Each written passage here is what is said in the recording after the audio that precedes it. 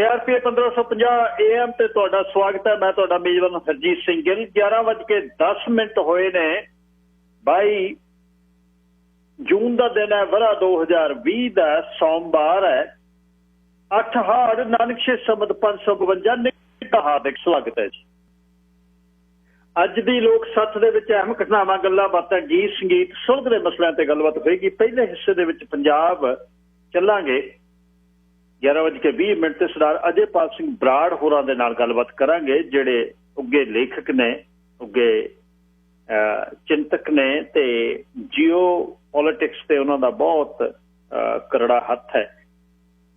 Lately ਜਿਹੜਾ ਚੀਨ ਦੇ ਨਾਲ ਭਾਰਤ ਦਾ ਰੇੜਕਾ ਪਿਆ ਹੋਇਆ, ਉਹਦੀ ਲੇਟੈਸਟ ਸਿਚੁਏਸ਼ਨ ਕੀ ਹੈ, ਹੋ ਕੀ ਸਕਦਾ, ਰੌਲਾ ਕੀ ਹੈ, ਤਿੱਬਤ ਦੇ ਵਿੱਚ ਕੀ ਚੀਨ ਕਰ ਰਿਹਾ, ਇਹ ਲੰਮੀ ਜਿਹੜੀ ਜਿਸ ਨੂੰ ਕੰਟਰੋਲ ਲਾਈਨ ਐਕਚੁਅਲੀ ਜਿਹੜਾ ਜਿੱਥੇ ਬੈਠਾ ਉਹੀ ਲਾਈਨ ਹੈ, ਉਸ ਦੀ ਗੱਲਬਾਤ ਹੋਏਗੀ ਪਹਿਲੇ ਹਿੱਸੇ ਦੇ ਵਿੱਚ। ਤੇ 12:12 ਤੋਂ ਬਾਅਦ ਖਬਰਾਂ ਤੋਂ ਬਾਅਦ ਜਿਹੜੀ ਅਜੇਪਾਲ ਸਿੰਘ ਬਰਾੜ ਹੋਰਾਂ ਗੱਲਬਾਤ ਕੀਤੀ, ਉਹਦੇ ਤੇ ਤੁਹਾਡੀ ਕੋਈ ਤੁਸੀਂ ਮਸ਼ਵਰਾ ਦੇਣਾ ਚਾਹੋ। ਆਖਰੀ ਘੰਟੇ 'ਚ 1 ਵਜੇ ਫਿਰ ਪੰਜਾਬ ਚੱਲਾਂਗੇ। ਇੱਕ ਯਾਤਰੂ ਦੇ ਨਾਲ ਗੱਲਬਾਤ ਕਰਾਂਗੇ, ਜਿਹੜੇ ਕੱਲ ਦਿੱਲੀੋਂ ਮੁੜ ਕੇ ਗਏ। ਰਾਤ ਨੂੰ 10 ਵਜੇ ਦੀ ਫਲਾਈਟ ਸੀ ਏਅਰ ਇੰਡੀਆ ਦੀ, ਤੇ 7 ਵਜੇ ਉਹ ਪਹੁੰਚੇ ਪੰਜਾਬ ਨੂੰ। ਗੱਡੀਆਂ ਜਿਹੜੀਆਂ ਆਈਆਂ ਸੀ ਉਹ ਵੀ ਮੁੜ ਗਈਆਂ। ਏਅਰ ਇੰਡੀਆ ਵਾਲੇ ਬਾਬੂਗਿਰੀ ਤੇ ਆ ਗਏ, ਕਹਿੰਦੇ ਅਸੀਂ ਨਹੀਂ ਤੁਹਾਨੂੰ ਚੜ੍ਹਨ ਦੇਣਾ, ਤੁਹਾਡਾ ਨਾਂ ਲਿਸਟ 'ਚ ਹੈ ਨਹੀਂ। 150 ਬੰਦਿਆਂ ਤੋਂ 1.5 ਲੱਖ ਰੁਪਈਆ ਲੈ ਕੇ 2.5-3 ਕਰੋੜ ਬੋਝੇ 'ਚ ਪਾ ਲਿਆ। ਉਹ ਮਿਲੂ ਜਾਂ ਨਹੀਂ ਮਿਲੂ ਰੱਬ ਜਾਣਦਾ। ਤੇ ਇੱਥੇ ਏਅਰ ਇੰਡੀਆ ਨਹੀਂ ਦੇ ਰਹੀ ਤੇ ਏਅਰ ਕੈਨੇਡਾ ਨਹੀਂ ਦੇ ਰਹੀ। ਏਅਰ ਇੰਡੀਆ ਤੋਂ ਮੁੜਿਆ ਉਹ ਰੱਬ ਜਾਣ ਔਖਾ ਹੀ ਹੈ। ਗੰਗਾ ਗਏ ਹੱਡ ਮੁੜਦੇ ਆ, ਵੇਖਦੇ। ਉਹ ਗੱਲਬਾਤ ਹੋਏਗੀ ਕਿ ਜਦੋਂ ਕਹਿ ਰਹੇ ਸੀ ਕਿ ਅੰਬੈਸੀ ਦਾ ਪੇਪਰ ਨਹੀਂ, ਕਿਹੜੀ ਅੰਬੈਸੀ ਦੀ ਗੱਲ ਕਰਦੇ ਨੇ, ਉਹ ਕਿਹਦਾ ਪੇਪਰ ਚਾਹੀਦਾ ਸੀ। ਫਿਰ ਕਹਿੰਦੇ ਜਾਪਾਨ 'ਚ ਨਹੀਂ ਤੁਸੀਂ ਉੱਤਰ ਸਕਦੇ, ਜਾਪਾਨ ਦੇ ਵਿੱਚ ਟ੍ਰਾਂਜ਼ਿਟ ਦੀ 24 ਘੰਟੇ 'ਚ ਕੋਈ ਮੁਸ਼ਕਿਲ ਨਹੀਂ, ਦਾਖਲਾ ਤਾਂ ਹੋਣਾ ਨਹੀਂ ਸੀ ਏਅਰਪੋਰਟ ਤੋਂ ਏਅਰ ਕੈਨੇਡਾ ਦੀ ਫਲਾਈਟ ਫੜਨੀ ਸੀ। ਇਹ ਲੋਕਾਂ ਦੇ ਨਾਲ ਜਿਹੜਾ ਕੁਛ ਉੱਥੇ ਤੇ ਫਿਰ ਬਾਬੂ ਇੱਕ ਕਹਿੰਦਾ ਦਿੱਲੀ ਪੁਲਿਸ ਨੂੰ ਮੈਂ ਸੱਦੋ, ਇਹਨਾਂ ਨੂੰ ਕੱਢੋ ਬਾਹਰ। ਆਹ ਕੁਝ ਜਿਹੜਾ ਹੋ ਰਿਹਾ ਹੋਣਾ ਇਸ ਤਰ੍ਹਾਂ ਹੀ ਹੈ, ਕਿਉਂਕਿ ਬਾਕੀ 5-4 ਲੱਖ ਆਪਾਂ ਬੈਠੇ ਆ ਜਿਨ੍ਹਾਂ ਦਾ 10-20 ਹਜ਼ਾਰ ਫਸਿਆ ਹੋਇਆ ਬਿਲਕਦੇ ਨੇ, ਬਾਕੀ 4.5 ਲੱਖ ਢੋਲੇ ਦੀਆਂ ਲਾਉਂਦਾ। ਉਹ ਕਹਿੰਦੇ ਆਪਣਾ ਕਿਹੜਾ ਕੋਈ ਗਿਆ ਹੋਇਆ। ਤੇ ਪਰ ਭਵਿੱਖ ਵੇਖ ਲਓ ਕਿਹੋ ਜਿਹਾ ਤੇ ਕੀ ਆਪਣਾ ਬਣਨਾ ਹੈ ਤੇ ਕਿੱਥੇ ਅਸੀਂ ਖੜੇ ਆ, ਇਸ ਤੇ ਗੱਲਬਾਤ ਹੋਏਗੀ। MP ਕਹਿੰਦੇ ਫਲਾਈਟਾਂ ਡਿੱਗ ਕੇ ਧਰਤੀ ਹੈ ਜਿਹੜੀ ਉਹਦੇ 'ਚ ਚਿੱਬ ਪਾਏ ਪਏ ਨੇ, ਟੋਏ ਪੱਟੇ ਪਏ ਨੇ, ਔਖੇ ਬਹੁਤ ਆ। ਕਹਿੰਦੇ ਫਲਾਈਟਾਂ ਇਸ ਦਿਨ ਰਾਤ ਸੌਂਦੇ ਨਹੀਂ, ਲਾ ਕੇ ਬੱਸ ਹੋਈ ਪਈ ਹੈ ਸਾਡੀ। ਕਿਹੜੀਆਂ ਫਲਾਈਟਾਂ ਡਿੱਗਦੀਆਂ ਨੇ 1 ਤੋਂ 2 ਵਜੇ ਤੱਕ ਪੁੱਛਾਂਗੇ। ਕਿਹੜੀਆਂ ਫਲਾਈਟਾਂ ਜਿਹੜੀਆਂ ਕੈਨੇਡਾ ਦੀ ਸਰਕਾਰ ਲੈ ਕੇ ਆ ਰਹੀ ਹੈ ਕਤਰ ਏਅਰਵੇਜ਼ ਤੋਂ ਬਾਅਦ, ਇਹ ਜਿਹੜੀਆਂ ਆਪ ਲੋਕ ਚੜ ਰਹੇ ਨੇ, ਇਹਦੇ ਤੇ ਅੰਬੈਸੀ ਦੇ 2-4 ਜਣੇ ਚਾਣਕਿਆਪੁਰੀ 20 ਕਿਲੋਮੀਟਰ ਦਿੱਲੀ ਏਅਰਪੋਰਟ ਤੋਂ, ਕੀ ਕੋਈ ਆ ਸਕਦਾ ਉੱਥੇ ਵੀ ਸਾਡੇ ਆਹ ਮੁਸਾਫਰ ਨੇ। ਆਸਟ੍ਰੇਲੀਆ ਦੀਆਂ ਫਲਾਈਟਾਂ ਜਦ ਗਈਆਂ ਨੇ ਨਾ, ਡਾਕਟਰ ਵਿਰਕ ਉਹਨਾਂ ਨੇ ਕੰਮ ਕੀਤਾ ਸੀ, ਉਹ ਆਪ ਹੀ ਪ੍ਰਾਈਵੇਟ ਇੱਕ ਗਰੁੱਪ ਵੱਲੋਂ ਹੀ ਕੀਤੀਆਂ ਸੀ 11 ਫਲਾਈਟਾਂ ਬੈਂਗਲੋਰ ਤੋਂ ਤੇ ਦਿੱਲੀ ਤੋਂ ਤੇ ਅੰਮ੍ਰਿਤਸਰ ਤੋਂ ਉੜੀਆਂ ਸੀ। 11 ਫਲਾਈਟਾਂ ਤਿੰਨੇ ਏਅਰਪੋਰਟ ਤੇ। ਜਦ ਤੱਕ ਕੁੜੀਆਂ ਨਹੀਂ, ਆਸਟ੍ਰੇਲੀਆ ਦਾ ਸਟਾਫ ਉੱਥੇ ਦਾ ਜਿਹੜਾ ਅੰਬੈਸੀ ਦਾ ਸਟਾਫ ਸੀ ਉਹ ਮੁੜਿਆ ਨਹੀਂ ਸੀ, ਨਾ ਅੰਮ੍ਰਿਤਸਰੋਂ ਨਾ ਦਿੱਲੀੋਂ, ਤੇ ਦਿੱਲੀ ਤਾਂ ਉਹਨਾਂ ਦੀ ਜਗ੍ਹਾ ਹੀ ਹੈ, ਤੇ ਨਾ ਬੰਗਲੌਰ। ਇਹ ਹੁਣ ਨਾਦਰ ਪਟੇਲ ਉਹਨਾਂ ਦਾ ਲਾਣਾ ਉੱਥੇ ਬੈਠਾ ਕੀ ਕਰਦਾ, ਉਹ ਕਿਹਦੇ ਲਈ ਨੇ। ਕਾਰਪੋਰੇਟ ਵਾਲੇ ਕਿੱਥੇ ਨੇ ਹੁਣ। ਕਾਰਪੋਰੇਟ ਵਾਲਿਆਂ ਦੀ ਜਦ ਆਪਾਂ ਰੌਲਾ ਪਾਇਆ, ਉਹਦੇ ਬਾਅਦ ਨਾਦਰ ਪਟੇਲ ਜੀ ਲੱਗਦਾ ਗੁੱਸੇ ਹੋ। ਤੇ ਇਸ ਤੇ ਗੱਲਬਾਤ ਆਪਾਂ ਕਰਾਂਗੇ। ਤੁਸੀਂ ਵੀ ਸ਼ਾਮਲ ਹੋਣਾ 1844-247-1550 ਤੇ KRPradio.com ਤੇ ਸਿੱਧਾ ਪ੍ਰਸਾਰਣ ਹੋ ਰਿਹਾ। ਪ੍ਰੋਗਰਾਮ ਰਹਿ ਜੇ ਤਾਂ YouTube ਤੇ ਪਾਇਆ ਹੁੰਦਾ। YouTube ਤੇ ਤੁਸੀਂ ਸੁਣ ਸਕਦੇ ਹੋ। ਤੇ ਲੋਕ ਸੱਤ ਦੇ ਥੱਲੇ 604-440-6462 ਦਫ਼ਤਰ ਦਾ ਨੰਬਰ ਹੈ। ਨਿੰਮੀ ਡੋਲਾ ਜੀ ਨਾਲ ਤੁਸੀਂ ਗੱਲਬਾਤ ਕਰਨੀ ਹੈ। ਤੇ ਮੇਰਾ ਨੰਬਰ 604-729-1224 ਤੁਹਾਡੇ WhatsApp ਤੇ ਟੈਕਸਟ ਲਈ harjeet.g@krpradio.com ਤੇ ਤੁਸੀਂ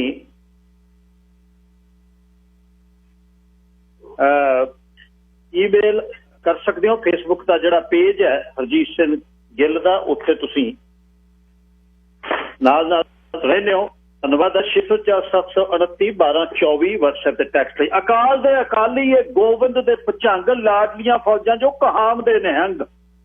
ਅਕਾਲ ਦੇ ਅਕਾਲੀ ਇਹ ਗੋਬਿੰਦ ਦੇ ਪਚੰਗ, ਲਾਡਲੀਆਂ ਫੌਜਾਂ ਜੋ ਕਹਾਮ ਦੇ ਨਿਹੰਗ, ਨਾਮ ਵਾਲੀ ਮਸਤੀ ਤੇ ਤੇਗ ਵਾਲੀ ਸ਼ਕਤੀ, ਰੱਖਣਾ ਹਮੇਸ਼ਾ ਚੱਤੋ ਪੈਰ ਅੰਗ ਸੰਗ,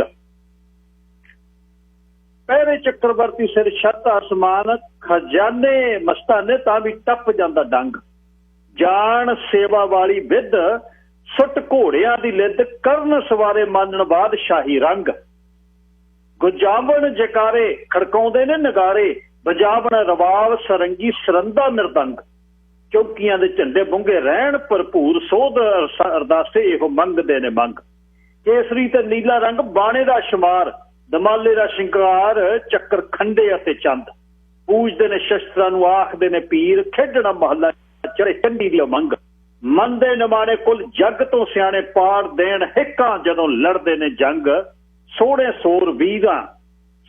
ਸੂਰਵੀਰਾਂ ਰੱਖੀ ਸਾਂਭ ਹੈ ਵਿਰਾਸਤ, ਕਰੇ ਲੱਖ ਪ੍ਰਣਾਮ ਮਨਵੀਰ ਸਿੰਘ ਮੰਡ, ਕਰੇ ਲੱਖ ਪ੍ਰਣਾਮ ਮਨਵੀਰ ਸਿੰਘ ਮੰਡ। ਲਾਡਲੀਆਂ ਫੌਜਾਂ ਬਾਰੇ ਮਨਵੀਰ ਸਿੰਘ ਮੰਡ ਲਿਖਦਾ ਹੈ। ਪ੍ਰੋਗਰਾਮ ਦੀ ਸ਼ੁਰੂਆਤ ਦੇ ਵਿੱਚ ਜਿਸ ਤਰ੍ਹਾਂ ਪਹਿਲਾਂ ਦੱਸਿਆ ਸਰਦਾਰ ਅਜੇਪਾਲ ਸਿੰਘ ਬਰਾੜ ਜਿਹੜੇ ਪੰਜਾਬ ਤੋਂ ਚੰਡੀਗੜ੍ਹੋਂ ਮੇਰੇ ਨਾਲ ਨੇ, ਤੀਸਰੇ ਘੱਲੂਘਾਰੇ ਦੇ ਸੰਬੰਧੀ ਸਰਦਾਰ ਬਰਾੜ ਹੋਣੀ ਆਪਣੇ ਨਾਲ ਰਹੇ ਨੇ, ਉਹਨਾਂ ਦਾ ਧੰਨਵਾਦ ਸਾਰਿਆਂ ਨੇ ਕੀਤਾ। ਫੇਰ ਇੱਕ ਵਾਰ ਅੱਜ ਧੰਨਵਾਦ ਕਰਦੇ ਹਾਂ। ਬਹੁਤ ਵਧੀਆ ਗੱਲਬਾਤ ਹੋਈ। ਭਾਰਤ ਤੇ ਚੀਨ ਦੀ ਜਿਹੜੀ ਕਸ਼ੀਦਗੀ ਹੈ ਐਕਸਾਈ ਚਿੰਨ ਚ ਗਲਵਾਨ ਵੈਲੀ ਦੇ ਵਿੱਚ, ਇਹ ਹੋ ਕੀ ਰਿਹਾ, ਦੌਲਤੀ ਬੇਗ ਏਅਰਪੋਰਟ ਕੀ ਹੈ, ਸੜਕ ਕੀ ਹੈ, ਬਿਨਾਂ ਅਸਲੇ ਤੋਂ ਕਿਵੇਂ ਲੜਾਈ ਹੋਈ, ਇਹ ਕਿਸ ਤਰ੍ਹਾਂ ਇੱਕ ਕਰਨਲ ਬਹੁਤ ਵੱਡੀ ਇੱਕ ਪੋਸਟ ਹੈ, ਕਮਾਂਡਿੰਗ ਅਫੀਸਰ ਹੈ, ਉਹਦੀ ਇਹਦੇ ਵਿੱਚ ਮੌਤ ਹੋਈ, ਨਾਲ 4 ਇਹਦੇ ਵਿੱਚ ਸਿੱਖ ਫੌਜੀ ਵੀ ਸਨ। ਇਹਦੀ ਕਾਰਨ ਤੇ ਅਗਲਾ ਜਿਹੜਾ ਸਮਾਂ ਕਿਹੋ ਜਿਹਾ ਹੋਏਗਾ, ਇਹਦੀ ਪਿੱਠ ਭੂਮੀ ਵੀ, ਇਸ ਤੇ ਵੀ ਗੱਲ ਹੋ ਗਈ। ਸਰਦਾਰ ਬਰਾੜ ਧੰਨਵਾਦ ਬਹੁਤ ਬਹੁਤ ਜੀ। ਵਾਹਿਗੁਰੂ ਜੀ ਖਾਲਸਾ, ਵਾਹਿਗੁਰੂ ਜੀ ਕੀ ਫਤਿਹ ਜੀ। ਵਾਹਿਗੁਰੂ ਜੀ ਕਾ ਖਾਲਸਾ, ਵਾਹਿਗੁਰੂ ਜੀ ਕੀ ਫਤਿਹ ਜੀ। ਸ਼ੁਰੂਆਤ ਦੇ ਵਿੱਚ ਜੀ ਪਿਛਲੇ ਵਾਰ ਆਪਾਂ ਗੱਲ ਕੀਤੀ ਸੀ ਇਹਦੇ ਤੇ, ਇਹਨੂੰ ਫੇਰ ਰਿਫਰੈਸ਼ ਕਰ ਦਈਏ ਇਸ ਏਰੀਏ ਦੇ ਬਾਰੇ, ਜਿਹੜਾ ਇਹ ਚੀਨ ਦਾ ਇਹ ਕਾਰਨ ਕੀ ਹੋਇਆ ਇਸ ਸਮੇਂ ਅਗਰੈਸ਼ਨ ਦਾ, ਕੀ ਭਾਰਤ ਦਾ ਪਿਛਲੇ ਦਿਨਾਂ ਦੇ ਵਿੱਚ ਅਸਲ ਕਰੋਨਾ ਵਾਇਰਸ ਕਰਕੇ ਦੁਨੀਆ ਇੱਕ ਲਾਮਬੰਦ ਹੋ ਰਹੀ ਹੈ ਚੀਨ ਦੇ ਖਿਲਾਫ। ਚੀਨ ਪਿਛਲੇ ਸਮੇਂ ਸਾਊਥ ਚਾਈਨਾ ਸੀ ਦੇ ਵਿੱਚ ਬੜੀਆਂ ਮਸ਼ਕਾਂ ਕਰ ਰਿਹਾ, ਉਸਨੇ ਮੈਨ ਮੇਡ ਆਈਲੈਂਡਸ ਬਣਾ ਲਈਆਂ। ਉਸ ਤੋਂ ਬਾਅਦ ਇਸ ਫਰੰਟ ਤੋਂ ਉਹ ਜਿਹੜਾ ਉਹਦੇ ਮਨ ਦੇ ਵਿੱਚ ਕੋਈ ਵਹਿਮ, ਉਹ ਹੁਣ ਕਿਉਂ ਪ੍ਰਬਲ ਹੋ ਗਿਆ? ਕੀ ਅਮਰੀਕਾ ਨਾਲ ਯਾਰੀ ਜਾਂ ਆਸਟ੍ਰੇਲੀਆ ਨਾਲ ਪਿਛਲੇ ਦਿਨਾਂ ਦੇ ਵਿੱਚ ਵੀ ਅਸੀਂ ਇੱਕ ਦੂਜੇ ਦੇ ਹਵਾਈ ਅੱਡੇ ਤੇ ਹੋਰ ਬੇਸ ਜਿੰਨੇ ਨੇ ਉਹ ਬਦਲ ਸਕਦੇ ਹਾਂ, ਜੰਗੀ ਮਸ਼ਕਾਂ ਵੀ ਹੋਣਗੀਆਂ ਆਸਟ੍ਰੇਲੀਆ ਦੇ ਨਾਲ। ਆਸਟ੍ਰੇਲੀਆ ਦਾ ਇੱਕ ਖੜੱਕਾ ਵੱਧ ਰਿਹਾ, ਆਸਟ੍ਰੇਲੀਆ ਦੇ ਵਿੱਚ ਚੀਨ ਦੇ ਲੋਕਾਂ ਦੇ ਖਿਲਾਫ ਰੋਹ ਵੱਧ ਰਿਹਾ। ਚੀਨ ਨੇ ਕਹਿ ਦਿੱਤਾ ਵੀ ਅਸੀਂ ਤੁਹਾਡੀ ਨਾ ਬੀਫ ਲੈਣੀ ਹੈ, ਨਾ ਅਸੀਂ ਤੁਹਾਡਾ ਜਿਹੜਾ ਸੀ ਫੂਡ ਲੈਣਾ। ਇਹ ਰੇੜਕਾ ਕੀ ਹੈ, ਜਾਂ ਕੋਈ ਹੋਰ ਪੁਰਾਣੀ ਰੜਖਿਸ ਹੈ ਜਿਹੜੀ ਚੀਨ ਦੇ ਸਿਰ ਤੇ ਹੁਣ ਜਿਹੜਾ ਉਹ ਗਰਮੈਸ਼ ਵੱਧ ਗਈ ਤੇ ਉਹ ਇਸ ਏਰੀਏ ਚ ਆ ਵੜਿਆ? ਇਹਦੀ ਪਿੱਠ ਭੂਮੀ ਕੀ ਹੈ? ਇਹ ਆਪਣਾ ਗਿਲ ਸਾਹਿਬ, ਇਹਦੇ ਕਈ ਫੈਕਟਰ ਹੈਗੇ ਆ ਜਾਂ ਕਈ ਲੇਅਰਸ ਹੈਗੀਆਂ ਜਿਹਦੇ ਕਰਕੇ ਇਹ ਸਭ ਕੁਛ ਹੋ ਰਿਹਾ। ਕੁਛ ਤਾਂ ਇਹ ਕਹਿ ਲਓ ਕਿ ਰਣਨੀਤਿਕ ਗੱਲ ਹੈ, ਤੇ ਕੁਛ ਜੋ ਹੁਣ ਟੈਕਟੀਕਲ ਹੁਣ ਮੌਕੇ ਦੇ ਕਰੰਟ ਕਾਰਨ ਹੈਗੇ ਆ। ਜੇ ਆਪਾਂ ਪਿੱਛੋਂ ਦੇਖੀਏ ਤਾਂ 1959 ਦੇ ਵਿੱਚ ਜਦੋਂ ਚਾਓ ਐਨ ਲਾਈ ਇੱਥੇ ਸੀਗੇ, ਪ੍ਰਧਾਨ ਮੰਤਰੀ ਸੀਗੇ ਚੀਨ ਦੇ, ਤਾਂ ਉਹਨਾਂ ਨੇ ਨਹਿਰੂ ਨੂੰ ਇਹ ਗੱਲ ਆਖੀ ਸੀ ਕਿ ਵੀ ਤੁਸੀਂ ਸਾਨੂੰ ਲਦਾਖ ਵਾਲੇ ਪਾਸੇ ਬਾਰਡਰ ਸਾਡੇ ਨਾਲ ਪੱਕਾ ਕਰ ਲਓ, ਤੇ ਅਸੀਂ ਤੁਹਾਨੂੰ ਜਿੱਧਰ ਵੀ ਤੁਸੀਂ ਮੈਕਮੋਹਨ ਲਾਈਨ ਦੇ ਵਿੱਚ ਜਿੱਥੇ ਐਕਸਾਈਚਨ ਉਹਨਾਂ ਨੇ ਲੈ ਲਿਆ ਸੀ, ਤੇ ਇਹ ਕਹਿੰਦੇ ਮੈਕਮੋਹਨ ਲਾਈਨ ਜਿੱਧਰ ਪੂਰਬੀ ਪਾਸਾ, ਆਪਾਂ ਪਹਿਲਾਂ ਵੀ ਗੱਲ ਕੀਤੀ ਸੀ ਕਿ ਉੱਥੇ ਅਸੀਂ ਤੁਹਾਡੇ ਨਾਲ ਬਾਰਡਰ ਨੂੰ ਪੱਕਾ ਕਰਨ ਨੂੰ ਤਿਆਰ ਆ। ਉਸ ਸਮੇਂ ਭਾਰਤ ਨੇ ਇਸ ਗੱਲ ਨੂੰ ਮੰਨਿਆ ਨਹੀਂ। ਉਹਨਾਂ ਦਿਨਾਂ ਚੀਨ ਦੀ ਹਾਲਤ ਬਹੁਤ ਖਰਾਬ ਸੀ, ਉੱਥੇ ਅਕਾਲ ਪੈ ਰਹੇ ਸੀ, ਮਾਓ ਦਾ ਗ੍ਰੇਟ ਲੀਪ ਫਾਰਵਰਡ ਹੋਇਆ ਸੀਗਾ, ਤੇ ਉਹ ਮਾਓ ਦੀ ਸਥਿਤੀ ਖਰਾਬ ਸੀਗੀ। ਤੇ 1962 ਚ ਚੀਨ ਨੇ ਭਾਰਤ ਨਾਲ ਜੰਗ ਲਾਤੀ ਤੇ ਉਹਨੇ ਕੁਛ ਇਲਾਕੇ ਨੱਪ ਲਏ, ਤੇ ਜਿੱਥੇ ਹੁਣ ਉਦੋਂ ਬਾਅਦ ਜਿੱਥੇ ਹੁਣ ਉਹ ਆਏ ਹੋਏ ਆ ਤਕਰੀਬਨ ਉਹ ਸਾਰੇ ਇਲਾਕੇ ਨੱਪੇ ਹੋਏ ਸੀਗੇ। ਤੇ ਫਿਰ ਉਹ ਕਿਉਂਕਿ ਉਹ ਉਹਨਾਂ ਇਲਾਕਿਆਂ ਨੂੰ ਕੰਟਰੋਲ ਨਹੀਂ ਕਰ ਸਕਦੇ ਸੀ, ਪਿੱਛੋਂ ਸਪਲਾਈ ਨਹੀਂ ਦੇ ਸਕਦੇ ਸੀ, ਉਹ ਥੋੜਾ ਬਹੁਤ ਪਿੱਛੇ ਹਟ ਗਏ। ਫਿਰ 1962 ਤੋਂ ਲੈ ਕੇ ਤੇ ਤਕਰੀਬਨ 1975 ਤੱਕ ਉੱਥੇ ਇਨਕਰਸ਼ਨਸ ਹੁੰਦੀਆਂ ਰਹੀਆਂ ਤੇ 1975 ਚ ਫਿਰ ਇੱਕ ਟ੍ਰੀਟੀ ਸਾਈਨ ਹੋ ਗਈ ਕਿ ਵੀ ਅਸੀਂ ਲਾਸਟ ਜਿਹੜੀ ਉੱਥੇ ਆਪਣਾ ਕੈਜੂਅਲਟੀ ਹੋਈ ਸੀ ਜਾਂ ਫੇਟਲ ਕੈਜੂਅਲਟੀ ਕਹਿੰਦੇ ਆਰਮੀ ਦੀ ਟਰਮਸ ਚ, ਕਿਲਡ ਇਨ ਐਕਸ਼ਨ ਕਹਿ ਲਓ, ਕਿ ਵੀ ਜਿਹੜਾ ਆਦਮੀ ਮਰੇ ਸੀ 1975 ਚ ਮਰੇ ਸੀ। ਫਿਰ ਉਸ ਤੋਂ ਬਾਅਦ ਅੱਗੇ ਟ੍ਰੀਟੀਜ਼ ਹੁੰਦੀਆਂ ਰਹੀਆਂ ਪਰ ਮੇਨ ਟ੍ਰੀਟੀ ਇੱਕ ਹੋ ਕੇ 1993 ਚ ਇੱਕ ਟ੍ਰੀਟੀ ਹੋਈ ਜਿਹਦੇ ਵਿੱਚ ਇਹ ਹੋਇਆ ਕਿ ਵੀ ਅਸੀਂ ਇੱਕ ਲਾਈਨ ਡਿਮਾਰਕੇਟ ਕਰ ਲਈ ਜਿਹਨੂੰ ਲਾਈਨ ਆਫ ਐਕਚੁਅਲ ਕੰਟਰੋਲ ਕਹਿੰਦੇ। ਲਾਈਨ ਆਫ ਐਕਚੁਅਲ ਕੰਟਰੋਲ ਤੋਂ ਭਾਵ ਇਹ ਹੈ ਕਿ ਜਿਹਦਾ ਜਿੱਥੇ ਕਬਜ਼ਾ ਅਸਲ 'ਚ ਹੈਗਾ ਉਹ ਲਾਈਨ ਆਪਾਂ ਮੰਨਾਂਗੇ।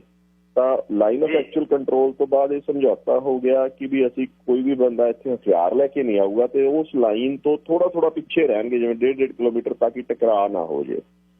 ਤੇ ਐਤਕੀ ਵਾਰ ਇਹ ਸਾਰਾ ਤਰੀਕਾ ਠੀਕ ਚੱਲ ਰਿਹਾ। ਇਹ ਨਹੀਂ ਕਿ ਇਨਕਰਸ਼ਨਸ ਨਹੀਂ ਹੁੰਦੀਆਂ ਸੀ, ਦੋਨੇ ਪਾਸਿਓਂ ਅੱਗੇ ਉਹ ਅੰਦਰ ਵੜੇ ਹੁੰਦੇ ਸੀ ਚੀਨੀ ਕਈ ਵਾਰੀ, ਪਰ ਇਹ ਆਪਣੀ ਫੌਜ, ਭਾਰਤੀ ਫੌਜ ਨੂੰ ਧੱਕ ਦਿੰਦੀ ਸੀ ਤੇ ਉੱਥੇ ਪਰ ਹਥਿਆਰ ਨਹੀਂ ਹੁੰਦੇ ਸੀ ਕਿਸੇ ਕੋਲੇ। 2017 ਦੇ ਵਿੱਚ ਜੇ ਤੁਹਾਨੂੰ ਯਾਦ ਹੋਵੇ, ਇੱਕ ਸਿੱਕਮ ਦੇ ਕੋਲੇ ਇੱਕ ਜਗ੍ਹਾ ਹੈਗੀ ਹੈ ਡੋਕਲਾਹਾਮ, ਜਿਹੜੀ ਭੂਟਾਨ ਦਾ ਬਾਰਡਰ ਲੱਗਦਾ, ਉੱਥੇ ਚੀਨ ਨੇ ਆਪਦੀ ਕੁਛ ਬਿਲਟਅਪ ਕਰਨਾ ਸ਼ੁਰੂ ਕੀਤਾ, ਜਿਹੜੀ ਭਾਰਤੀ ਫੌਜ ਨੇ ਰੋਕਿਆ। ਉਦੋਂ ਬਾਅਦ ਇੱਕ ਸਮਝੌਤਾ ਹੋਇਆ ਜਿਹਨੂੰ ਵੁਹਾਨ ਸਮਿਟ ਕਹਿੰਦੇ ਆ, ਵੁਹਾਨ ਦਾ ਸਮਝੌਤਾ ਹੋਇਆ। ਵੁਹਾਨ ਸਮਿਟ ਹੋਇਆ ਜਿਹੜਾ ਭਾਰਤੀ ਪ੍ਰਧਾਨ ਮੰਤਰੀ ਤੇ ਚੀਨੀ ਪ੍ਰੈਜ਼ੀਡੈਂਟ ਦੇ ਦਰਮਿਆਨ ਹੋਇਆ। ਉਸ ਸਮਿਟ ਦੇ ਵਿੱਚ ਇਹ ਡਿਸਾਈਡ ਹੋਇਆ ਕਿ ਜੇ ਭਾਰਤ ਤੇ ਚੀਨ ਇੱਕ ਦੂਜੇ ਨਾਲ ਕੋਈ ਰਿਵਾਇਲਰੀ ਨਹੀਂ ਕਰਨਗੇ, ਮਤਲਬ ਦੁਸ਼ਮਣ ਭਾਵਨਾ ਨਹੀਂ ਰੱਖਣਗੇ ਤੇ ਇੱਕ ਦੂਜੇ ਨਾਲ ਸ਼ਾਂਤਮਈ ਰਹਿਣਗੇ। ਐਤਕੀ ਵਾਰ ਹੁਣ ਚੀਨ ਨੇ ਵੇਖਿਆ ਪਿਛਲੇ ਕੁਝ ਸਮੇਂ ਤੋਂ, 6-7 ਮਹੀਨੇ ਤੋਂ ਜਾਂ ਇਹ ਕਹਿ ਲਓ ਸਾਲ ਤੋਂ, ਭਾਰਤ ਦਾ ਜਿਹੜਾ ਆਪਣਾ ਝੁਕਾਅ ਸੀ ਉਹ ਅਮਰੀਕਾ ਨਾਲ ਬਹੁਤ ਵੱਧ ਗਿਆ। ਕਰੋਨਾ ਵਾਇਰਸ ਵਾਲੇ ਕੇਸ ਦੇ ਵਿੱਚ ਵੀ ਭਾਰਤ ਅਮਰੀਕਾ ਨਾਲ ਰਿਹਾ। ਇੱਥੇ ਆ ਕੇ ਕਿਤੇ ਨਾ ਕਿਤੇ ਜਾਂ ਤਾਂ ਚੀਨ ਨੂੰ ਇਨਸਿਕਿਉਰਿਟੀ ਹੋ ਗਈ, ਇਸ ਗੱਲ ਦੀ ਅਸੁਰੱਖਿਅਤਾ ਆ ਗਈ। ਦੂਸਰਾ ਇੱਕ ਇਹਦਾ ਕਾਰਨ ਇਹ ਵੀ ਕਿਹਾ ਜਾਂਦਾ ਹੈ ਕਿ ਵੀ ਮੰਨਿਆ ਜਾ ਰਿਹਾ ਕਿ 370 ਜਦੋਂ ਖਤਮ ਕੀਤੀ ਚੀਨ ਆਪਣਾ ਉਹਦੇ ਵਿੱਚੋਂ JNK ਚੋਂ, ਐਕਚੁਅਲੀ 370 ਦੇ ਕੁਛ ਸਾਰੇ ਉਹ ਜਿਹੜੇ ਆਪਣਾ ਉਹਦੇ ਕਲੌਜ਼ ਸੀਗੇ ਉਹ ਖਤਮ ਕੀਤੇ ਤੇ 35 ਖਤਮ ਕੀਤੀ। ਤਾਂ ਉਹਦਾ ਚੀਨ ਨੇ ਉਹਦੇ ਤੇ ਇਤਰਾਜ਼ ਉਠਾਇਆ ਕਿ ਵੀ ਇਹ ਇਲਾਕਾ ਝਗੜੇ ਵਾਲਾ ਹੈ ਤੇ ਇਹਦਾ ਤੁਸੀਂ ਸਟੇਟਸ ਕਿਉਂ ਬਦਲ ਰਹੇ ਹੋ। ਤਾਂ ਇਹ ਸਾਰੇ ਹੀ ਫੈਕਟਰ ਇਕੱਠੇ ਹੋ ਗਏ ਗਿਲ ਸਾਹਿਬ ਕਾਫੀ, ਜਿਹਦੇ ਵਿੱਚ ਚੀਨ ਨੇ ਇਸ ਵਾਰੀ ਇਨਕਰਸ਼ਨ ਕਰਤੀ ਇਲਾਕੇ ਦੇ ਵਿੱਚ। ਅੱਛਾ ਬਾਈ ਜੀ, ਹੁਣ ਉਸ ਨੂੰ ਜੇ ਉਹਦਾ ਖਾਕਾ ਲੋਕਾਂ ਦੇ ਰੂਪਮਾਨ ਕਰੋ, ਜਿੱਥੇ ਇਹ 20 ਸਾਡੇ ਫੌਜੀ ਮਾਰੇ ਗਏ ਨੇ, ਕਰਨਲ ਦਾ ਮਰਨਾ ਬਹੁਤ ਵੱਡੀ ਗੱਲ ਹੈ। ਉਸ ਖਿੱਤੇ ਨੂੰ, ਉਸ ਲਦਾਖ ਦੇ ਇਸ ਏਰੀਏ ਨੂੰ ਤੇ ਤਿੱਬਤ ਨੂੰ, ਦੋਨਾਂ ਨੂੰ ਜੇ ਰੂਪਮਾਨ ਕਰਾਓ ਸੁਣਨ ਵਾਲਿਆਂ ਨੂੰ, ਤਾਂ ਪਤਾ ਲੱਗ ਸਕੇ ਵੀ ਤਿੱਬਤ ਜਿਹੜਾ ਉਹ ਕੀ ਹੈ। ਤਿੱਬਤ ਕਿਸੇ ਸਮੇਂ ਇੱਕ ਸੋਵਰਨ ਨੇਸ਼ਨ ਰਾਜ ਰਿਹਾ। ਤਿੱਬਤ ਦੀ ਵਸੋਂ, ਤਿੱਬਤ ਦਾ ਏਰੀਆ, ਤਿੱਬਤ ਦੀ ਜ਼ਰਖੇਜ਼ ਜ਼ਮੀਨ ਤੇ ਤਿੱਬਤ ਚੋਂ ਦਲਾਈ ਲਾਮੇ ਦਾ ਜਿਹੜਾ ਭੱਜਣਾ, ਉਹ ਵੀ ਮਾੜਾ ਜਿਹਾ ਸਮਝਾਓ ਲੋਕਾਂ ਨੂੰ ਵੀ ਉਹ ਕਾਰਨ ਕੀ ਸੀ। ਤਿੱਬਤ ਕਿਸੇ ਸਮੇਂ 'ਚ ਸੋਵਰਨ ਨੇਸ਼ਨ ਕਹਿ ਲਓ ਜਾਂ ਮਨਾਰਕੀ ਸੀਗੀ ਤੇ ਪਰ ਲੇਟਰ ਔਨ ਜਾ ਕੇ ਚੀਨ ਨੇ ਉਹਦੇ ਤੇ ਕਬਜ਼ਾ ਕਰ ਲਿਆ। ਤੇ ਚੀਨ ਦਾ ਇਸ ਤਰੀਕੇ ਦਾ ਕਬਜ਼ਾ ਨਹੀਂ ਸੀ। ਚੀਨ ਨੂੰ ਸੁਜ਼ਰੈਨਿਟੀ ਮੰਨਦੇ ਸੀ, ਮਤਲਬ ਚੀਨ ਦੇ ਉਹ ਹੇਠਾਂ ਮੰਨਦੇ ਸੀ, ਪਰ ਤਿੱਬਤ ਬਹੁਤ ਵੱਡਾ ਸੀ। ਜੇ ਆਪਾਂ ਜੋ ਪ੍ਰੈਜ਼ੈਂਟ ਨਕਸ਼ਾ ਵੇਖਦੇ ਹਾਂ, ਜੇ ਉਹਦੇ ਪੂਰਬ ਵਾਲੇ ਪਾਸੇ ਵੇਖੀਏ ਤਾਂ ਉਹ ਸਦਰਨ ਤਿੱਬਤ ਕਹਿੰਦੇ ਆ, ਜਿਹਨੂੰ ਭਾਰਤ ਆਪਦਾ ਅਰੁਣਾਚਲ ਪ੍ਰਦੇਸ਼ ਗਿਣਦਾ ਹੈਗਾ। ਭਾਰਤ ਨੂੰ ਅਰੁਣਾਚਲ ਪ੍ਰਦੇਸ਼ ਕਹਿੰਦਾ ਤੇ ਪੱਛਮ ਵਾਲੇ ਪਾਸੇ ਉਹਦੇ ਦੋ ਹਿੱਸੇ ਆ, ਇੱਕ ਨੂੰ ਤਿੱਬਤ ਖੁਰਦ ਕਹਿੰਦੇ ਸੀ ਤੇ ਇੱਕ ਨੂੰ ਤਿੱਬਤ ਕਲਾਂ ਕਹਿੰਦੇ ਸੀਗੇ ਆਪਦੇ ਕਾਗਜ਼ਾਂ 'ਚ। ਮਤਲਬ ਆਪਣੇ ਕਾਗਜ਼ਾਂ 'ਚ ਜਿਹੜੇ ਸਿੱਖ ਰਾਜ ਦੇ ਕਾਗਜ਼ ਆ ਉਹਨਾਂ ਦੇ ਵਿੱਚ ਉਹਨੂੰ ਤਿੱਬਤ ਖੁਰਦ ਤੇ ਤਿੱਬਤ ਕਲਾਂ ਕਹਿੰਦੇ ਸੀ। ਇਹ ਮੌਜੂਦਾ ਲਦਾਖ ਤੇ ਮੌਜੂਦਾ ਬਾਲਟਿਸਤਾਨ ਦਾ ਇਲਾਕਾ ਹੈ। ਜਿਹਦੇ ਕਿਸੇ ਨੇ ਭਾਰਤ ਦੇ ਨਕਸ਼ੇ ਤੋਂ ਆਪਾਂ ਜੇ ਫੈਮਿਲੀਅਰ ਹੋਈਏ ਤਾਂ ਜਿਹੜਾ ਉਤਲਾ ਹਿੱਸਾ ਜਾਂ ਹੈ ਜਿਹੜਾ ਉਹਦਾ, ਉਹ ਬਾਲਟਿਸਤਾਨ ਦਾ, ਜਿਹੜਾ ਗਾਂ ਅਫਗਾਨਿਸਤਾਨ ਨਾਲ ਲੱਗ ਜਾਂਦਾ ਤੇ ਇੱਕ ਸੱਜੇ ਪਾਸੇ ਜਿਹਨੂੰ ਚੁੰਝ ਨਿਕਲਦੀ ਹੈ, ਇੱਕ ਖੱਬੇ ਪਾਸੇ ਨੂੰ ਨਿਕਲਦੀ, ਉਹ ਜਿਹੜਾ ਇਲਾਕਾ ਉਹਨੂੰ ਬਾਲਟਿਸਤਾਨ ਦਾ ਕਹਿੰਦੇ ਆ ਤੇ ਨੀਚੇ ਵਾਲੇ ਨੂੰ ਲਦਾਖ ਕਹਿੰਦੇ ਆ। ਪਰ ਇਹ ਐਡਾ ਵੱਡਾ ਸੀ ਤਿੱਬਤ ਕਿ ਇਹ ਤਿੱਬਤ ਖੁਰਦ ਤੇ ਤਿੱਬਤ ਕਲਾਂ ਕਹਿੰਦੇ ਸੀ ਇਹਨੂੰ। ਤੇ ਇਹ ਜਿਹੜੇ ਦੋਨੇ ਇਲਾਕੇ ਆ ਇਹ ਵੀ ਤਿੱਬਤ ਦੇ ਅਧੀਨ ਹੀ ਹੁੰਦੇ ਸੀਗੇ। ਪਰ ਇਹ ਸਿੱਖ ਰਾਜ ਵੇਲੇ ਸਿੱਖ ਰਾਜ ਦੇ ਵੀ ਅੰਤਿਮ ਸਮੇਂ ਦੇ ਵਿੱਚ ਲਾ ਲਓ, ਜਦੋਂ ਮਹਾਰਾਜਾ ਸ਼ੇਰ ਸਿੰਘ ਸੀਗੇ ਉਦੋਂ ਇੱਕ ਡੋਗਰਾ ਜਰਨੈਲ ਸੀ ਜਨਰਲ ਜੋਰਾਵਰ ਸਿੰਘ, ਉਹਨੇ ਇੱਧਰ ਐਕਸਕਰਸ਼ਨ ਕੀਤੀਆਂ ਤੇ ਉਹਨੇ ਲਿੰਕਿੰਗ ਕੀਤੀ ਸੀ ਲਦਾਖ ਦੇ ਥਰੂ, ਤਕਰੀਬਨ ਨੇਪਾਲ ਵੱਲ ਨੂੰ ਲਿੰਕ ਕਰਦਾ ਸੀ, ਜਿੱਥੇ ਨੇਪਾਲ ਨਾਲ ਹੁਣ ਝਗੜਾ ਪਿਆ ਉੱਥੇ ਇੱਕ ਜਗ੍ਹਾ ਕੀ ਤਾਲਾਕੋਟ, ਉੱਥੇ ਉਹਦੀ ਸ਼ਹੀਦੀ ਹੋਈ ਸੀ ਲੜਦੇ ਦੀ, ਤੇ ਉਹ ਲਿੰਕਿੰਗ ਕੀਤੀ ਸੀ ਉਹਨੇ, ਤੇ ਸਟ੍ਰੈਟਜੀਕਲੀ ਉਹ ਲਿੰਕ ਵੀ ਕਰ ਰਿਹਾ ਸੀ ਤੇ ਪਸ਼ਮੀਨੇ ਦੇ ਵਪਾਰ ਵਾਸਤੇ, ਪਸ਼ਮੀਨਾ ਸ਼ਾਲ ਦੇ ਪਸ਼ਮੀਨੇ ਉਹਨਾਂ ਦੇ ਵਪਾਰ ਵਾਸਤੇ ਵੀ ਕਰ ਰਿਹਾ ਸੀ। ਇੱਥੇ ਮੈਂ ਥੋੜਾ ਜਿਹਾ ਡਾਇਗਰੈਸ ਕਰੂੰਗਾ ਮੇਨ ਟੌਪਿਕ ਤੋਂ ਆਪਣੇ ਤੋਂ। ਗਿੱਲ ਸਾਹਿਬ, ਜਿਹੜਾ ਰਣਜੀਤ ਸਿੰਘ ਦੇ ਰਾਜ ਵੇਲੇ ਪਸ਼ਮੀਨੇ ਸ਼ਾਲ ਦਾ ਬਹੁਤ ਵਪਾਰ ਸੀ ਤੇ ਪਸ਼ਮੀਨਾ ਸ਼ਾਲ ਯੂਰਪ ਤੱਕ ਐਕਸਪੋਰਟ ਹੁੰਦਾ ਸੀ ਤੇ ਬਹੁਤ ਖਾਸ ਜਿਹਨੂੰ ਕਾਨੀ ਸ਼ਾਲਸ ਕਹਿੰਦੇ ਹੈਗੇ ਆ, ਉਹ ਬਹੁਤ ਮਹਿੰਗੀ ਕਿਸਮ ਦੀ ਬੁਣਾਈ ਹੁੰਦੀ ਸੀ ਜਿਹੜੀ ਅੰਮ੍ਰਿਤਸਰ ਦੇ ਵਿੱਚ ਖਾਸ ਹੁੰਦੀ ਸੀ ਤੇ ਉਹਦਾ ਬਹੁਤ ਵੱਡਾ ਰੈਵਨਿਊ ਆਉਂਦਾ ਸੀ ਖਾਲਸਾ ਸਰਕਾਰ ਨੂੰ, ਤੇ ਉਹਦਾ ਬਹੁਤ ਨਾਮ ਸੀਗਾ ਯੂਰਪ ਦੇ ਵਿੱਚ ਉਸ ਸ਼ਾਲ ਦਾ। ਤੇ ਇਹ ਪੱਖ ਇਹਦੇ ਤੇ ਬਹੁਤ ਰਿਸਰਚ ਹੋਈ ਹੈ ਹੁਣ ਯੂਰਪ ਦੇ ਵਿੱਚ ਅੱਜ ਕੱਲ੍ਹ, ਤੇ ਇਹ ਟ੍ਰੇਡ ਉੱਥੋਂ ਹੁੰਦਾ ਸੀਗਾ। ਤੇ ਇਹ ਤਕਰੀਬਨ ਇਹ ਸਾਰਾ ਇਲਾਕਾ ਜਿਹੜਾ ਹੈਗਾ, ਚਾਹੇ ਲਦਾਖ ਦਾ ਚਾਹੇ ਬਾਲਟਿਸਤਾਨ ਦਾ, ਇਹ ਸਿੱਖ ਰਾਜ ਕਰਕੇ ਹੀ ਭਾਰਤ ਦੇ ਅੰਗਰੇਜ਼ਾਂ ਦੇ ਥੱਲੇ ਆ ਗਿਆ, ਫਿਰ ਭਾਰਤ 'ਚ ਆ ਗਿਆ ਜੀ। ਤੇ ਜੇ ਆਪਾਂ ਇਹਨੂੰ ਹੁਣ ਮੋਟੇ ਤੌਰ ਤੇ ਨਕਸ਼ੇ ਦੇ ਉੱਤੇ ਦੇਖੀਏ ਤਾਂ ਜਦੋਂ ਫਿਰ ਅੰਗਰੇਜ਼ਾਂ ਨਾਲ ਇਹ 1842 'ਚ ਇੱਕ ਸੰਧੀ ਹੋਈ ਸੀਗੀ, ਤਿੱਬਤ ਦੀ ਸੰਧੀ ਹੋਈ ਸੀ ਰਾਜਾ ਗੁਲਾਬ ਸਿੰਘ ਨਾਲ, ਜਿਹੜਾ ਜੰਮੂ ਤੇ ਕਸ਼ਮੀਰ ਦਾ ਰਾਜਾ ਸੀ। ਪਰ ਮੇਨ ਉਹਦੀ ਸੰਧੀ ਦੇ ਜਿਹੜੇ ਵੱਡੇ ਮੇਨ ਰਾਜਾ ਜਿਹੜੀ ਸੰਧੀ ਸੀ ਉਹ ਚੀਨ ਦੇ ਖਗਾਨ ਨਾਲ ਤੇ ਦਰਬਾਰੇ ਆਪਣਾ ਸਰਕਾਰੀ ਖਾਲਸਾ ਨਾਲ ਹੋਈ ਸੀਗੀ। ਤੇ ਉਹ ਸੰਧੀ 1842 ਤੋਂ ਬਾਅਦ ਕੋਈ ਵੀ ਸੰਧੀ ਚੀਨ ਨੇ ਨਹੀਂ ਸਾਈਨ ਕੀਤੀ ਉਸ ਇਲਾਕੇ ਦੀ, ਤੇ ਇਸ ਸੰਧੀ ਨੂੰ ਗਿਣਿਆ ਜਾਂਦਾ। ਤੇ ਮੋਟਾ ਜਿੱਥੇ ਉਹ ਚੀਨ ਹੁਣ ਇਸ ਟਾਈਮ ਬੈਠਾ ਹੈ, ਉਹ ਸੰਧੀ ਵਾਲੇ ਲਾਈਨ ਜੀ 'ਚ ਹੀ ਬੈਠਾ ਹੈ। ਇਹ ਚਸ਼ੂਲ ਦੀ ਸੰਧੀ ਕਹਿੰਦੇ ਆ, ਜਿੱਥੇ ਹੁਣ ਅੱਜ ਮੀਟਿੰਗ ਚੱਲ ਰਹੀ ਹੈ, ਅੱਜ ਮੀਟਿੰਗ ਹੋਈ ਹੈ ਜਰਨੈਲ ਭਾਰਤੀ ਜਰਨੈਲ ਦੀ ਤੇ ਚੀਨ ਦੇ ਜਰਨੈਲ ਦੀ, ਉਹ ਵੀ ਤਕਰੀਬਨ ਉਸੇ ਇਲਾਕੇ 'ਚ ਹੋਈ ਹੈ ਜਿੱਥੇ ਸੰਧੀ ਬੈਠ ਕੇ ਹੋਈ ਸੀ ਜੀ। ਅੱਛਾ ਜੀ। ਤੇ ਜਿੱਥੇ ਹੁਣ ਆਪਾਂ ਜਿੱਥੇ ਚੀਨ ਹੈ, ਉਹ ਜਗ੍ਹਾ ਬੜੀ ਇੰਪੋਰਟੈਂਟ ਹੈਗੀ ਆ ਭਾਰਤ ਵਾਸਤੇ, ਕਿਉਂਕਿ ਉੱਥੋਂ ਇੱਕ ਸ਼ਾਇਓਕ ਰਿਵਰ ਜਾਂਦਾ ਜਿਹਦੇ ਨਾਲ ਭਾਰਤ ਸੜਕ ਬਣਾ ਰਿਹਾ ਆਪਦੇ ਇੱਕ ਏਅਰਪੋਰਟ ਵਾਸਤੇ, ਦੌਲਤ ਬੇਗ ਓਲਦੀ ਦਾ ਏਅਰਪੋਰਟ ਕਹਿੰਦੇ ਆ, ਉਹ ਇੱਕ ਹੀ ਏਅਰਪੋਰਟ ਹੈਗਾ ਉਸ ਜਗ੍ਹਾ ਤੇ। ਉੱਥੋਂ ਬਿਲਕੁਲ 20-25 ਕਿਲੋਮੀਟਰ ਤੇ ਕਾਰਾਕੋਰਮ ਪਾਸ ਆ, ਤੇ ਅੱਗੇ ਆ ਜਿਹੜੀ ਪਾਕਿਸਤਾਨ ਵਾਲੀ ਸੜਕ ਬਣਦੀ ਪਈ ਆ ਸੀਪੈਕ, ਇਹ ਵੀ ਉੱਥੋਂ ਨੇੜੇ ਰਹਿ ਜਾਂਦੀ ਆ, ਤੇ ਕਿਤੇ ਨਾ ਕਿਤੇ ਸਟ੍ਰੈਟਜਿਕ ਡੈਪਥ ਵੀ ਇੰਪੋਰਟੈਂਟ ਹੈਗੀ ਆ ਉੱਥੇ ਜੀ। ਅੱਛਾ ਬਰਾੜ ਸਾਹਿਬ, ਜਿਹੜੇ ਭਾਰਤ ਦੇ ਨਕਸ਼ੇ ਤੇ ਆਪਾਂ ਸਕੂਲ ਵੇਲੇ ਉੱਥੋਂ ਕੱਢ ਕੇ ਨਕਸ਼ੇ ਨੂੰ ਬਣਾਉਂਦੇ ਹੁੰਦੇ, ਭਰਦੇ ਹੁੰਦੇ, ਦੋ ਜਿਹੜੇ ਉੱਪਰਲੇ ਆ ਕੰਨ ਜੇ ਨੇ ਖੱਬੇ ਤੇ ਸੱਜੇ ਵਾਲੇ, ਇੱਕ 'ਚ ਹੁਣ ਇੱਕ ਉਹ ਮਤਲਬ ਜੇ ਤੁਸੀਂ ਕਈ ਗੂਗਲ ਮੈਪ ਨੇ ਜਿਹੜੇ ਉਹਨਾਂ 'ਚੋਂ ਦਿਖਾਉਂਦੇ ਨਹੀਂ, ਜੇ ਭਾਰਤ ਵਾਲੇ ਪਾਸਿਓਂ ਦੇਖਦੇ ਆ ਦਿਖਦਾ ਹੈ, ਚੀਨ ਵਾਲੇ ਪਾਸਿਓਂ ਦੇਖਦੇ ਆ ਤਾਂ ਚੀਨ ਦਾ ਹਿੱਸਾ ਲੱਗਦਾ ਹੈ, ਪਾਕਿਸਤਾਨ ਵਾਲੇ ਪਾਸਿਓਂ ਦੇਖਦੇ ਤਾਂ ਪਾਕਿਸਤਾਨ ਦਾ ਹਿੱਸਾ ਲੱਗਦਾ। ਵਾਕਿਆ ਹੀ ਹੁਣ ਉਹ ਹਿੱਸਾ ਕਿਹਦਾ? ਉਹ ਉੱਪਰੋਂ ਹੁਣ ਰੜਾ ਮੈਦਾਨ ਹੈ, ਉਸ ਤਰ੍ਹਾਂ ਨਹੀਂ ਹੈ ਉਹ ਜਿਹੜੇ ਆਲੇ ਦੁਆਲੇ ਨੂੰ ਖੱਬੇ ਤੇ ਸੱਜੇ ਨੁੱਕਰਾਂ ਨੇ ਜਿਹੜੀਆਂ। ਹਾਂਜੀ, ਜਿਹੜੀ ਆਪਾਂ ਸੱਜੇ ਵਾਲੀ ਨੁੱਕਰ ਹੈ ਜੀ, ਉਹਨੂੰ ਅਕਸਾਈ ਚਿਨ ਕਹਿੰਦੇ ਆ, ਤੇ ਉਹ ਇਸ ਟਾਈਮ ਚੀਨ ਦੇ ਕਬਜ਼ੇ 'ਚ ਆ। ਉਹਦੇ ਵਿੱਚੋਂ ਚੀਨ ਦੀ ਇੱਕ ਬਹੁਤ ਹੀ ਜ਼ਰੂਰੀ ਸੜਕ ਨਿਕਲਦੀ ਆ, ਜਿਹੜੀ ਉਹਨਾਂ ਦੇ ਜ਼ਿੰਗਯਾਂਗ ਪ੍ਰੋਵਿੰਸ ਹੈਗੀ ਹੈ, ਜਿੱਥੇ ਉਗਰ ਆਪਾਂ ਸੁਣਿਆ ਹੋਊਗਾ, ਮੁਸਲਮਾਨ ਉਗਰ ਹੈਗੇ ਆ, ਉੱਥੇ ਜ਼ਿੰਗਯਾਂਗ ਦੇ ਇੱਕ ਸ਼ਹਿਰ ਕਾਸਗੜ ਤੋਂ ਉਹ ਲਾਸਾ ਨੂੰ ਕਨੈਕਟ ਕਰਦੀ ਹੈ ਤਿੱਬਤ ਨੂੰ। ਬਹੁਤ ਲੰਬੀ ਸੜਕ ਆ, ਉਹ ਭਾਰਤ ਦੇ LAC ਦੇ ਨਾਲ ਚੱਲਦੀ ਆ। ਇਹ ਅਕਸਾਈ ਚਿਨ ਦਾ ਹਿੱਸਾ ਇਸ ਟਾਈਮ ਚੀਨ ਦੇ ਕੰਟਰੋਲ 'ਚ ਆ। ਜਿਹੜਾ ਖੱਬੇ ਪਾਸੇ ਵਾਲਾ ਕੰਨ ਜਿਹਾ ਹੈਗਾ, ਉਹਦੇ ਉੱਤੇ ਇਸ ਟਾਈਮ ਪਾਕਿਸਤਾਨ ਦਾ ਕਬਜ਼ਾ ਜੀ, ਉਹਨੂੰ ਗਿਲਗਿਟ ਬਾਲਟਿਸਤਾਨ ਦਾ ਇਲਾਕਾ ਕਹਿੰਦੇ ਆ, ਉਹਦੇ ਤੇ ਹੈਗਾ। ਉੱਥੋਂ ਇੱਕ ਛੋਟੀ ਜਿਹੀ ਚੁੰਝ ਹੈਗੀ ਆ ਜਿਹੜੀ ਪਾਕਿਸਤਾਨ ਨੇ ਚੀਨ ਨੂੰ ਵਰਤੋਂ ਵਾਸਤੇ ਦੇਤੀ ਹੈ ਟਰੀਟੀ ਦੇ ਹਿਸਾਬ ਨਾਲ, ਕਿ ਵੀ ਜਿੰਨੀ ਦੇਰ J&K ਦੀ ਸਥਿਤੀ ਕਲੀਅਰ ਨਹੀਂ ਹੁੰਦੀ ਤੁਸੀਂ ਇਹਨੂੰ ਵਰਤ ਸਕਦੇ ਹੋ। ਵਿਚਾਲੇ ਇੱਕ ਛੋਟੀ ਜਿਹੀ ਜਗ੍ਹਾ ਹੈ ਜਿਹਨੂੰ ਜਿਹੜੀ ਸਿਆਚਿਨ ਹੈਗੀ ਹੈ, ਜਿਹੜੀ ਭਾਰਤ ਨੇ ਹੁਣ ਗਲੇਸ਼ੀਅਰ ਆ ਜਿਹੜਾ ਭਾਰਤ ਨੇ ਕਬਜ਼ਾ ਕੀਤਾ, ਭਾਰਤ ਦੇ ਕਬਜ਼ੇ ਹੇਠ ਹੈਗਾ ਜੀ।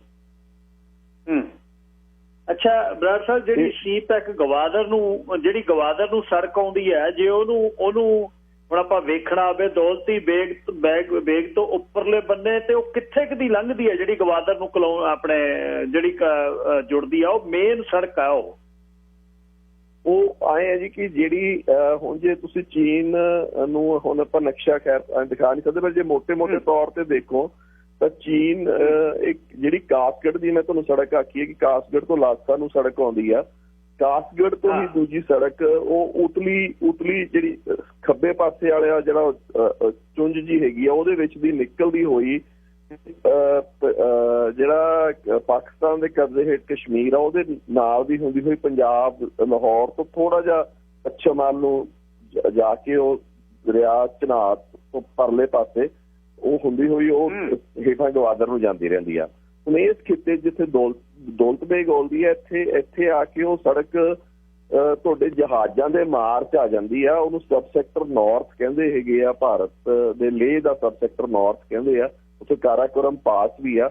ਇਹ ਜਿਹੜਾ ਲਦਾਖ ਦਾ ਹਿੱਸਾ ਹੈ ਜਿੱਥੇ ਸਾਰੀ ਇਹ ਜਿਹੜੀ ਕਵਾਇਦ ਚੱਲ ਰਹੀ ਹੈ ਇਸ ਟਾਈਮ, ਇੱਥੋਂ ਦੋਨੇ ਸੜਕਾਂ ਜਿਹੜੀਆਂ ਹੈਗੀਆਂ, ਇੱਕ ਕਾਸਗੜ੍ਹ ਤੋਂ ਤਿੱਬਤ ਵਾਲੀ ਤੇ ਉਧਰੋਂ ਕਾਸਗੜ੍ਹ ਤੋਂ ਸੀਪੈਕ, ਇਹ ਦੋਨੇ ਜਿਹੜੀਆਂ ਸੜਕਾਂ ਇਹ ਹਵਾਈ ਮਾਰਚ ਆ ਜਾਂਦੀਆਂ ਜੀ। ਇਸ ਕਰਕੇ ਵੀ ਇਹ ਚੀਨ ਨੂੰ ਇੰਪੋਰਟੈਂਟ ਆ, ਕਿਉਂਕਿ ਚੀਨ ਵਾਸਤੇ ਸੀਪੈਕ ਵੀ ਉਹਦੇ ਵਾਸਤੇ ਓਨੀ ਹੀ ਇੰਪੋਰਟੈਂਟ ਆ ਉਹ ਸੜਕ ਜਿੰਨੀ ਉਹਦੇ ਵਾਸਤੇ ਹੁਣ ਤਿੱਬਤ ਵਾਲੀ ਸੜਕ ਇੰਪੋਰਟੈਂਟ ਆ, ਜਾਂ ਕਹਿ ਲਓ ਆਪਦਾ ਇਲਾਕਾ ਇੰਪੋਰਟੈਂਟ ਆ। ਸੋ ਮੋਟੇ ਤੌਰ ਤੇ ਆਪਾਂ ਇਹ ਕੀ ਹੈ ਕਿ ਵੀ ਇਹ ਦੋਨੇ ਇੰਟਰਸਟ ਉਹਦੇ ਜਿਹੜੇ ਹੈਗੇ ਆ ਆਪਣਾ ਸਟ੍ਰੈਟੇਜਿਕ ਇੰਟਰਸਟ ਹੈਗੇ ਉਹ ਚੈਲੰਜ ਹੁੰਦੇ ਆ ਇਸ ਜਗ੍ਹਾ ਦੇ ਉੱਤੋਂ, ਤਾਂ ਵੀ ਇਹ ਇਲਾਕਾ ਉਹਦੇ ਵਾਸਤੇ ਬੜਾ ਇੰਪੋਰਟੈਂਟ ਹੈ। ਇਹਦੇ ਕਬਜ਼ਾ ਕਰਕੇ ਰੱਖਣਾ ਚਾਹੁੰਦਾ ਉਹ। ਤੇ ਜੇ ਅਸੀਂ ਉਹਨਾਂ ਦੀ ਸਟ੍ਰੈਟਜੀ ਵੇਖੀਏ ਜੀ, ਜਿਹੜੀ ਆਪਾਂ ਡੋਕਲਾਮ ਦੀ ਗੱਲ ਕਰਦੇ ਸੀ, ਡੋਕਲਾਮ ਤੋਂ ਬਾਅਦ ਡੋਕਲਾਮ ਦੇ ਉਸ ਪ੍ਰੋਬਲਮ ਤੋਂ ਬਾਅਦ ਚੀਨ ਨੇ ਤਕਰੀਬਨ ਆਪਦੇ ਸਾਰੇ ਬਾਰਡਰ ਦੇ ਨਾਲ ਸੜਕਾਂ ਤੇ ਰੇਲਵੇ ਲਾਈਨ ਬਣਾਤੀ ਆ। ਤੇ ਇੱਕ ਸੜਕ ਜੇ ਆਪਾਂ ਸੀਪੈਕ ਵਾਲਾ ਪਾਸੇ ਦੇਖੀਏ ਤਾਂ ਭਾਰਤ ਦੇ ਮਤਲਬ ਪੱਛਮ ਵਾਲੇ ਪਾਸੇ ਵੀ ਤੇ ਦੂਜੇ ਪਾਸੇ ਬਰਮਾ ਵਾਲੇ ਪਾਸੇ ਵੀ ਉਹਨਾਂ ਨੇ ਇੱਕ ਸੜਕ ਹੇਠਾਂ ਬੰਗਾਲ ਦੀ ਖਾੜੀ 'ਚ ਕੱਢਤੀ ਆ। ਸੋ ਭਾਰਤ ਨੂੰ ਤਕਰੀਬਨ 3 ਪਾਸੇ ਤੋਂ, ਜਿੱਥੇ ਉਹਨਾਂ ਦਾ ਲੈਂਡ ਏਰੀਆ ਭਾਰਤ ਦਾ, ਉਹ 3 ਪਾਸੇ ਤੋਂ ਇਸ ਟਾਈਮ ਚੀਨ ਤੇ ਜਾਂ ਚੀਨ ਦੇ ਪੱਛਮੀ ਮੁਲਕਾਂ ਨੇ ਘੇਰਿਆ ਹੋਇਆ ਹੈ। ਫਿਰ ਉਹਨਾਂ ਸੜਕਾਂ ਤੋਂ ਛੋਟੀਆਂ ਸੜਕਾਂ ਉਹਨਾਂ ਨੇ ਨੀਚੇ ਨੂੰ ਕੱਢੀਆਂ, ਜਾਂ ਇਹ ਕਹਿ ਲਓ ਭਾਰਤ ਦੀ ਸੀਮਾ ਨੂੰ ਕੱਢੀਆਂ, ਜਿਨ੍ਹਾਂ ਵਿੱਚੋਂ ਕੁਛ ਤਾਂ ਉਹਨਾਂ ਨੇ 2 ਤਾਂ ਬਹੁਤ ਵੱਡੀਆਂ ਸੜਕਾਂ ਨੇਪਾਲ ਨੂੰ ਹੀ ਕੱਢਤੀਆਂ, ਫਿਰ ਬਾਕੀ ਨਿੱਕੀਆਂ ਸੜਕਾਂ ਹੋਰ ਸੀਮਾ ਨੂੰ ਆਪਣਾ ਬਾਰਡਰ ਨੂੰ ਕੱਢਤੀਆਂ ਉਹਨਾਂ ਨੇ। ਉਹਦੇ ਨਾਲ ਇਹ ਆ ਕਿ ਉਹ ਕਿਸੇ ਸਮੇਂ ਵੀ ਆਪਦੀ ਫੌਜ ਲਿਆ ਸਕਦੇ ਆ ਬੜੀ ਤੇਜ਼ੀ ਨਾਲ। ਦੂਜਾ, ਉਹਨਾਂ ਨੇ ਆਪਦੀ ਫੌਜ ਨੂੰ ਉਹਨਾਂ ਨੂੰ ਪਿੱਛੋਂ ਨਹੀਂ ਲਿਆਉਣੀ ਪੈਂਦੀ ਫੌਜ। ਉਹਨਾਂ ਨੇ ਤਕਰੀਬਨ 2 ਲੱਖ ਫੌਜ ਆਪਦੀ ਉੱਥੇ ਸਟੇਸ਼ਨ ਕਰਤੀ ਆ। ਤਿੱਬਤ ਦੇ ਵਿੱਚ ਹੀ ਉਹਨਾਂ ਦਾ ਈਕੋ ਸਿਸਟਮ, ਉਹਨਾਂ ਦਾ ਹੈਬੀਟੈਟ ਬਣਾਤਾ ਹੈ। ਤਿੱਬਤ ਦੇ ਵਿੱਚ ਉਹ ਖੇਤੀ ਕਰਨ ਲੱਗ ਗਏ ਆ, ਤਾਂ ਉਹ ਸਾਰਾ ਕੁਛ ਉਹਨਾਂ ਨੇ ਉੱਥੇ ਕਰਤਾ। ਹੁਣ ਜਿਹੜੀ ਇਹ ਡਿਪਲੋਇਮੈਂਟ ਹੋ ਰਹੀ ਆ, ਇਹਦੇ ਵਿੱਚ ਕਮਾਲ ਦੀ ਗੱਲ ਇਹ ਹੈ ਗਿੱਲ ਸਾਹਿਬ ਕਿ ਉਹਨਾਂ ਨੇ 2019 ਦੇ ਵਿੱਚ ਇੱਕ ਸਮੋਲਰ ਟੈਂਕ, ਛੋਟਾ ਟੈਂਕ ਉਹਨਾਂ ਨੇ ਨੁਮਾਇਸ਼ ਕੀਤੀ ਸੀ ਆਪਦੀ ਪਰੇਡ ਤੇ। ਇੱਕ ਤੋਪ ਦੀ ਭਾਰੀ ਤੋਪ ਦੀ ਨੁਮਾਇਸ਼ ਕੀਤੀ ਸੀ ਜਿਹੜੀ ਬਹੁਤ ਹਾਈ ਆਲਟੀਚਿਊਡ ਤੇ ਗੋਲਾ ਮਾਰ ਸਕਦੀ ਆ। ਉਹ ਦੋਨੇ ਚੀਜ਼ਾਂ ਉਹ ਇਸ ਟਾਈਮ ਆਪਦੀ ਜੰਗ ਦੀ ਆਪਣਾ ਬਾਰਡਰ ਦੇ ਉੱਤੇ LAC ਦੇ ਬਿਲਕੁਲ ਨੇੜੇ ਲੈ ਆਏ ਹੈਗੇ ਆ ਜੀ। ਦੌਲਤ ਬੇਗ ਔਲਦੀ ਤੋਂ ਤਾਂ ਬਹੁਤ ਹੀ ਨੇੜੇ ਆ, ਤੇ ਇਸ ਗਲਵਾਨ ਵੈਲੀ ਦੇ ਵੀ ਪਿੱਛੇ ਖੜੀਆਂ ਉਹਨਾਂ ਦੀਆਂ। ਤੇ ਇਹ ਛੋਟੇ ਟੈਂਕ ਨਹੀਂ, ਉਹ ਵੈਸੇ ਉਹਨੂੰ ਲਾਈਟ ਟੈਂਕ ਕਹਿੰਦੇ ਆ, ਬਟ ਇਹ ਵੀ ਤਕਰੀਬਨ 30 ਟਨ ਦਾ ਟੈਂਕ ਹੈਗਾ ਜੀ। ਜਿਹੜੀਆਂ ਤੇ 2 ਡਿਵੀਜ਼ਨਾਂ ਮਾਊਂਟਨ ਡਿਵੀਜ਼ਨ ਉਹ ਉਹਦੀਆਂ ਇੱਥੇ ਲੈ ਆਏ ਹੈਗੇ ਆ ਸਟਰਾਈਕਿੰਗ ਦੇ ਉੱਤੇ। ਹਾਲਾਂਕਿ 2 ਮਾਊਂਟਨ ਡਿਵੀਜ਼ਨ ਪੂਰੀਆਂ ਨਹੀਂ ਪੈਂਦੀਆਂ, ਕਿਉਂਕਿ ਭਾਰਤ ਵਾਲੇ ਪਾਸਿਓਂ ਜਿਹੜਾ ਥੋੜੇ ਜਿਹੇ ਪਹਾੜ ਜ਼ਿਆਦਾ ਹੈਗੇ ਆ, ਤੇ ਉਹਨਾਂ ਦੇ ਉੱਤੇ ਉਹਨਾਂ ਨੂੰ ਕਵਰ ਕਰਨ ਵਾਸਤੇ ਤਕਰੀਬਨ ਜਿੱਥੇ ਇੱਕ ਡਿਫੈਂਡਰ ਆ ਉੱਥੇ 12 ਹਮਲਾਵਰ ਚਾਹੀਦੇ ਹੁੰਦੇ ਆ। ਇੱਕ ਰੇਸ਼ੋ ਜੀ ਹੁੰਦੀ ਆ ਇਹ ਜੇ ਪਹਾੜਾਂ ਦੇ ਵਿੱਚ 9 ਤੋਂ 12 ਦੀ ਹੁੰਦੀ ਹੈ, ਕਿ ਜਿੱਥੇ ਇੱਕ ਬੰਦਾ ਡਿਫੈਂਡ ਕਰ ਰਿਹਾ ਹੋਊਗਾ ਜਾਂ ਉਹਨੂੰ ਰੋਕ ਰਿਹਾ ਹੋਊਗਾ, ਡਿਫੈਂਸਿਵ ਪੋਜੀਸ਼ਨ 'ਚ ਹੋਊਗਾ, ਤੇ ਸਾਹਮਣੇ 9 ਤੋਂ ਲੈ ਕੇ 12 ਬੰਦੇ ਚਾਹੀਦੇ ਹੁੰਦੇ। ਇੰਨੀ ਗਿਣਤੀ ਉਹਦੇ ਕੋਲੇ ਹੈ ਨਹੀਂ ਗੀ ਹਲੇ, ਪਰ ਜਿੰਨੀ ਤੇਜ਼ੀ ਨਾਲ ਉਹ ਲੈ ਕੇ ਆਇਆ ਤੇ ਜਿੰਨੇ ਸਟਰੈਂਥ ਨੂੰ ਉਹ ਲੈ ਕੇ ਆਇਆ, ਇਹ ਬਹੁਤ ਅਚੰਭੇ ਵਾਲੀ ਗੱਲ ਆ ਭਾਰਤ ਵਾਸਤੇ। ਭਾਰਤ ਨੂੰ ਪਤਾ ਹੀ ਨਹੀਂ ਲੱਗਿਆ, ਇੰਟੈਲੀਜੈਂਸ ਏਜੰਸੀਜ਼ ਨੂੰ ਜਾਂ ਕਿਸੇ ਨੂੰ ਵੀ। ਇੱਕ ਬ੍ਰੇਕ ਲੈ ਲਈਏ ਜੀ, ਵਾਪਸ ਆ ਕੇ ਆਪਾਂ ਇਸ ਤੇ ਅੱਗੇ ਚੱਲਦੇ ਹਾਂ। ਤਿੱਬਤ ਨੂੰ ਜੇ ਦੇਖਦੇ ਹਾਂ, ਬਾਕੀ ਸਾਰਾ ਚੀਨ ਹੈ ਜਿਹੜਾ ਤਾਇਵਾਨ ਤੋਂ ਉੱਪਰਲੇ ਪਾਸੇ, ਵੀਅਤਨਾਮ ਤੋਂ ਉੱਪਰ ਜ਼ਿਆਦਾ ਸੂਬੇ ਉੱਥੇ ਨੇ, ਤੇ ਇੱਧਰ ਨੂੰ ਤਿੱਬਤ ਤੇ ਜਿਹੜਾ ਸ਼ਿਨਜਿਆਂਗ ਤੁਸੀਂ ਸੂਬਾ ਕਹਿ ਰਹੇ ਹੋ, ਉਹ ਤੇ ਅਸਲ ਦੇਸ਼ ਜੇ ਚਾਈਨਾ ਦਾ ਮੈਪ ਹੀ ਤੁਸੀਂ ਦੇਖਦੇ ਹੋ ਬਹੁਤ ਵੱਡਾ ਦੇਸ਼ ਹੈ ਤੇ ਬਹੁਤ ਦੇਸ਼ਾਂ ਨੂੰ ਉਹ ਕਵਰ ਕਰਦਾ ਹੈ। ਆਲੇ ਵਾਪਸ ਆ ਕੇ ਸਾਹਿਬ ਬਰਾੜ ਦੇ ਨਾਲ ਇਸ ਏਰੀਏ ਦੇ ਵਿੱਚ ਫਿਰ ਉਹ ਐਗਜ਼ੈਕਟਲੀ ਹੋਇਆ ਕੀ ਉੱਥੇ ਆਵਾਂਗੇ ਤੇ 20 ਜਿਹੜੇ ਫੌਜੀ ਉਹ ਕਿਸ ਤਰ੍ਹਾਂ ਮਰੇ ਨੇ ਉੱਥੇ ਆ ਕੇ ਗੱਲ ਕਰ। ਰਾਜਪਾਲ ਸਿੰਘ ਬਰਾੜ ਮੇਰੇ ਨਾਲ ਨੇ। ਗੱਲਬਾਤ ਚੱਲ ਰਹੀ ਹੈ ਲੇਟੈਸਟ ਜਿਹੜੀ ਟੈਂਸ਼ਨ ਕ੍ਰੀਏਟ ਹੋਈ ਹੈ ਚੀਨ ਦੇ ਨਾਲ ਉਹਦੇ ਬਾਰੇ।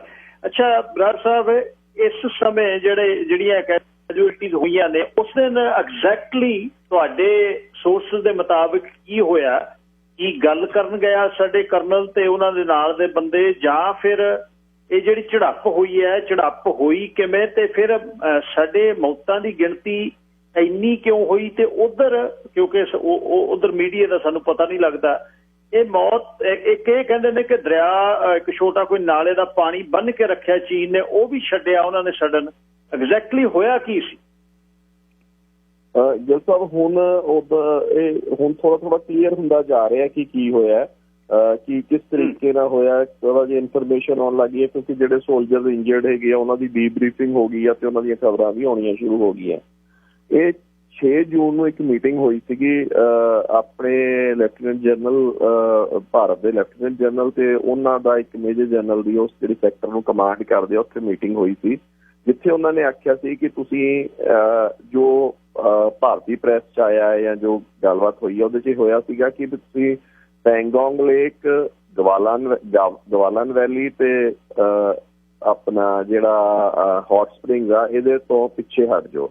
ਇਹਦੇ 'ਚ ਪੈਂਗੋਂਗ ਲੇਕ ਤੇ ਹੌਟ ਸਪ੍ਰਿੰਗਸ ਇੰਨੇ ਇੰਪੋਰਟੈਂਟ ਸਟ੍ਰੈਟੇਜਿਕਲੀ ਨਹੀਂ ਗਏ ਚੀਨੀ ਵਾਸਤੇ ਜਿੰਨੀ ਸਭ ਤੋਂ ਇੰਪੋਰਟੈਂਟ ਉਹਨਾਂ ਦੀ ਗਲਵਾਨ ਹਾਈਟ ਸੀਗੀਆਂ ਜਿੱਥੇ ਉਹ ਬੈਠੇ। ਗਲਵਾਨ ਹਾਈਟ ਜਿਹੜੀ ਹੈ ਇੱਕ ਨਾਲਾ ਹੈ ਗਲਵਾਨ ਉਹ ਆ ਕੇ ਇੱਕ ਸ਼ਾਇਕ ਦਰਿਆ ਉਹਦੇ ਨਾਲ ਰਲਦਾ ਉੱਥੇ ਜੇ ਉਹ ਇਹ ਬੈਠੇ ਉੱਥੇ ਪੈਟਰੋਲ ਪੁਆਇੰਟ 14 ਆ। ਪੈਟਰੋਲ ਪੁਆਇੰਟ 14 ਤੋਂ ਇਹ ਹੋਇਆ ਸੀਗਾ ਕਿ ਤੁਸੀਂ 4 ਜਾਂ 5 ਕਿਲੋਮੀਟਰ ਅੰਦਰ ਹੋ ਜਾਓ ਤੇ ਭਾਰਤ ਵੀ ਉਹ ਨਾਲੇ ਤੋਂ ਪਰਲੇ ਪਾਸੇ ਸ਼ਹਿਰ ਤੋਂ ਪੱਛਮ ਵਾਲੇ ਪਾਸੇ ਹੋ ਜਾਊਗਾ ਤੇ ਇਹ ਪੂਰਬ ਵਾਲੇ ਪਾਸੇ ਹੋ ਜਾਣਗੇ।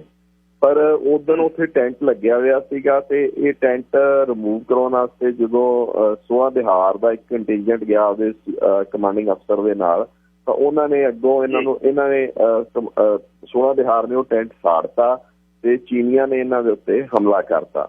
ਉਹ ਪਾਣੀ ਦਰਿਆ ਦਾ ਬੰਨਿਆ ਕਿਸ ਕਾਰਨਾਂ ਕਰਕੇ ਬੰਨਿਆ ਉਹਦਾ ਇਸ ਨਾਲ ਕੋਈ ਤਾਲੁਕ ਹੈ ਜਾਂ ਨਹੀਂ ਹੈ ਪਰ ਸੈਟੇਲਾਈਟ ਪਿਕਚਰਸ ਆ ਰਹੀਆਂ ਕਿ ਉਹਨਾਂ ਨੇ ਦਰਿਆ ਦਾ ਵੀ ਪਾਣੀ ਬੰਨਣਾ ਸ਼ੁਰੂ ਕਰਤਾ ਉੱਥੇ ਕੋਈ ਡੈਮ ਨੁਮਾ ਕੰਸਟਰਕਸ਼ਨ ਕਰਤੀ ਆ। ਪਰ ਜੋ ਮੋਟਾ ਹੋਇਆ ਉਹਨਾਂ ਕੋਲ ਡੰਡੇ ਸੀ ਜਿਹਦੇ ਉੱਤੇ ਕਿਉਂਕਿ ਹਥਿਆਰ ਤਾਂ ਉੱਥੇ ਕੈਰੀ ਚਲਾ ਨਹੀਂ ਸਕਦੇ ਸੀ ਤਾਂ ਡੰਡੇ ਸੀ ਜਿਹਦੇ ਉੱਤੇ ਉਹਨਾਂ ਨੇ ਉਹ ਤਾਰਾਂ ਜਾਂ ਮੇਖਾਂ ਲਾਈਆਂ ਸੀ ਜਾਂ ਤਾਰਾਂ ਵਲੇਟੀਆਂ ਗਈਆਂ ਸੀ ਤੇ ਉਹਨਾਂ ਨੇ ਕੁੱਟਮਾਰ ਸ਼ੁਰੂ ਕਰਤੀ। ਤੇ ਪਹਿਲਾ ਹੱਲਾ ਜਦੋਂ ਬੋਲਿਆ ਤਾਂ ਉਹਦੇ ਵਿੱਚ ਤਕਰੀਬਨ 3 ਸੀਓ ਜਿਹੜੇ ਕਮਾਂਡਿੰਗ ਅਫਸਰ ਸੀ ਉਹਦੇ ਸੱਟਾਂ ਵੱਜੀਆਂ ਉਹ ਦਰਿਆ 'ਚ ਡਿੱਗ ਪਏ ਤੇ ਹੋਰ ਵੀ 2-3 ਬੰਦੇ ਇੰਜਰਡ ਹੋ ਗਏ। ਕੁਛ ਹੋਰ ਜਿਹੜੇ ਉੱਧਰੋਂ ਭੱਜ ਕੇ ਆਏ ਉਹਨਾਂ ਨੂੰ ਵੀ ਉਹਨਾਂ ਨੇ ਇੰਜਰ ਕਰਤਾ। ਇਹ ਸ਼ਾਮ ਪੈਣ ਤੇ ਇੱਕ ਦੂਜੇ ਨਾਲ ਘੁਸੁੰਨ-ਮੁੱਕੀ ਜੀ ਸ਼ੁਰੂ ਹੋਈ ਜਾਂ ਝੜਪਾਂ ਸ਼ੁਰੂ ਹੋਈਆਂ ਤੇ ਰਾਤ ਤੱਕ ਚੱਲੀਆਂ। ਫਿਰ ਅੱਜ ਪ੍ਰੈਸ ਦੇ ਵਿੱਚ ਜਿਹੜਾ ਅੱਜ ਕੁਛ ਖਬਰਾਂ ਆਈਆਂ ਅੱਜ ਜਨਰਲ ਸ਼ਰਮਾ ਹੈਗੇ ਆ ਉਹਨਾਂ ਨੇ ਇੱਕ ਚੈਨਲ ਤੇ ਦੱਸਿਆ ਜਨਰਲ ਸ਼ਰਮਾ ਜਿਹੜੇ ਸੀ ਉਹ ਕੋਰ ਕਮਾਂਡਰ ਰਹੇ ਸੀਗੇ ਉੱਥੇ ਜਨਰਲ ਹਰਿੰਦਰ ਸਿੰਘ ਦੀ ਜਗ੍ਹਾ 2013-14 ਦੇ ਆਸ-ਪਾਸ ਸੀ। ਉਹਨਾਂ ਨੇ ਦੱਸਿਆ ਕਿ ਵੀ ਇੱਕ ਉੱਥੇ ਤੋਪਖਾਨੇ ਦੀ ਰੈਜੀਮੈਂਟ ਸੀ 3 ਮੀਡੀਅਮ ਜਾਣਾ ਇਹ ਪਿਓਰ ਸਿੱਖ ਰੈਜੀਮੈਂਟ ਹੁੰਦੀ ਆ। ਮਤਲਬ ਜਿਹੜੀਆਂ ਰੈਜੀਮੈਂਟਾਂ ਹੁੰਦੀਆਂ ਜੀ ਉਹ ਕੁਛ ਪਿਓਰ ਹੁੰਦੀਆਂ। ਪਿਓਰ ਦਾ ਮਤਲਬ ਹੁੰਦਾ ਕਿ ਇੱਕ ਹੀ ਨਸਲ ਹੋਵੇ ਜਿਵੇਂ ਰਾਜਪੂਤ ਆ ਤਾਂ ਰਾਜਪੂਤ ਹੀ ਪਿਓਰ ਹੋਣਗੇ ਸਿੱਖ ਆ ਸਿੱਖ ਪਿਓਰ ਹੋਣਗੇ। ਕੁਛ ਪੰਜਾਬ ਰੈਜੀਮੈਂਟਾਂ ਆ ਰਹੀਆਂ ਹੁੰਦੀਆਂ ਜਿਹੜੀਆਂ ਮਿਕਸ ਹੁੰਦੀਆਂ ਮਤਲਬ ਜਿਵੇਂ 2 ਕੰਪਨੀਆਂ ਸਿੱਖਾਂ ਦੀਆਂ ਹੋਣਗੀਆਂ 2 ਹੋਰ ਪੰਜਾਬੀ ਹੋਣਗੇ ਜਿਵੇਂ ਅੱਜ ਕੱਲ੍ਹ ਗੜਵਾਲ ਕਾਂਗੜੇ ਦੇ ਆਸ-ਪਾਸ ਕਾਂਗੜਾ ਦੀਆਂ ਟੀਮ ਕਰਨੇ ਆ ਕਾਂਗੜੇ ਤੇ ਊਨੇ ਦੇ ਆਸ-ਪਾਸ ਦੇ ਰਾਜਪੂਤ ਹੁੰਦੇ ਹੈਗੇ ਤਾਂ ਇਹ ਇਸ ਤਰ੍ਹਾਂ ਹੀ ਤਾਂ ਉਹ ਜਿਹੜੇ ਤੋਪਖਾਨੇ ਵਾਲੇ ਸੀਗੇ ਉਹ 3 ਮੀਡੀਅਮ ਵਾਲੇ ਸੀਗੇ ਤੇ ਉਹਨਾਂ ਨੇ ਜਦੋਂ ਆਵਾਜ਼ਾਂ ਸੁਣੀਆਂ ਤੇ ਉਹਨਾਂ ਨੇ ਹੈਲਪ ਵਾਸਤੇ ਸੁਣੀ ਤਾਂ ਉਹ ਭੱਜੇ ਆਏ ਤੇ ਉਹਨਾਂ ਨੇ ਚੀਨੀਆਂ ਨੂੰ ਉੱਥੇ ਧੱਕਿਆ। ਹੁਣ ਕਿਤੇ ਇਹ ਗੱਲਾਂ ਆ ਰਹੀਆਂ ਕਿ ਵੀ ਉਹਨਾਂ ਨੇ ਉਸ ਟਾਈਮ ਜੇ ਹਥਿਆਰ ਨਹੀਂ ਚਲਾ ਸੀ ਤਾਂ ਉਹਨਾਂ ਨੇ ਬੈਨੇਟਸ ਵੀ ਲਾ ਲਏ ਸੀ ਤੇ ਬੈਨੇਟਸ ਨਾਲ ਉਹਨਾਂ ਨੇ ਮਾਰੇ ਤੇ ਜਿਹਦੇ ਕਰਕੇ ਚੀਨੀ ਮੌਤਾਂ ਜ਼ਿਆਦਾ ਹੋਈਆਂ ਉਸ ਬਾਅਦ 'ਚ। ਪਹਿਲੇ ਹੱਲੇ ਉਹ ਮਾਰ ਗਏ, ਦੂਜੇ ਹੱਲੇ ਜਦੋਂ ਬੈਨਟਸ ਲੱਗ ਗਏ ਅੱਗੋਂ, ਤਾਂ ਫਿਰ ਉਹ ਬੈਨਟ ਨਾਲ ਲੜਨਾ ਥੋੜ੍ਹਾ ਜਿਹਾ ਮੁਸ਼ਕਿਲ ਹੋ ਗਿਆ। ਪਰ ਇਹ ਬੈਨਟ ਹਲੇ ਕਨਫਰਮਡ ਨਹੀਂ, ਕੋਈ ਰਿਪੋਰਟ ਨਹੀਂ ਆ ਰਹੀ ਹੈ ਜੀ। ਇਹ ਸਿਰਫ ਮੈਂ ਜਨਰਲ ਸਾਹਿਬ ਦੀ ਗੱਲ ਤੋਂ ਸੁਣਿਆ। ਉੱਥੇ ਉਹਨੇ ਆਈ ਹੈ ਕਿ ਉਹ ਜੋ 3 ਫੀਲਡ ਆਈ ਉਹਨੇ ਧੱਕੇ ਵਾਪਸ, ਤੇ ਉਸ ਤੋਂ ਬਾਅਦ ਉੱਥੇ ਪੰਜਾਬ ਰੈਜੀਮੈਂਟ ਵੀ ਆ ਗਈ ਤੇ ਕਈ ਇਕੱਠੇ ਹੋ ਗਏ ਤੇ ਉਹਨਾਂ ਨੇ ਚੀਨੀਆਂ ਤੇ ਦਬਾਅ ਪਾ ਕੇ ਉਹਨਾਂ ਨੂੰ ਵਾਪਸ ਪੁਸ਼ ਕਰਤਾ। ਮੋਟਾ ਮੋਟਾ ਇਹ ਇੰਸੀਡੈਂਟ ਆ ਰਿਹਾ, ਪਰ ਕਿਉਂਕਿ ਜੰਗ ਦੇ ਮੈਦਾਨ ਦੇ ਵਿੱਚੋਂ ਬਿਲਕੁਲ ਸੱਚ ਚੀਜ਼ਾਂ ਆਉਣੀਆਂ, ਸੱਚੀਆਂ ਗੱਲਾਂ ਆਉਣੀਆਂ ਜਾਂ ਪੂਰਾ ਉਹਦਾ ਸਿਨੈਰੀਓ ਬਣਾ ਲੈਣਾ ਥੋੜਾ ਮੁਸ਼ਕਿਲ ਹੁੰਦਾ। ਪਰ ਇਹ ਗੱਲਾਂ ਹੋਰ 10-15 ਦਿਨਾਂ ਤੱਕ ਬਿਲਕੁਲ ਕਲੀਅਰ ਹੋ ਜਾਣੀਆਂ ਕਿ ਵੀ ਐਕਚੁਅਲੀ ਹੋਇਆ ਕੀ ਉੱਥੇ।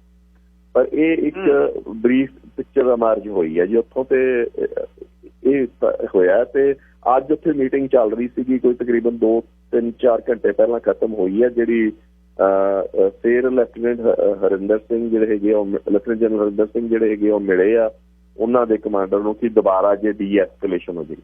ਪਰ ਜੋ ਰੁਖ ਅਖਤਿਆਰ ਕੀਤਾ ਗਿਆ ਚੀਨੀ ਮੀਡੀਆ ਵੱਲੋਂ ਤੇ ਜਿੰਨਾ ਉੱਥੇ ਦਬਾਅ ਬਣ ਰਿਹਾ ਉੱਥੇ ਆਪਦੀ ਪਬਲਿਕ ਦਾ ਵੀ, ਜੋ ਥੋੜਾ ਬਹੁਤ ਖਬਰਾਂ ਆ ਰਹੀਆਂ ਉਹਦੇ ਹਿਸਾਬ ਨਾਲ ਕਿ ਉਹ ਕਰੜੇ ਰੁਖ ਅਪਣਾਇਆ ਗਿਆ ਉਹਨਾਂ ਨੇ ਭਾਰਤ ਵੱਲ।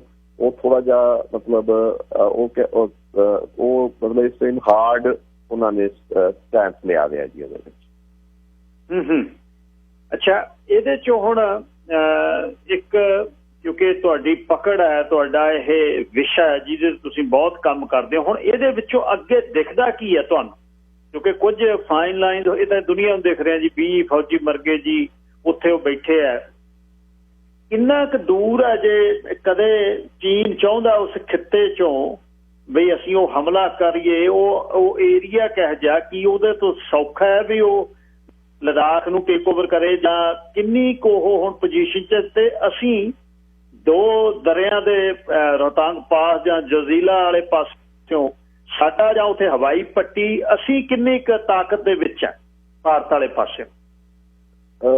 ਗਿਲ ਸਾਹਿਬ, ਇੱਕ ਤਾਂ ਆਪਾਂ ਇਹ ਲਗਾ ਸਕਦੇ ਹਾਂ ਕਿ ਉਹਨਾਂ ਦਾ ਇਸ ਟਾਈਮ ਟੈਕਟੀਕਲ ਜਾਂ ਕਹਿ ਲਓ ਵੀ ਛੋਟੇ ਪੱਧਰ ਤੇ ਉਹਨਾਂ ਦਾ ਕੀ ਆਬਜੈਕਟਿਵ ਆ, ਤੇ ਵੱਡੇ ਗ੍ਰੈਂਡਰ ਆਬਜੈਕਟਿਵ ਕੀ ਹੈਗਾ, ਜਾਂ ਸਟ੍ਰੈਟੇਜਿਕਲ ਆਬਜੈਕਟਿਵ ਜਾਂ ਰਣਨੀਤਿਕ ਨੀਡ ਕੀ ਆ।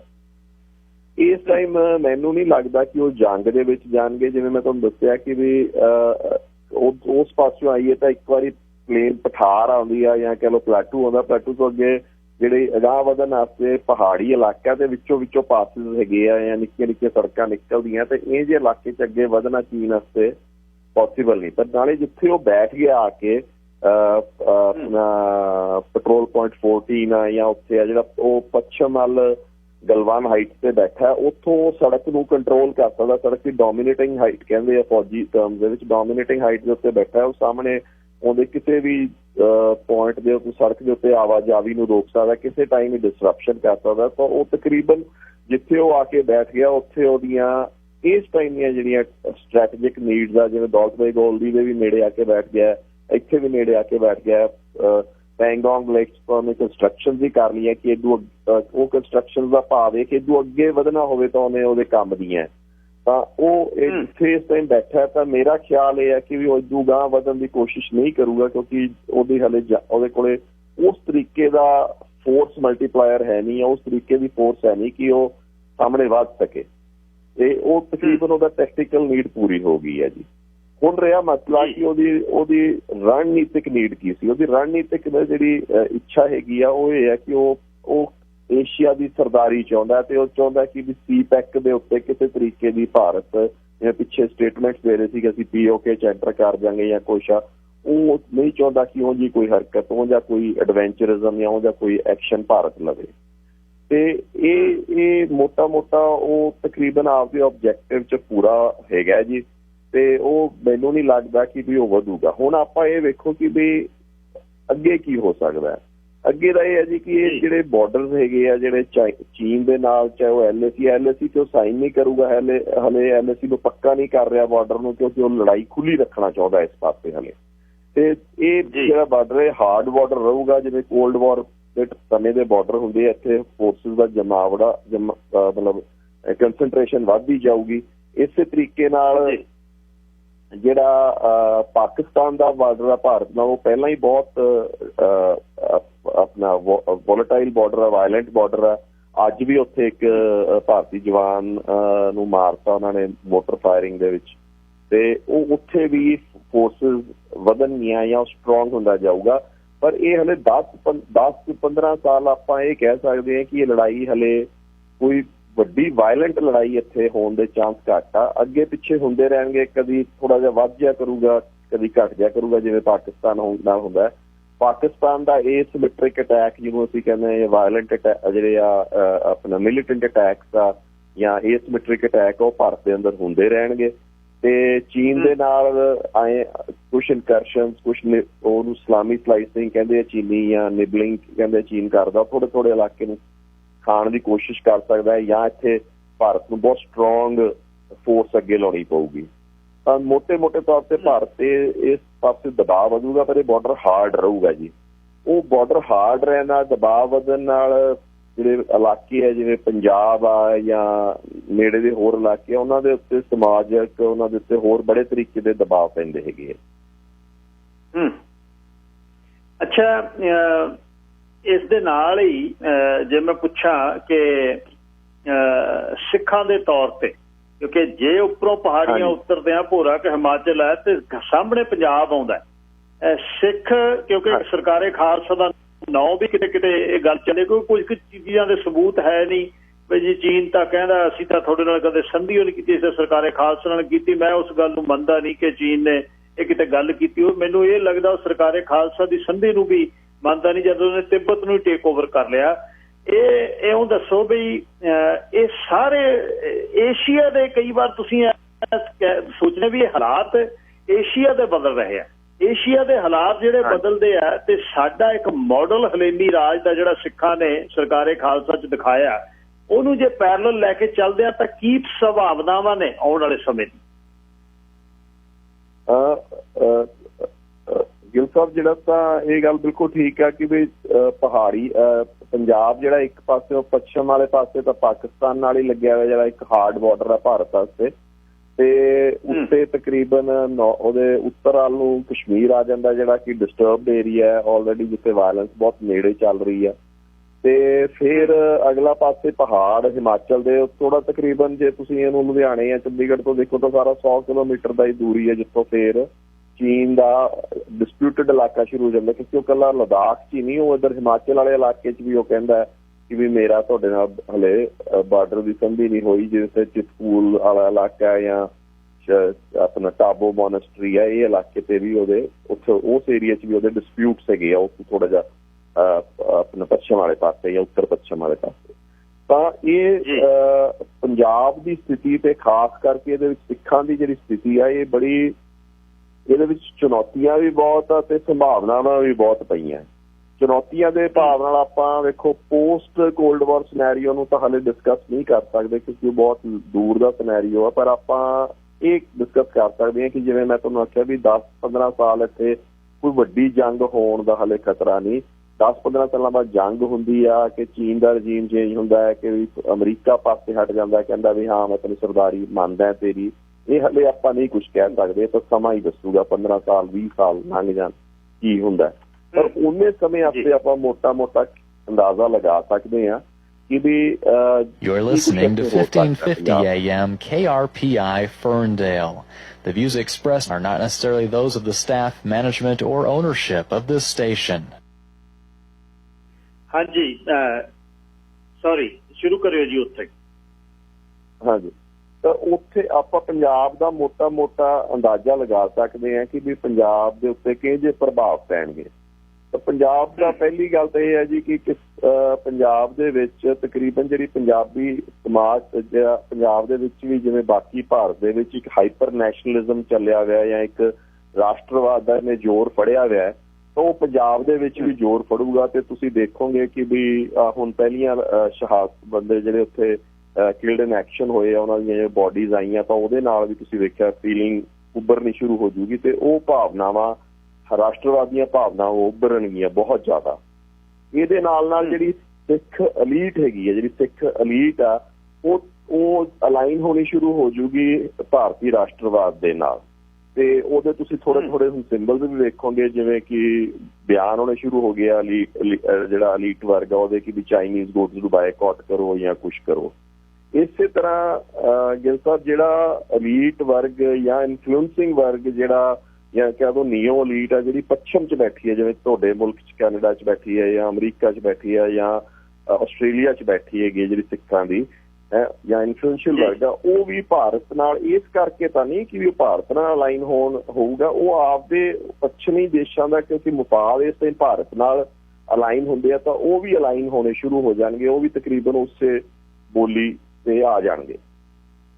ਜਿਹੜੀਆਂ ਕੋਈ ਵੱਖਵਾਦੀ ਲਹਿਰਾਂ ਉੱਠੀਆਂ ਹੈਗੀਆਂ ਪਿੱਛੇ ਜਾਂ ਵੱਖਵਾਦੀ ਨਾਲ, ਉਹਨਾਂ ਦੇ ਉੱਤੇ ਹਰੇਕ ਜਗ੍ਹਾ ਭਾਰਤ 'ਚ ਵੀ ਦਬਾਅ ਪਊਗਾ ਤੇ ਜੇ ਉਹਨਾਂ ਦੇ ਕੋਈ ਵਿੰਗਸ ਉਹਨਾਂ ਦੇ ਕੈਨੇਡਾ 'ਚ ਜਾਂ ਆਸਟ੍ਰੇਲੀਆ 'ਚ ਜਾਂ ਅਮਰੀਕਾ 'ਚ, ਉਹਦੇ ਤੇ ਵੀ ਸਿਲੈਕਟਿਵ ਰਿਪਰੈਸ਼ਨ ਜਾਂ ਸਿਲੈਕਟਿਵ ਦਬਾਅ ਆਊਗਾ ਹੀ ਆਊਗਾ ਜੀ। ਪੰਜਾਬ ਦੇ ਭਾਰਤ ਦੇ ਵਿੱਚ ਤਾਂ ਉਹਦੇ ਤੇ ਸਿਲੈਕਟਿਵ ਰਿਪਰੈਸ਼ਨ ਵੀ ਆਊਗਾ। ਪਰ ਜੇ ਆਪਾਂ ਕੋਈ ਸੋਚੀਏ ਕਿ ਜਿਵੇਂ ਗੱਲ ਹੁੰਦੀ ਹੈ ਕਿ ਕੋਈ ਸਿੱਖਾਂ ਦੀ ਜੀਨੋਸਾਈਡ ਹੋ ਜਾਏ ਜਾਂ ਉਹ ਜੀ ਕੋਈ ਗੱਲ ਦੀ ਜਿਵੇਂ ਉਹ ਗੱਲਾਂ ਉੱਠਦੀਆਂ, ਉਹ ਜਾਂ ਕੋਈ ਖਤਰਾ ਨਹੀਂ ਇਹ ਜਿਹੀ ਸਿਚੁਏਸ਼ਨ 'ਚ ਆਉਂਦੀ, ਕਿਉਂਕਿ ਕਲੈਕਟਿਵ ਰਿਪਰੈਸ਼ਨ ਨਾਂ ਦੀ ਚੀਜ਼ ਬਹੁਤ ਬਰੀਕ ਚਾਂਸ ਆ, ਬਹੁਤ ਰੇਅਰ ਚਾਂਸ ਆ ਕਿ ਕੋਈ ਇਹ ਜਿਹੀ ਗੱਲ ਹੋ ਜਾਏ। ਕਿਉਂਕਿ ਕਲੈਕਟਿਵ ਰਿਪਰੈਸ਼ਨ ਉਦੋਂ ਹੀ ਹੁੰਦਾ ਜਦੋਂ ਪਬਲਿਕ ਨੂੰ ਉਠਾਉਣਾ ਹੁੰਦਾ ਬਹੁਤ ਜ਼ੋਰ ਦੀ, ਤੇ ਉਹ ਜਾਂ ਮਿਸਐਡਵੈਂਚਰ ਇਸ ਟਾਈਮ ਇੰਡੀਅਨ ਸਟੇਟ ਸਿੱਖਾਂ ਨਾਲ ਜਾਂ ਨਹੀਂ ਕਰੂਗੀ ਤੇ ਨਾ ਹੀ ਕੋਈ ਐਸਾ ਮਾਹੌਲ ਹੈ। ਰਹੀ ਗੱਲ ਹੁਣ ਜੀ ਇੱਥੇ ਡਿਵੈਲਪਮੈਂਟ ਦੀ, ਇਕਨੋਮਿਕ ਡਿਵੈਲਪਮੈਂਟ ਵਧਾਈ ਜਾਊਗੀ। ਇਕਨੋਮਿਕ ਡਿਵੈਲਪਮੈਂਟ ਦੇ ਵਿੱਚ ਤੁਸੀਂ ਵੇਖੋਗੇ ਕਿ ਵੀ ਜਿਹੜੀ ਇੰਡਸਟਰੀ ਜਾਂ ਜਿਹੜੇ ਸਰਵਿਸਿਜ਼ ਜਿਹੜੀਆਂ ਬਾਰਡਰ ਦੇ ਵਿੱਚ ਚਾਹੀਦੀਆਂ ਹੁੰਦੀਆਂ, ਫੋਰ ਐਗਜ਼ਾਮਪਲ ਰਿਪੇਅਰ ਵਰਕਸ਼ਾਪਸ ਚਾਹੀਦੀਆਂ ਹੁੰਦੀਆਂ, ਰਿਪੇਅਰ ਇੰਡਸਟਰੀਜ਼ ਚਾਹੀਦੀਆਂ ਹੁੰਦੀਆਂ, ਛੋਟਾ ਮੋਟੇ small scale auto part manufacturing ਚਾਹੀਦੀ ਹੁੰਦੀ ਹੈ ਤਾਂ ਕਿ ਮੌਕੇ ਦੇ ਉੱਤੇ ਕੁਛ ਲੋੜ ਪੈ ਜੇ, ਜਾਂ ਫੂਡ ਪ੍ਰੋਸੈਸਡ ਫੂਡ ਦੀ ਇੰਡਸਟਰੀ, ਇਹ ਸਾਰੀਆਂ ਚੀਜ਼ਾਂ ਪੰਜਾਬ ਦੇ ਵਿੱਚ ਵਧਣਗੀਆਂ ਤੇ ਇਹਦੇ ਨਾਲ ਇਕਨੋਮਿਕ ਅਪਲਿਫਟਮੈਂਟ ਵੀ ਆਉਣ ਦਾ ਚਾਂਸ ਹੈਗਾ। ਜਿਹੜੀ ਚੀਜ਼ ਸਿੱਖਾਂ ਨੂੰ ਕਰਨ ਦੀ ਲੋੜ ਆ ਉਹ ਆ ਕਿ ਵੀ ਆਪਦੇ ਆਪ ਨੂੰ ਜਥੇਬੰਦ ਹੋਣ ਦੀ ਲੋੜ ਆ, ਇਸ ਟਾਈਮ ਤੇ ਲਾਮਬੰਦ ਹੋਣ ਦੀ ਲੋੜ ਆ। ਜਿਹੜੀਆਂ ਉਹਨਾਂ ਦੀਆਂ ਕੋਈ ਰੈਡੀਕਲ ਡਿਮਾਂਡਸ ਆ, ਜਿਹੜੀਆਂ ਬਹੁਤ ਵੱਡੀਆਂ ਡਿਮਾਂਡਸ ਆ, ਜਿਹੜੀਆਂ ਭਾਰਤੀ ਸੰਵਿਧਾਨ ਤੋਂ ਬਾਹਰ ਨਿਕਲ ਕੇ ਆ, ਉਹਨਾਂ ਨੂੰ ਤਾਂ ਸ਼ਾਇਦ ਹੀ ਕੋਈ ਉਹਨਾਂ ਨੂੰ ਮੰਨਿਆ ਜਾਵੇ ਜਾਂ ਉਹਨਾਂ ਤੇ ਨਿਗਾਹ ਮਾਰੀ ਜਾਵੇ। ਪਰ ਜਿਹੜੀਆਂ ਕੁਛ ਡਿਮਾਂਡਸ ਆ ਜਿਹੜੀਆਂ ਕਿ ਭਾਰਤੀ ਸੰਵਿਧਾਨ ਨੂੰ ਕਰਨੀਆਂ ਬਹੁਤ ਸੌਖੀਆਂ ਬਟ ਸਿੱਖਾਂ ਵਾਸਤੇ ਬੜੀਆਂ ਇੰਪੋਰਟੈਂਟ, ਜਿਵੇਂ SGPC ਦੇ ਵਿੱਚ ਕੋਈ ਤਰਮੀਮਾਂ ਜਾਂ ਸੋਧਾਂ ਕਰਨੀਆਂ ਜਿਹਨਾਂ ਕਰਕੇ ਇਲੈਕਸ਼ਨ ਹੋ ਜਾਣ, ਕਲੀਨਿੰਗ ਅਪ ਹੋ ਜਾਏ SGPC ਦੀ, ਇਹ ਜੇ ਸਿੱਖ ਲੀਡਰਸ਼ਿਪ ਚਾਹਵੇ ਤਾਂ ਇਹ ਡਿਮਾਂਡਸ ਕਰਵਾਈਆਂ ਜਾ ਸਕਦੀਆਂ ਇਹ ਸਮੇਂ ਦੇ ਵਿੱਚ, ਕਿਉਂਕਿ ਐਸੇ ਸਮੇਂ ਦੇ ਵਿੱਚ ਇੱਕ ਅਪੀਜ਼ਮੈਂਟ ਦੀ ਪਾਲਿਸੀ ਹੁੰਦੀ ਹੈ, ਬਾਰਡਰ ਸਟੇਟ ਨੂੰ ਕੋਈ ਟੱਚ ਨਹੀਂ ਕਰੂਗਾ। ਇੱਥੋਂ ਰਿਕਰੂਟਮੈਂਟ ਚਾਹੀਦੀ ਹੋਊਗੀ, ਅਫਸਰਾਂ ਦੀ ਵੀ ਰਿਕਰੂਟਮੈਂਟ ਚਾਹੀਦੀ ਹੋਊਗੀ। ਵੈਸੇ ਸਰਕਾਰ ਨੇ ਇੱਥੇ ਇੰਸਟੀਟਿਊਸ਼ਨਸ ਪਹਿਲਾਂ ਹੀ ਖੋਲ੍ਹ ਤੇ ਗਏ ਜੀ ਰਿਕਰੂਟਮੈਂਟ ਵਾਸਤੇ, ਤਾਂ ਉਹਦੇ ਇੱਕ ਤਰ੍ਹਾਂ ਦਾ ਕੁਇਡ ਪ੍ਰੋ ਕੋ ਜਾਂ ਕਹਿ ਲਓ ਕਿ ਵੀ ਇਹ ਜਿਹੀਆਂ ਸਹੂਲਤਾਂ, ਇਹ ਜਿਹੀਆਂ ਚੀਜ਼ਾਂ ਜਿਹੜੀਆਂ ਨਿੱਕੀਆਂ ਜਿਹੜੀਆਂ ਕੌਂਸਟੀਟਿਊਸ਼ਨ ਦੇ ਹਿਸਾਬ ਨਾਲ ਬਹੁਤ ਨਿੱਕੀਆਂ ਪਰ ਸਿੱਖਾਂ ਵਾਸਤੇ ਬਹੁਤ ਇੰਪੋਰਟੈਂਟ ਡਿਮਾਂਡਸ ਆ, ਜਿਵੇਂ ਕਲੀਨਿੰਗ ਅਪ ਆਫ SGPC ਆ ਜਾਂ ਕੋਈ ਹੋਰ ਆਪਣਾ ਪੰਜਾਬੀ ਸਪੀਕਿੰਗ ਏਰੀਆਜ਼ ਦੀ ਮਾਈਨਰ ਡਿਮਾਂਡ। ਮਤਲਬ ਮੇਰਾ ਕਹਿਣਾ ਮਤਲਬ ਕਿ ਕੋਈ ਰੈਡੀਕਲ ਡਿਮਾਂਡ ਤਾਂ ਨਹੀਂ ਮੰਨੀ ਜਾਊਗੀ, ਪਰ ਮਾਈਨਰ ਡਿਮਾਂਡਸ ਆ ਜਿਹੜੀਆਂ ਕੌਂਸਟੀਟਿਊਸ਼ਨ ਦੇ ਵਿੱਚ ਸੌਖੇ ਤਰੀਕੇ ਨਾਲ ਕੀਤੀਆਂ ਜਾ ਸਕਦੀਆਂ, ਉਹਨਾਂ ਦੇ ਉੱਤੇ ਜ਼ਰੂਰ ਤਰਜੀਹ ਦਿੱਤੀ ਜਾਊਗੀ। ਦੂਸਰਾ ਜੀ, ਇੱਥੋਂ ਰਿਕਰੂਟਮੈਂਟ ਬਹੁਤ ਵਧੂਗੀ, ਫੌਜ ਦੇ ਵਿੱਚ ਰਿਕਰੂਟਮੈਂਟ ਵਧੂਗੀ, ਫੌਜ ਦੇ ਵਿੱਚ ਅਫਸਰਾਂ ਵਾਲੀ ਰਿਕਰੂਟਮੈਂਟ ਜ਼ਿਆਦਾ ਵਧੂਗੀ ਜਵਾਨਾਂ ਨਾਲੋਂ ਇਸ ਟਾਈਮ ਆਉਣ ਵਾਲੇ ਦਿਨਾਂ ਵਿੱਚ, ਕਿਉਂਕਿ ਸਰਕਾਰ ਨੇ ਜਿਹੜਾ ਪਿਛਲੇ ਬੇਗਾਨੇਪਨਾ ਦਾ ਫੀਲਿੰਗ ਜੀ ਹੋਈ ਪਈ ਸੀ, ਸਿੱਖ ਅਲੀਨੀਏਟ ਹੋਏ ਪਏ ਸੀਗੇ ਭਾਰਤ ਨਾਲੋਂ, ਉਹਨੂੰ ਉਹ ਚੀਜ਼ ਨੂੰ ਖਤਮ ਕਰਨ ਦੀ ਉਹ ਕੋਸ਼ਿਸ਼ ਕਰਨਗੇ। ਉਹਨੂੰ ਕਿੱਥੋਂ ਤੱਕ ਜਾ ਸਕਦੇ ਆ ਤੇ ਸਿੱਖ ਲੀਡਰਸ਼ਿਪ ਕਿੰਨੀ ਕੁ ਜਥੇਬੰਦ ਹੋ ਕੇ ਆਪਦਾ ਕਰਵਾ ਸਕਦੀ ਹੈ, ਇਹ ਦੋਨਾਂ ਤੇ ਕਰੂਗਾ। ਪਰ ਇਹ ਜ਼ਿਆਦਾ ਡਿਪੈਂਡ ਕਰੂਗਾ ਸਿੱਖ ਲੀਡਰਸ਼ਿਪ ਦੇ ਉੱਤੇ ਕਿ ਕੀ ਉਹ ਇਹ ਚੀਜ਼ਾਂ ਨੂੰ ਉਹ ਕਿੱਥੋਂ ਤੱਕ ਇਹ ਪੁਸ਼ ਕਰ ਸਕਦੀ ਹੈ ਆਪਦੀਆਂ ਡਿਮਾਂਡਸ ਨੂੰ ਇੱਕ ਦਾਇਰੇ ਦੇ ਵਿੱਚ ਰਹਿੰਦੇ ਹੋਏ। ਤੇ ਇਹ ਜਦ ਹੋਊਗਾ ਤੇ ਦੂਸਰਾ, ਜਿੱਥੇ ਵੀ ਜੀ ਇਹ ਜੇ ਬਾਰਡਰਸ ਆਏ ਆ, ਜਿੱਥੇ ਵੀ ਇਹ ਕੋਲਡ ਵਾਰ ਬਾਰਡਰਸ ਆਏ ਆ ਜਿਹਨਾਂ ਨੂੰ ਆਪਾਂ ਕਹਿੰਦੇ ਆ, ਉੱਥੇ ਇਕਨੋਮਿਕ ਪ੍ਰੋਗਰੈਸ ਤਾਂ ਹੋਈ ਹੈ ਗਿਲਤਾ, ਪਰ ਨਾਲ ਦੀ ਨਾਲ ਉੱਥੇ ਕਿਰਦਾਰ ਦੇ ਵਿੱਚ ਬਹੁਤ ਗਿਰਾਵਟ ਆਈ ਹੈ ਤੇ ਡੈਮੋਗ੍ਰਾਫਿਕ ਚੇਂਜਸ ਬਹੁਤ ਹੋਈਆਂ। ਇਹ ਦੋ ਚੀਜ਼ਾਂ ਤੋਂ ਸਿੱਖਾਂ ਨੂੰ ਸੁਚੇਤ ਰਹਿਣਾ ਚਾਹੀਦਾ। ਤਾਂ ਮੋਟਾ ਮੈਂ ਇਹ ਕਹਿ ਸਕਦਾ ਕਿ ਸਿੱਖਾਂ ਦਾ ਜਿਹੜਾ ਸਿਸਟਮ ਹੋਊਗਾ ਉਹਦੇ ਵਿੱਚ ਲਾਮਬੰਦ ਤੇ ਜਥੇਬੰਦ ਹੋਣ ਤੇ ਪੋਸਟ ਵਾਰ ਸਿਨੈਰੀਓ ਵਾਸਤੇ ਪੋਸਟ ਕੋਲਡ ਵਾਰ ਸਿਨੈਰੀਓ ਕਿਹੋ ਜਿਹਾ ਬਣੂਗਾ। ਸੈਕੰਡਲੀ, ਆਪਦੀ ਜਥੇਬੰਦੀਆਂ ਨੂੰ ਮਜ਼ਬੂਤ ਕਰਨ ਤੇ ਲੀਡਰਸ਼ਿਪ ਜਿਹੜੀ ਆ ਉਹ ਇਸ ਸਮੇਂ ਦਾ ਜਿਵੇਂ ਪੰਜਾਬੀ ਸੂਬਾ ਵੀ ਜੰਗ ਤੋਂ ਬਾਅਦ ਹੀ ਮਿਲਿਆ ਸੀ, ਉਹ ਜਿਹੀਆਂ ਕਈ ਚੀਜ਼ਾਂ ਹੈਗੀਆਂ ਜਿਹੜੀਆਂ ਡਿਮਾਂਡ ਨੂੰ ਜੇ ਸਿੱਖ ਲੀਡਰਸ਼ਿਪ ਚਾਹਵੇ ਤਾਂ ਉਹ ਪੂਰੀਆਂ ਕਰਵਾ ਸਕਦੀ ਆ। ਇੱਕ ਛੋਟੇ ਜਿਹੇ ਵਪਾਰਕ ਸੰਦੇਸ਼ ਤੋਂ ਬਾਅਦ ਮੈਂ 10 ਮਿੰਟ ਸਟਾਫ ਬਰਾੜ ਹੋਰਾਂ ਨੂੰ ਹੋਰ ਰੋਕਾਂਗਾ ਤੇ ਤੁਹਾਡੇ ਕਈ ਵਾਰ ਸਵਾਲ ਰਹਿ ਜਾਂਦੇ ਨੇ, ਕੋਸ਼ਿਸ਼ ਤਾਂ ਅਸੀਂ ਕਰਦੇ ਹਾਂ ਰਲ ਕੇ, ਪਰ ਕੁਝ ਤੁਹਾਡੇ ਸਵਾਲ ਹੋਣ ਤਾਂ ਸਟਾਫ ਬਰਾੜ ਹੋਰਾਂ ਨੂੰ ਤੁਸੀਂ ਸਿੱਧੇ ਕਰਨੇ ਚਾਹੋ 1844 247 1550 1844 247 1550 5-7 ਕਾਲਰ ਕੋਈ ਆਪਣਾ ਮਨ ਦੀ ਤੁਹਾਡੀ ਗੱਲਬਾਤ ਤੁਸੀਂ ਪੁੱਛਣਾ ਚਾਹੋ ਸਟਾਫ ਬਰਾੜ ਨੂੰ, ਥੋੜਾ ਸਮਾਂ ਮੈਂ ਰੋਕ ਉਹਨਾਂ ਨੂੰ ਬੇਨਤੀ ਹੋਰ ਕਰਾਂਗਾ। ਸ਼ਾਕ ਸਿੰਘ ਜੀ ਸਵਾਲ ਜੀ ਸੰਖੇਪ ਰੱਖਿਓ। Line number 2। ਹੈਲੋ, ਹਾਂਜੀ ਸਵਾਲ ਕੀ ਹੈ ਜੀ? ਮੈਂ ਏਅਰ ਤੇ ਹਾਂ ਜੀ। ਹਾਂਜੀ ਤੁਸੀਂ ਏਅਰ ਤੇ ਹੋ ਜੀ। ਹਾਂਜੀ ਹਰਜੀਤ ਸਿੰਘ ਜੀ, ਆਪ ਜੀ ਦੇ ਸਰੋਤਿਆਂ ਨੂੰ ਵਾਹਿਗੁਰੂ ਜੀ ਕਾ ਖਾਲਸਾ ਵਾਹਿਗੁਰੂ ਜੀ ਫਤਿਹ ਜੀ। ਮੈਂ ਸਵਾਲ ਕਰਨਾ ਚਾਹੁੰਦਾ ਸੀਗਾ ਕਿ ਜਦੋਂ ਬਿਹਾਰ ਰੈਜੀਮੈਂਟ ਉੱਥੇ ਲੱਗੀ ਹੋਈ ਹੈਗੀ ਆ, ਜਿਨ੍ਹਾਂ ਨੂੰ ਮਤਲਬ ਉਹ ਜਗ੍ਹਾ ਦੀ ਆਪਣੀ ਸੌਂਪੀ ਹੋਈ ਹੈਗੀ ਆ ਰਖਵਾਲੀ, ਤਾਂ ਜਿਹੜੇ ਸਿੱਖ ਸੋਲਜੀਅਰ ਆ ਇਹਨਾਂ ਦਾ ਤਾਂ ਉੱਥੇ ਕੋਈ ਕੰਮ ਨਹੀਂ ਹੋਣਾ ਚਾਹੀਦਾ, ਪਰ ਉਹ ਦੇਖੋ ਬੀਇੰਗ ਏ ਸੋਲਜੀਅਰ ਆਪਣੇ ਸੋਲਜੀਅਰ ਬ੍ਰਦਰਸ ਵਾਸਤੇ ਉਹ ਜਾ ਕੇ ਉਹਨਾਂ ਨੂੰ ਬਚਾਉਂਦੇ ਹੈਗੇ ਆ ਤੇ ਉੱਥੇ ਉਹ ਸ਼ਹੀਦ ਹੁੰਦੇ ਆ। ਪਰ ਇਹ ਜਿਹੜੀ ਸਾਡੀ ਸਰਕਾਰਾਂ ਦੀ ਪਾਲਿਸੀਆਂ ਸੀਗੀਆਂ 2% ਇਹਨਾਂ ਦੇ ਹਿਸਾਬ ਨਾਲ ਇਹਨਾਂ ਦੀ ਹੁਣ ਕਰਨੀ ਹੈਗੀ ਆ, ਅਸੀਂ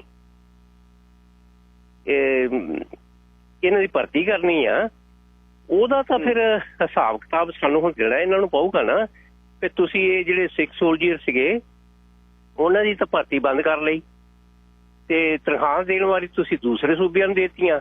ਹੁਣ ਜਦੋਂ ਫੇਰ ਲੜਾਈ ਦਾ ਧਿਆਨ ਆਉਂਦਾ ਜਾਂਦਾ ਤੁਹਾਡੇ ਯੁੱਗ ਦੇ ਵਿੱਚ, ਤੁਸੀਂ ਫੇਰ ਸਿੱਖ ਭਰਤੀ ਸ਼ੁਰੂ ਕਰ ਦਿੱਤੀ ਆ। ਇਹ ਬੈਲੈਂਸ ਕਿੱਥੇ ਹੋਊਗਾ? ਬਸ ਇਹ ਮੇਰਾ ਸਵਾਲ ਹੈ ਜੀ। ਠੀਕ ਪੁੱਛਦਾ ਜੀ ਸਰ ਬਰਾੜ ਥੋੜਾ ਜਦ ਜਾਂਦੇ ਕੁਛ ਬਸ ਆਪਣੇ ਦਿਖਾਏ ਟਰੱਕ ਜਿਨ੍ਹਾਂ ਦੇ ਇੱਕ ਬੰਨੇ ਸਾਡੇ ਖਾਲਸੇ ਨਿਸ਼ਾਨ ਝੂਲਦੇ ਆ ਤੇ ਉਹ ਰੋਪੜ ਵਾਲੀ ਸੜਕ ਤੋਂ ਅਨੰਦਪੁਰ ਸਾਹਿਬ ਦੇ ਨੇੜੇ ਦਿਖਾਏ। ਇੱਥੇ ਬਹੁਤ ਉਸ ਗੱਲ ਦੀ ਇਹ ਕਹਾਣੀ ਹੋਈ ਵੀ ਹੁਣ ਬਲਦੀ ਦੇ ਬੂਥੇ ਫੇਰ ਸਿੱਖਾਂ ਨੂੰ ਉੱਥੇ ਪਾ ਰਹੇ ਨੇ। ਮੈਂ ਉਸ ਨੂੰ ਇਸ ਤਰ੍ਹਾਂ ਸੋਚਦਾ ਵੀ ਸੋਚਣਾ ਵੀ ਜਦ ਤੁਸੀਂ ਫੌਜ ਦੇ ਵਿੱਚ ਨੌਕਰੀਆਂ ਕਰਦੇ ਹੋ ਤਾਂ ਫਿਰ ਤੁਸੀਂ ਇਹ ਨਹੀਂ ਕਹਿ ਸਕਦੇ ਅਸੀਂ ਜਾਣਾ ਨਹੀਂ ਜਾਂ ਕਰਨਾ ਨਹੀਂ, ਨੌਕਰੀ ਤਾਂ ਨਖਰਾ ਕੀ ਕਹਿਣਾ ਚਾਹੁੰਦੇ ਇਹਦੇ ਬਾਰੇ? ਗਿੱਲ ਸਾਹਿਬ ਪਹਿਲਾਂ ਤਾਂ ਠੀਕ ਹੈ, ਇਹਨਾਂ ਨੇ ਗੱਲ ਇਹ ਸਹੀ ਕਹੀ ਕਿ ਵੀ ਜੇ ਤੁਸੀਂ ਫੋਰਸ ਨੂੰ ਅੱਗੇ ਲਗਾ ਰਹੇ ਹੋ ਤਾਂ ਫਿਰ ਉਹ ਰਿਕਰੂਟਮੈਂਟ ਕਿਉਂ ਨਹੀਂ ਹੁੰਦੀ। ਮੈਂ ਥੋੜਾ ਜਿਹਾ ਐਕਸਪਲੇਨ ਕਰੂੰਗਾ ਕਿ ਫੌਜ ਜਿਹੜੀ ਹੈਗੀ ਆ ਉਹਦੇ 2 ਮੇਜਰ ਅੰਗ ਹੈਗੇ ਆ ਕਿ ਹੁੰਦੇ ਆ, ਮੋਟੇ ਹੁੰਦੇ ਆ ਆਏ, ਮਤਲਬ ਅੱਜ ਕੱਲ੍ਹ ਹਾਈਬ੍ਰਿਡ ਫੌਜਾਂ ਹੋ ਗਈਆਂ, ਬਟ ਇੱਕ ਤਾਂ ਹੁੰਦੀ ਆ ਫਾਈਟਿੰਗ ਆਰਮਸ ਹੁੰਦੇ ਆ ਜੀ, ਜਿਹਦੇ ਵਿੱਚ ਇਨਫੈਂਟਰੀ, ਕੈਵਲਰੀ ਤੇ ਆਰਟਿਲਰੀ ਹੁੰਦੀ ਆ, ਤੇ ਦੂਸਰਾ ਇਹਦੇ ਵਿੱਚ ਬਾਕੀ ਲੌਜਿਸਟਿਕ ਸਪੋਰਟ ਹੁੰਦੀ ਆ ਜਿਹਦੇ ਵਿੱਚ ਜਿਵੇਂ ਸਿਗਨਲਸ ਹੋ ਗਿਆ, ਮੈਡੀਕਲ ਵਾਲੇ ਹੋ ਗਏ, ਇੰਜੀਨੀਅਰਸ ਹੋ ਗਏ, ਹੋਰ ਸਪਲਾਈ ਡਿਪੋ ਵਾਲੇ ਹੋ ਗਏ। ਤਾਂ ਜਿਹੜੀ ਇਹ ਫਾਈਟਿੰਗ ਆਰਮ ਆ ਇਹਦੇ ਵਿੱਚ ਜਿਹੜੀ ਜ਼ਿਆਦਾ ਬਹੁ ਗਿਣਤੀ ਹੈਗੇ ਆ ਇਹ ਕੁਛ ਹੀ ਨਸਲਾਂ ਹੈਗੀਆਂ, ਕੁਛ ਹੀ ਮਤਲਬ ਕੌਮਾਂ ਹੈਗੀਆਂ ਭਾਰਤ ਦੀਆਂ, ਜਿਵੇਂ ਸਿੱਖ ਹੈਗੇ ਇਹਦੇ ਵਿੱਚ ਡੋਗਰੇ ਆ, ਇਹਦੇ 'ਚ ਰਾਜਪੂਤ ਆ, ਇਹਦੇ ਵਿੱਚ ਜਾਟ ਆ ਤੇ ਮਰਾਠੇ ਆ, ਪਰ ਬਾਕੀ ਕੁਛ ਰੈਜੀਮੈਂਟ ਆ ਜਿਵੇਂ ਮਦਰਾਸ ਆ ਜਾਂ ਬਿਹਾਰ ਆ। ਬਟ ਜਿੱਥੇ ਫੌਜ ਨੇ ਸਟਿਫਨਿੰਗ ਕਰਨੀ ਹੁੰਦੀ ਹੈ, ਸਟਿਫਨਿੰਗ ਦਾ ਮਤਲਬ ਹੁੰਦਾ ਜਿੱਥੇ ਮਜ਼ਬੂਤੀ ਦੇਣੀ ਹੁੰਦੀ ਆ, ਉੱਥੇ ਆਮ ਤੌਰ ਤੇ ਵੇਖਿਆ ਗਿਆ ਕਿ ਸਿੱਖ ਰੈਜੀਮੈਂਟ ਜਾਂ ਰਾਜਪੂਤਾਂ ਨੂੰ ਲਗਾਇਆ ਜਾਂਦਾ ਹੈ ਜਾਂ ਗੁਰਖਿਆਂ ਨੂੰ ਲਗਾਇਆ ਜਾਂਦਾ ਹੈ।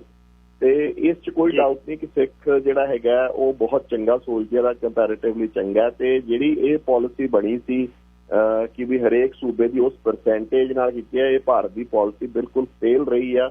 ਇਹਨਾਂ ਨੂੰ ਰੀਲੁੱਕ ਕਰਨਾ ਚਾਹੀਦਾ ਤੇ ਇਹ ਐਕਚੁਅਲੀ ਔਨ ਗਰਾਊਂਡ ਜਿਹੜੀ ਰਿਐਲਿਟੀ ਦੇ ਵਿੱਚ ਇਹ ਰੀਲੁੱਕ ਵੀ ਹੈਗੀ ਆ, ਕਿਉਂਕਿ ਇਹ ਪਾਲਿਸੀ ਇਹ ਸੀਗੀ ਕਿ ਵੀ ਸਾਰੇ ਭਾਰਤ ਦੇ ਵਿੱਚ ਅੱਡ-ਅੱਡ ਸੂਬਿਆਂ ਦੇ ਵਿੱਚ ਰਿਕਰੂਟੇਬਲ ਪਾਪੂਲੇਸ਼ਨ ਕੱਢੀ ਜਾਵੇ ਤੇ ਉਸ ਰਿਕਰੂਟੇਬਲ ਪਾਪੂਲੇਸ਼ਨ ਦੀ ਪ੍ਰਪੋਰਸ਼ਨ 'ਚ ਹੀ ਰਿਕਰੂਟ ਹੋਣ ਲੋਕ। ਪਰ ਇਹ ਹੁੰਦਾ ਕੀ ਆ, ਉਹ ਕਾਗਜ਼ਾਂ ਦੇ ਵਿੱਚ ਤਾਂ ਰਿਕਰੂਟੇਬਲ ਪਾਪੂਲੇਸ਼ਨ ਦੇ ਹਿਸਾਬ ਨਹੀਂ ਹੁੰਦੀ ਆ, ਬਟ ਕੀ ਕਰਦੇ ਆ ਕਿ ਕੁਛ ਇਲਾਕਿਆਂ 'ਚੋਂ ਸੋਲਜਰ ਨਹੀਂ ਹੁੰਦਾ ਤਾਂ ਉਹ ਰਿਕਰੂਟੇਬਲ ਪਾਪੂਲੇਸ਼ਨ ਵਾਲਾ ਜਿਹੜੀ ਉੱਥੋਂ ਦੇ ਜਿਹੜੇ ਹੈਗੇ ਕੋਟੇ ਆ ਉਹ ਦੂਜਿਆਂ ਨੂੰ ਭੇਜੇ ਜਾਂਦੇ ਆ।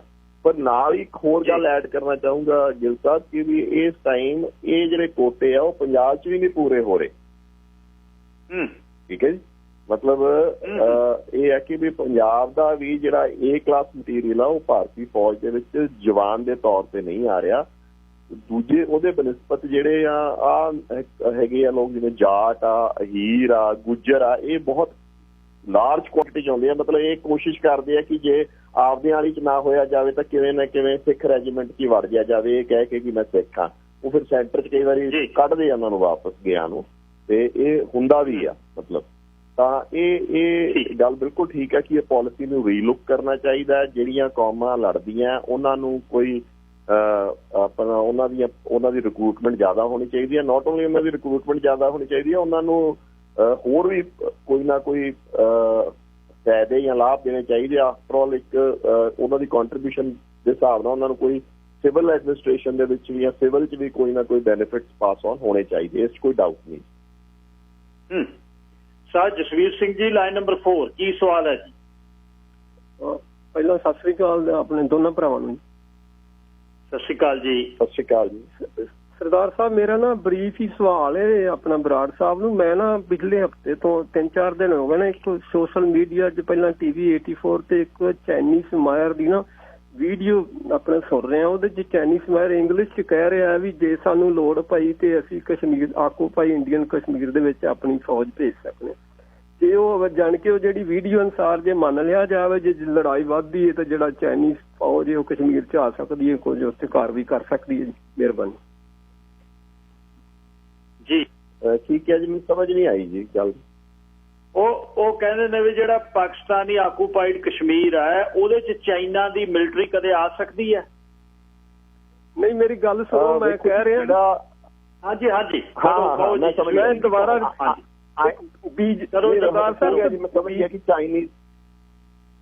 ਬੀਜਿੰਗ ਦੇ ਵਿੱਚ ਇੱਕ ਚਾਈਨੀਜ਼ ਮਾਇਰ ਨੇ ਇੱਕ ਵੀਡੀਓ ਬਣਾ ਕੇ ਸਪੀਚ ਦਿੱਤੀ ਹੈ ਤੇ ਉਹਦੇ ਚਾਈਨੀਜ਼ ਮਾਇਰ ਕਹਿ ਰਿਹਾ ਹੈ ਵੀ ਜੇ ਸਾਨੂੰ ਲੋੜ ਪਈ ਚਾਈਨਾ ਨੂੰ, ਜੇ ਇੰਡੀਆ ਆਪਣੀ ਹੱਦ ਤੋਂ ਬਾਹਰ ਗਿਆ ਤੇ ਅਸੀਂ ਜਿਹੜਾ ਇੰਡੀਅਨ ਆਕੂਪਾਈ ਕਸ਼ਮੀਰ ਹੈ ਉਹਦੇ ਵਿੱਚ ਫੌਜ ਭੇਜ ਸਕਦੇ ਹਾਂ ਜੀ। ਇਹ ਸਵਾਲ ਮੇਰਾ। ਅੱਛਾ, ਇੰਡੀਅਨ ਆਕੂਪਾਈਡ, ਓਕੇ। ਆਏ ਪਹਿਲੀ ਗੱਲ ਤਾਂ ਜੰਗ ਦੇ ਵਿੱਚ ਜਿਹੜੇ ਨਕਸ਼ੇ ਆਪਾਂ ਲੈਣਾ ਕਾਗਜ਼ਾਂ ਤੇ ਰਹੀਆਂ, ਇਹ ਕਹਿਣਾ ਨਹੀਂ ਰੱਖਦੀਆਂ ਨੇ। ਜੰਗ ਜਿੱਤਣ ਵਾਸਤੇ ਕਿਸੇ ਵੀ ਪਾਸੇ ਕੋਈ ਵੀ ਫੌਜ ਵੱਧ ਸਕਦੀ ਹੁੰਦੀ ਹੈ ਜੀ, ਤੇ ਉਹ ਜਗ੍ਹਾ ਵੀ ਵਰਤ ਜਾਂਦੀ ਹੈ ਜੀ। ਉਹ ਪਹਿਲੀ ਗੱਲ ਤਾਂ ਬੁਨਿਆਦੀ ਗੱਲ ਤਾਂ ਇਹ ਸਮਝੋ, ਜਿਹੜੀਆਂ ਲੈਣਾ ਹੈਗੀਆਂ ਉਹ ਤੁਹਾਡੇ ਮੇਰੇ ਜਾਂ ਉਹ ਵੇਖਣ ਨੂੰ ਹੀ ਹੁੰਦੀਆਂ। ਨਕਸ਼ੇ ਤੇ ਜ਼ਮੀਨ ਵਾਸਤੇ ਕਿਸੇ ਪਾਸੇ ਵੀ ਵਧਿਆ ਜਾਂਦਾ ਹੈ ਤੇ ਉਹ ਪੋਸੀਬਲ ਹੈ। ਪਹਿਲੀ ਗੱਲ ਤਾਂ ਆਪਾਂ ਇਹਦਾ ਸਿਧਾਂਤਕ ਰੂਪ 'ਚ ਵੇਖੀਏ। ਦੂਸਰੀ ਗੱਲ ਜੀ, ਜਿਹੜਾ ਪਾਕਿਸਤਾਨ ਤੇ ਚੀਨ ਆ ਉਹ ਆਪਦੇ ਆਪ 'ਚ ਇੰਟਰਓਪਰੇਬਿਲਿਟੀ ਕਹਿੰਦੇ ਆ ਫੌਜਾਂ ਦੀ, ਉਹ ਡਿਵੈਲਪ ਕਰ ਰਿਹਾ, ਇਕੱਠੀਆਂ ਮਸ਼ਕਾਂ ਕਰ ਰਿਹਾ, ਇਕੱਠੇ ਐਕਸਰਸਾਈਜ਼ ਕਰ ਰਿਹਾ।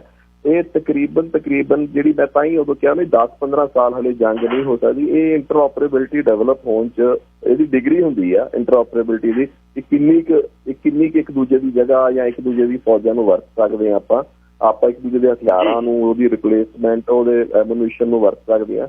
ਇਹ ਸਮਾਂ ਲੱਗਦਾ ਹੈ ਤੇ ਪਰ ਇਹ ਇੱਕ ਦੂਜੇ ਨਾਲ ਡਿਵੈਲਪ ਕਰ ਰਹੇ ਆ ਤੇ ਇਸ 'ਚ ਕੋਈ ਡਾਊਟ ਨਹੀਂ। ਜਿਹੜੀ ਤੁਸੀਂ ਗੱਲ ਆਖੀ ਹੈ ਕਿ ਉਹ ਦੂਜੀ ਧਰਤੀ ਤੋਂ ਆ ਕੇ ਲੜ ਸਕਦੇ ਨਹੀਂ, ਉਹ ਲੜਨਗੇ ਵੀ ਜੇ ਕਦੀ ਕੋਈ ਇਹ ਜਿਹੀ ਗੱਲ ਹੋ ਗਈ ਤਾਂ। ਤੀਸਰੀ ਗੱਲ ਇਹ ਹੈ ਜੀ ਕਿ ਉਹਨਾਂ ਨੇ CPEC ਜਿਹੜਾ ਹੈਗਾ ਉਹਦੇ ਉੱਤੇ ਬਹੁਤ ਜ਼ਿਆਦਾ ਚਾਈਨੀਜ਼ ਇੰਟਰਸਟ ਹੈਗੇ ਆ। ਉੱਥੇ ਚਾਈਨੀਜ਼ ਆਪਣਾ ਕੰਮ ਕਰਦੇ ਆ ਤੇ ਇਹ ਵੀ ਸ਼ਾਇਦ ਹੈਰਾਨਗੀ ਵਾਲੀ ਗੱਲ ਨਾ ਹੋਵੇ ਕਿ ਉਸ ਇੰਟਰਸਟ ਨੂੰ ਪ੍ਰੋਟੈਕਟ ਕਰਨ ਵਾਸਤੇ PLA ਹੀ ਪ੍ਰੋਟੈਕਟ ਕਰਦੀ ਹੋਵੇ, ਕਿਉਂਕਿ PLA ਨੂੰ ਜੇ ਤੁਸੀਂ ਧਿਆਨ ਨਾਲ ਵੇਖੋ ਤਾਂ ਆਮ ਫੌਜਾਂ, ਜਿਵੇਂ ਆਪਾਂ ਕਹਿੰਦੇ ਭਾਰਤੀ ਫੌਜ ਹੈ, ਪਾਕਿਸਤਾਨੀ ਫੌਜ ਆ, PLA ਦਾ ਨਾਂ ਚਾਈਨੀਜ਼ ਆਰਮੀ ਨਹੀਂ ਗਾ, ਉਹਦਾ ਨਾਂ ਪੀਪਲਜ਼ ਲਿਬਰੇਸ਼ਨ ਆਰਮੀ ਆ। ਤੇ ਉਹਦਾ ਜਿਹੜਾ ਕਨਸਟੀਟਿਊਸ਼ਨ ਜਾਂ ਉਹਦਾ ਜਿਹੜਾ ਬੇਸਿਕ ਉਹਦਾ ਡਾਕੂਮੈਂਟ ਆ ਉਹ ਕਹਿੰਦਾ ਕਿ ਉਹ ਦੁਨੀਆ ਦੇ ਵਿੱਚ ਕਿਤੇ ਵੀ ਚਾਈਨੀਜ਼ ਇੰਟਰਸਟ ਹੋਣਗੇ ਜਾਂ ਚੀਨ ਦੇ ਲੋਕਾਂ ਦੇ ਇੰਟਰਸਟ ਹੋਣਗੇ ਉਹਨਾਂ ਨੂੰ ਪ੍ਰੋਟੈਕਟ ਕਰੂਗੀ। ਤਾਂ ਉਹ ਇਸ ਟਾਈਮ ਵੀ ਹੋ ਸਕਦਾ CPEC ਨੂੰ ਪ੍ਰੋਟੈਕਟ ਕਰਦੀ ਹੋਵੇ।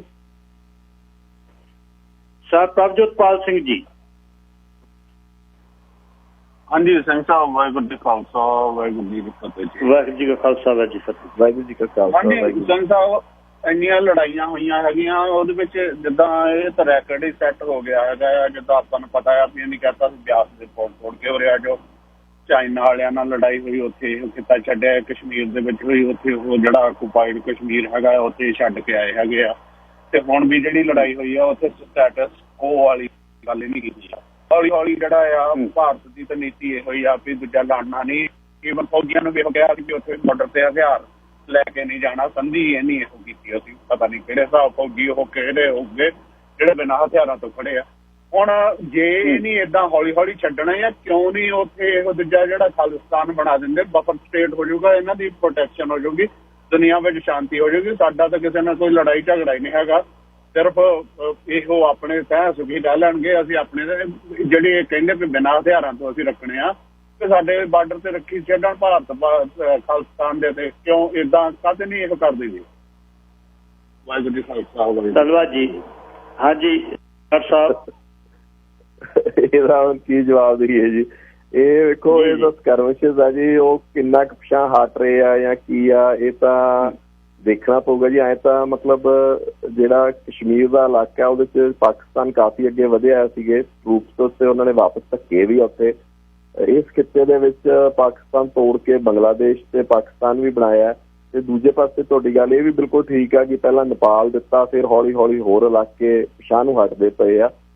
ਪਰ ਇਹ ਹੁਣ ਮਤਲਬ ਜਿਹੜਾ ਦੂਜੀ ਪਾਰਟ ਤੁਸੀਂ ਕਹਿੰਦੇ ਉਹ ਤਾਂ ਇੰਡੀਅਨ ਸਟੇਟ ਕਰਦੀ ਆ, ਨਹੀਂ ਕਰਦੀ, ਕੀ ਹੁੰਦਾ ਇਹ ਮੈਂ ਇਹਦਾ ਕੀ ਆਨਸਰ ਦੇ ਸਕਦਾ। ਠੀਕ ਹੈ ਜੀ। ਸ਼ਾਹ ਬਲਦੇਵ ਸਿੰਘ ਜੀ, ਆਖਰੀ ਤੁਹਾਡਾ ਸਵਾਲ ਲਾਈਨ ਨੰਬਰ। ਹਾਂਜੀ ਵੀਰ ਜੀ, ਸਤਿ ਸ੍ਰੀ ਅਕਾਲ। ਬਰਾੜ ਸਾਹਿਬ ਨੂੰ ਵੀ ਸਤਿ ਸ੍ਰੀ ਅਕਾਲ, ਤੇ ਵਧੀਆ ਕਰ ਰਹੇ ਪ੍ਰੋਗਰਾਮ। ਤੇ ਵੀਰ ਜੀ ਮੈਂ ਤਾਂ ਇਹ ਕਹਿਣਾ ਸੀਗਾ ਕਿ ਇੱਕ ਤਾਂ ਵਧੀਆ ਗੱਲ ਹੈ ਆਪਣੇ ਸਿੱਖ ਭਰਤੀ ਨਹੀਂ ਹੁੰਦੇ, ਕਿਉਂਕਿ ਸਿੱਖਾਂ ਨੂੰ ਚੌਕੀਦਾਰ ਬਣਨ ਦੀ ਲੋੜ ਨਹੀਂ। ਭਾਰਤ ਮਾਂ ਦਾ ਹੁਣ ਆਲਮੋਸਟ ਸਮਾਪਤੀ ਤੇ ਆ ਗਈ। ਤੇ ਨਾਲੇ ਜਿਹੜੇ ਆਪਣੇ ਸਿੱਖ ਹੈ ਨਾ, ਆਪਾਂ ਬਰਾੜ ਸਾਹਿਬ ਵੀ ਸਿੱਖੀ ਹੋਣੇ, ਤੁਸੀਂ ਵੀ ਸਿੱਖ ਹੋ, ਮੈਂ ਵੀ ਸਿੱਖਾਂ, ਸਾਨੂੰ ਆਪਣੇ ਐਂਗਲ ਤੋਂ ਦੇਖਣਾ ਚਾਹੀਦਾ, ਸਾਨੂੰ ਭਾਰਤ ਮਾਂ ਦੇ ਐਂਗਲ ਤੋਂ ਨਹੀਂ ਦੇਖਣਾ ਚਾਹੀਦਾ। ਸਾਨੂੰ ਇਸ ਵੇਲੇ ਆਹ ਕੌਨਫਲਿਕਟ ਤੋਂ ਆਪਣਾ ਫਾਇਦਾ ਉਠਾ ਕੇ ਆਪਣਾ ਮੁਲਕ ਬਣਾਉਣਾ ਚਾਹੀਦਾ, ਔਰ ਇਸ ਵੇਲੇ ਸਾਡੇ ਕੋਲ ਬਹੁਤ ਚੰਗੇ ਚਾਂਸਸ ਹੈਗੇ ਆ। ਇਸ ਲਈ ਮੈਂ ਰਿਕੁਐਸਟ ਕਰੂੰਗਾ, ਕਦੇ ਵੀ ਗੱਲ ਕਰੂੰਗਾ ਆਪਣੇ ਐਂਗਲ ਤੋਂ ਕਰਿਆ ਕਰੋ, ਭਾਰਤ ਮਾਂ ਦੇ ਐਂਗਲ ਦਾ ਕਰਨ ਦੀ ਲੋੜ ਨਹੀਂ। ਉਹਨਾਂ ਨੇ ਸਾਡਾ ਬਹੁਤ ਸਾਡੇ ਤੇ ਬਥੇਰਾ ਜ਼ੁਲਮ ਕੀਤਾ, ਸਾਡਾ ਪਾਣੀ ਵੀ ਲੈ ਗਏ ਆ, ਸਾਡੀ ਜ਼ਮੀਨ ਵੀ ਲੈ ਗਏ ਆ, ਸਾਡੀ ਬੋਲੀ ਵੀ ਲੈ ਗਏ, ਉਹਨਾਂ ਨੇ ਸਾਨੂੰ ਖਤਮ ਕਰ ਦੇਣਾ। ਇਸ ਲਈ ਮੈਂ ਰਿਕੁਐਸਟ ਕਰਕੇ ਆਪਣੇ ਦਿਮਾਗ ਖੋਲ ਕੇ ਬਾਲਾ ਉਹਨਾਂ ਦੇ ਇੰਟਰਸਟ ਦਾ ਫਿਕਰ ਨਾ ਕਰੋ, ਆਪਣੇ ਇੰਟਰਸਟ ਦਾ ਰੱਖੋ, ਪਹਿਲਾਂ ਮੋਰੇ ਰੱਖੋ। ਸਿੱਖਾਂ ਨੂੰ ਸਿੱਖਣਾ ਪੈਣਾ ਨਾ, ਵਰਨਾ ਅਸੀਂ ਇਹਨਾਂ ਦੇ ਗੁਲਾਮੀ ਰਹਾਂਗੇ। Thank you sir, bye. ਧੰਨਵਾਦ ਜੀ। ਇੱਕ ਤਾਰ ਹੈ ਜੀ ਜਿਹੜੀ ਬਰਾੜ ਸਾਹਿਬ, ਇਹ ਇੱਕ ਜਨਰਲ ਤਾਰ ਹੈ ਜਿਹਦੇ ਵਿੱਚ ਇਹ ਗੱਲ ਕੀਤੀ ਜਾਂਦੀ ਹੈ। ਮੈਂ ਜਵਾਬ ਦਿੰਦਾ ਇਹਦਾ, ਮੈਂ ਆਪਦਾ ਵਿਊਜ਼ ਦਿੰਦਾ ਜੀ ਕਿ ਸਿੱਖਾਂ ਨੂੰ ਆਪਦੇ ਇਤਿਹਾਸ ਤੋਂ ਸਿੱਖਣਾ ਚਾਹੀਦਾ, ਥੋੜਾ ਜਿਹਾ ਮਿਸਲ ਕਾਲ ਦੇ ਇਤਿਹਾਸ ਨੂੰ ਥੋੜਾ ਵਾਚਣ ਜੀ, ਕਿ ਮਿਸਲ ਕਾਲ ਵੇਲੇ ਵੀ ਬਹੁਤ ਐਸੇ ਇੰਸੀਡੈਂਟ ਸੀਗੇ ਜਿੱਥੇ ਸਿੱਖ ਜਾਂ ਖਾਲਸੇ ਜਿਹੜੇ ਸੀਗੇ ਉਹ ਮੁਗਲ ਫੌਜ ਚੋਂ ਹੀ ਟ੍ਰੇਨਿੰਗ ਲੈਂਦੇ ਰਹੇ ਸੀਗੇ ਜੀ। ਠੀਕ ਹੈ ਜੀ। ਜੇ ਤੁਸੀਂ ਫੌਜਾਂ 'ਚ ਭਰਤੀ ਹੋਣੇ ਬੰਦ ਹੋ ਜਾਓਗੇ, ਪਹਿਲੀ ਗੱਲ ਤਾਂ ਜਿਹੜਾ ਥੋੜਾ ਬਹੁਤ ਤਵਾਜ਼ਨ ਹੈ ਇੱਥੇ ਭਾਰਤ ਦੇ ਵਿੱਚ ਉਹ ਖਤਮ ਹੋ ਜੂ। ਦੇਖੋ ਪ੍ਰਦੇਸ਼ 'ਚ ਬੈਠਿਆਂ ਨੂੰ ਇਹ ਕਹਿਣਾ ਬਹੁਤ ਸੌਖਾ ਹੈ ਕਿ ਵੀ ਤੁਸੀਂ ਕੁਛ ਨਾ ਕਰੋ, ਪਾਸੇ ਹੋ ਜਾਓ।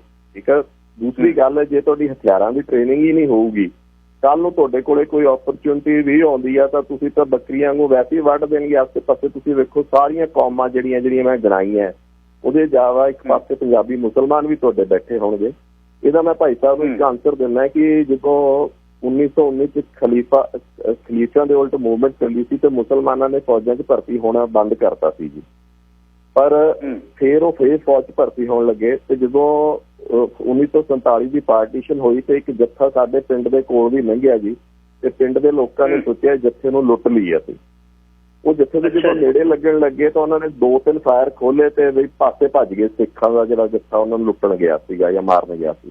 ਉਹਦਾ ਕਾਰਨ ਇਹ ਸੀ ਕਿ ਜੀ ਉਹਦੇ ਵਿੱਚ ਜ਼ਿਆਦਾ ਫੌਜੀ ਸੀਗੇ ਪੁਰਾਣੇ ਪਲਟਨਾਂ ਦੇ।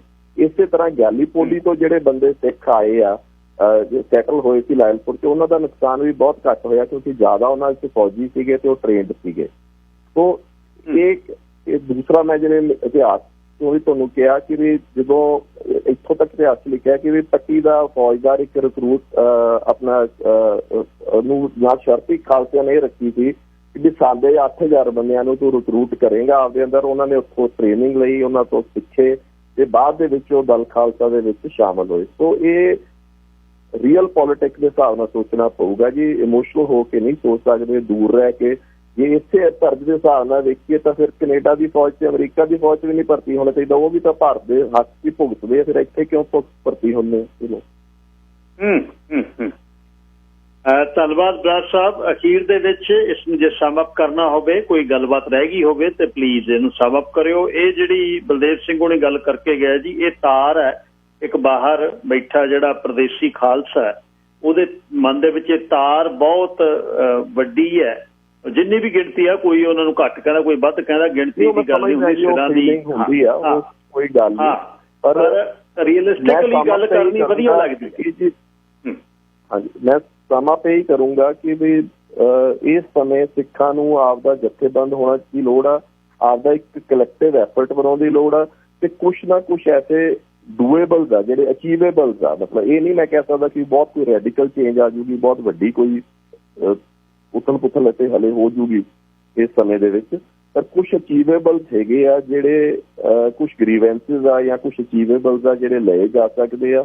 ਉਹ ਤਾਂ ਹੀ ਲਿਆ ਜਾਊਗਾ ਜੇ ਇੱਕ ਤਾਂ ਸੁਹਿਰਦ ਲੀਡਰਸ਼ਿਪ ਹੋਵੇ, ਤੇ ਜੇ ਸੁਹਿਰਦ ਲੀਡਰਸ਼ਿਪ ਨਾ ਵੀ ਹੋਵੇ ਤੇ ਪ੍ਰੈਸ਼ਰ ਗਰੁੱਪ ਇੱਕ ਰਲਵਾ ਹੋਵੇ ਜਿਹੜਾ ਸਿੱਖਾਂ ਦਾ ਪ੍ਰੈਸ਼ਰ ਪਾਵੇ, ਜਿਵੇਂ ਸ਼੍ਰੋਮਣੀ ਕਮੇਟੀ ਦੀਆਂ ਕੁਛ ਚੇਂਜਿਸ ਆ ਜਿਹਦੇ ਵਿੱਚ ਕਰਕੇ ਆਪਣੇ ਫੰਡ ਮਿਸਯੂਜ਼ ਹੁੰਦੇ ਆ, ਇੱਥੇ ਰਾਈਟਲੀ ਇਲੈਕਸ਼ਨਸ ਹੁੰਦੇ ਜਾਣ ਜਾਂ ਹੋਵੇ, ਹੋਰ ਜਿਹੜਾ ਕੋਈ ਨੈਟਵਰਕ ਡਿਵੈਲਪ ਕਰੋ ਡਾਇਸਪੋਰਾ ਦਾ ਤੇ ਲੋਕਲ ਇੱਥੋਂ ਦਾ, ਤਾਂ ਕਿ ਇੱਕ ਜਥੇਬੰਦੀ ਦੇ ਰੂਪ 'ਚ ਤੁਸੀਂ ਉੱਭਰ ਸਕੋ। ਜਿਵੇਂ ਕੋਈ ਵੀ ਪੋਸਟ ਵਾਰ ਸਿਨੈਰੀਓ ਬਣਦਾ ਹੈ ਤਾਂ ਉਹਦਾ ਲਾਹਾ ਵੀ ਤੁਸੀਂ ਤਾਂ ਲੈ ਸਕੋਗੇ ਜੇ ਤੁਸੀਂ ਜਥੇਬੰਦ ਹੋਵੋਗੇ।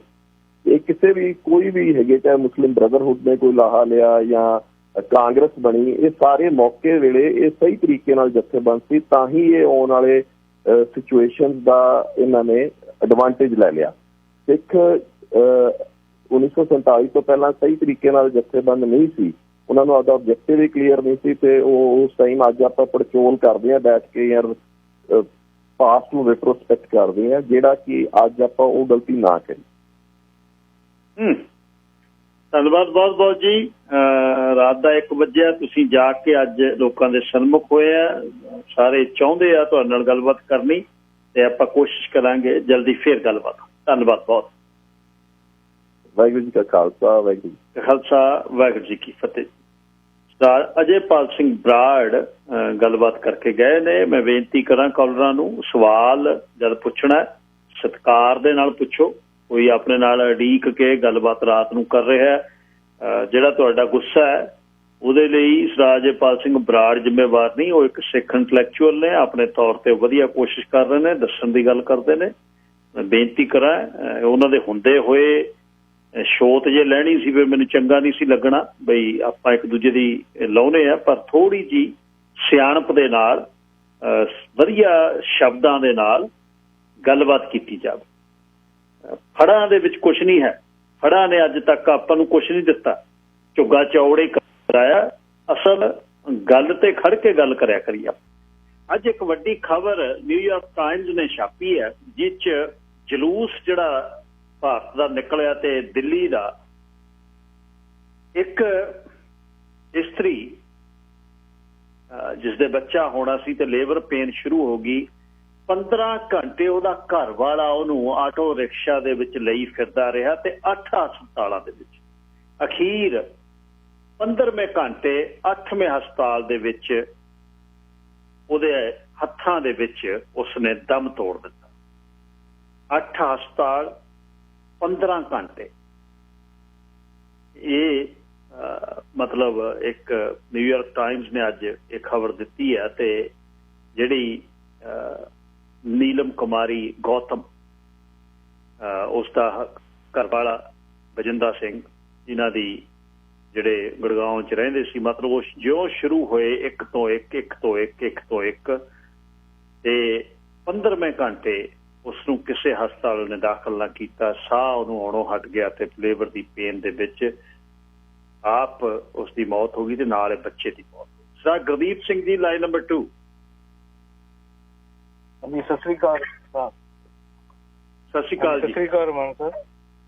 ਹਾਂਜੀ, ਮੈਂ ਬਰਾੜ ਸਾਹਿਬ ਦੀ ਗੱਲ ਸੁਣ ਰਿਹਾ ਸੀ, ਉਹਨਾਂ ਨੇ ਬੜੀਆਂ ਸੁਹਿਰਦ ਗੱਲਾਂ ਕੀਤੀਆਂ, ਲੇਕਿਨ ਮੈਨੂੰ ਹੈਰਾਨੀ ਹੁੰਦੀ ਹੈ ਜਿਹੜੇ ਕੁਝ ਕਾਲਰ ਆ ਕੇ ਆਪਣਾ ਬਿਆਨਬਾਜ਼ੀ ਕਰਦੇ ਆ, ਔਰ ਉਹਨਾਂ ਨੇ ਵੀ ਉਹਨਾਂ ਨੂੰ ਬੜੀ ਤਰੀਕੇ ਦੇ ਨਾਲ ਸਮਝਾਇਆ ਵੀ ਪ੍ਰਦੇਸ਼ 'ਚ ਬਹਿ ਕੇ ਬਿਆਨਬਾਜ਼ੀ ਤੇ ਢੀਕੜੀਆਂ ਮਾਰਨੀਆਂ ਵੱਖਰੀ ਗੱਲ ਹੈਗੀ ਆ, ਤੇ ਯਥਾਰਥ ਦੇ ਵਿੱਚ ਜੀਣਾ ਇੱਕ ਜਿਹੜਾ ਉਹ ਅਲੱਗ ਹੀ ਚੀਜ਼ ਹੈ।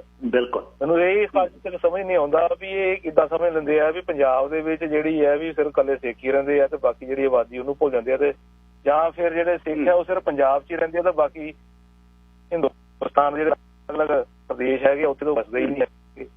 ਦੂਜੀ ਗੱਲ ਹੈਗੀ ਹੈ, ਇੱਕ ਬਫਰ ਸਟੇਟ ਦੀ ਗੱਲ ਕਰ ਰਹੇ ਸੀ। ਇਹਨਾਂ ਨੂੰ ਲੱਗਦਾ ਹੈਗਾ ਕਿ ਇੱਕ ਸਿਰਫ ਸਟੇਟ ਬਣਾਉਣ ਦੇ ਨਾਲ ਹੀ ਕੋਈ ਕੰਟਰੀ ਜਿਹੜੀ ਆ ਉਹ ਸਕਸੈਸਫੁਲ ਹੋ ਜਾਂਦੀ ਹੈ। ਹੁਣ ਤੁਹਾਡੇ ਐਗਜ਼ਾਮਪਲ ਦੇ ਵਿੱਚ ਸੋਵੀਅਤ ਰੂਸ ਨਾਲ ਟੁੱਟ ਕੇ ਕਿੰਨੀਆਂ ਕੰਟਰੀਆਂ ਬਣੀਆਂ ਹੋਈਆਂ, ਔਰ ਅੱਜ ਕੱਲ੍ਹ ਤੱਕ ਦੁਨੀਆ ਦੇ ਨਕਸ਼ੇ ਦੇ ਵਿੱਚ ਉਹ ਏਰੀਆ ਵਾਈਜ਼ ਵੀ ਵਿੱਚ ਮੈਨੂੰ ਲੱਗਦਾ ਹੈਗਾ ਵੀ ਪਾਕਿਸਤਾਨ ਤੋਂ ਕਿੰਨੀਆਂ 3 ਗੁਣਾ ਵੱਡੀਆਂ ਕੰਟਰੀਆਂ ਹੋਣੀਆਂ, ਕਿਰਗਿਸਤਾਨ, ਕਜ਼ਾਕਿਸਤਾਨ ਜਾਂ ਹੋਰ ਤੁਸੀਂ ਮੈਂ ਤੁਹਾਨੂੰ ਐਗਜ਼ਾਮਪਲ 1-2 ਹੋਰ ਦੇ ਦਵਾਂਗਾ। ਯੂਕਰੇਨ ਦਾ ਐਗਜ਼ਾਮਪਲ ਲੈ ਲਓ। ਔਰ ਇਕਨੋਮੀ ਵਾਈਜ਼ ਫੇਲਡ ਸਟੇਟਾਂ।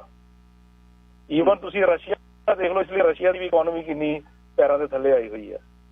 ਪਾਕਿਸਤਾਨ ਦੇਖ ਲਓ, ਅਗਰ ਐਟ ਪ੍ਰੈਜ਼ੈਂਟ ਤੁਸੀਂ ਡਾਟਾ ਖੋਲ ਕੇ ਵੇਖ ਲਓ, ਪਾਕਿਸਤਾਨ ਉਹਦੀ GDP ਨੈਗੇਟਿਵ ਦੇ ਵਿੱਚ ਜਾ ਰਹੀ ਹੈ।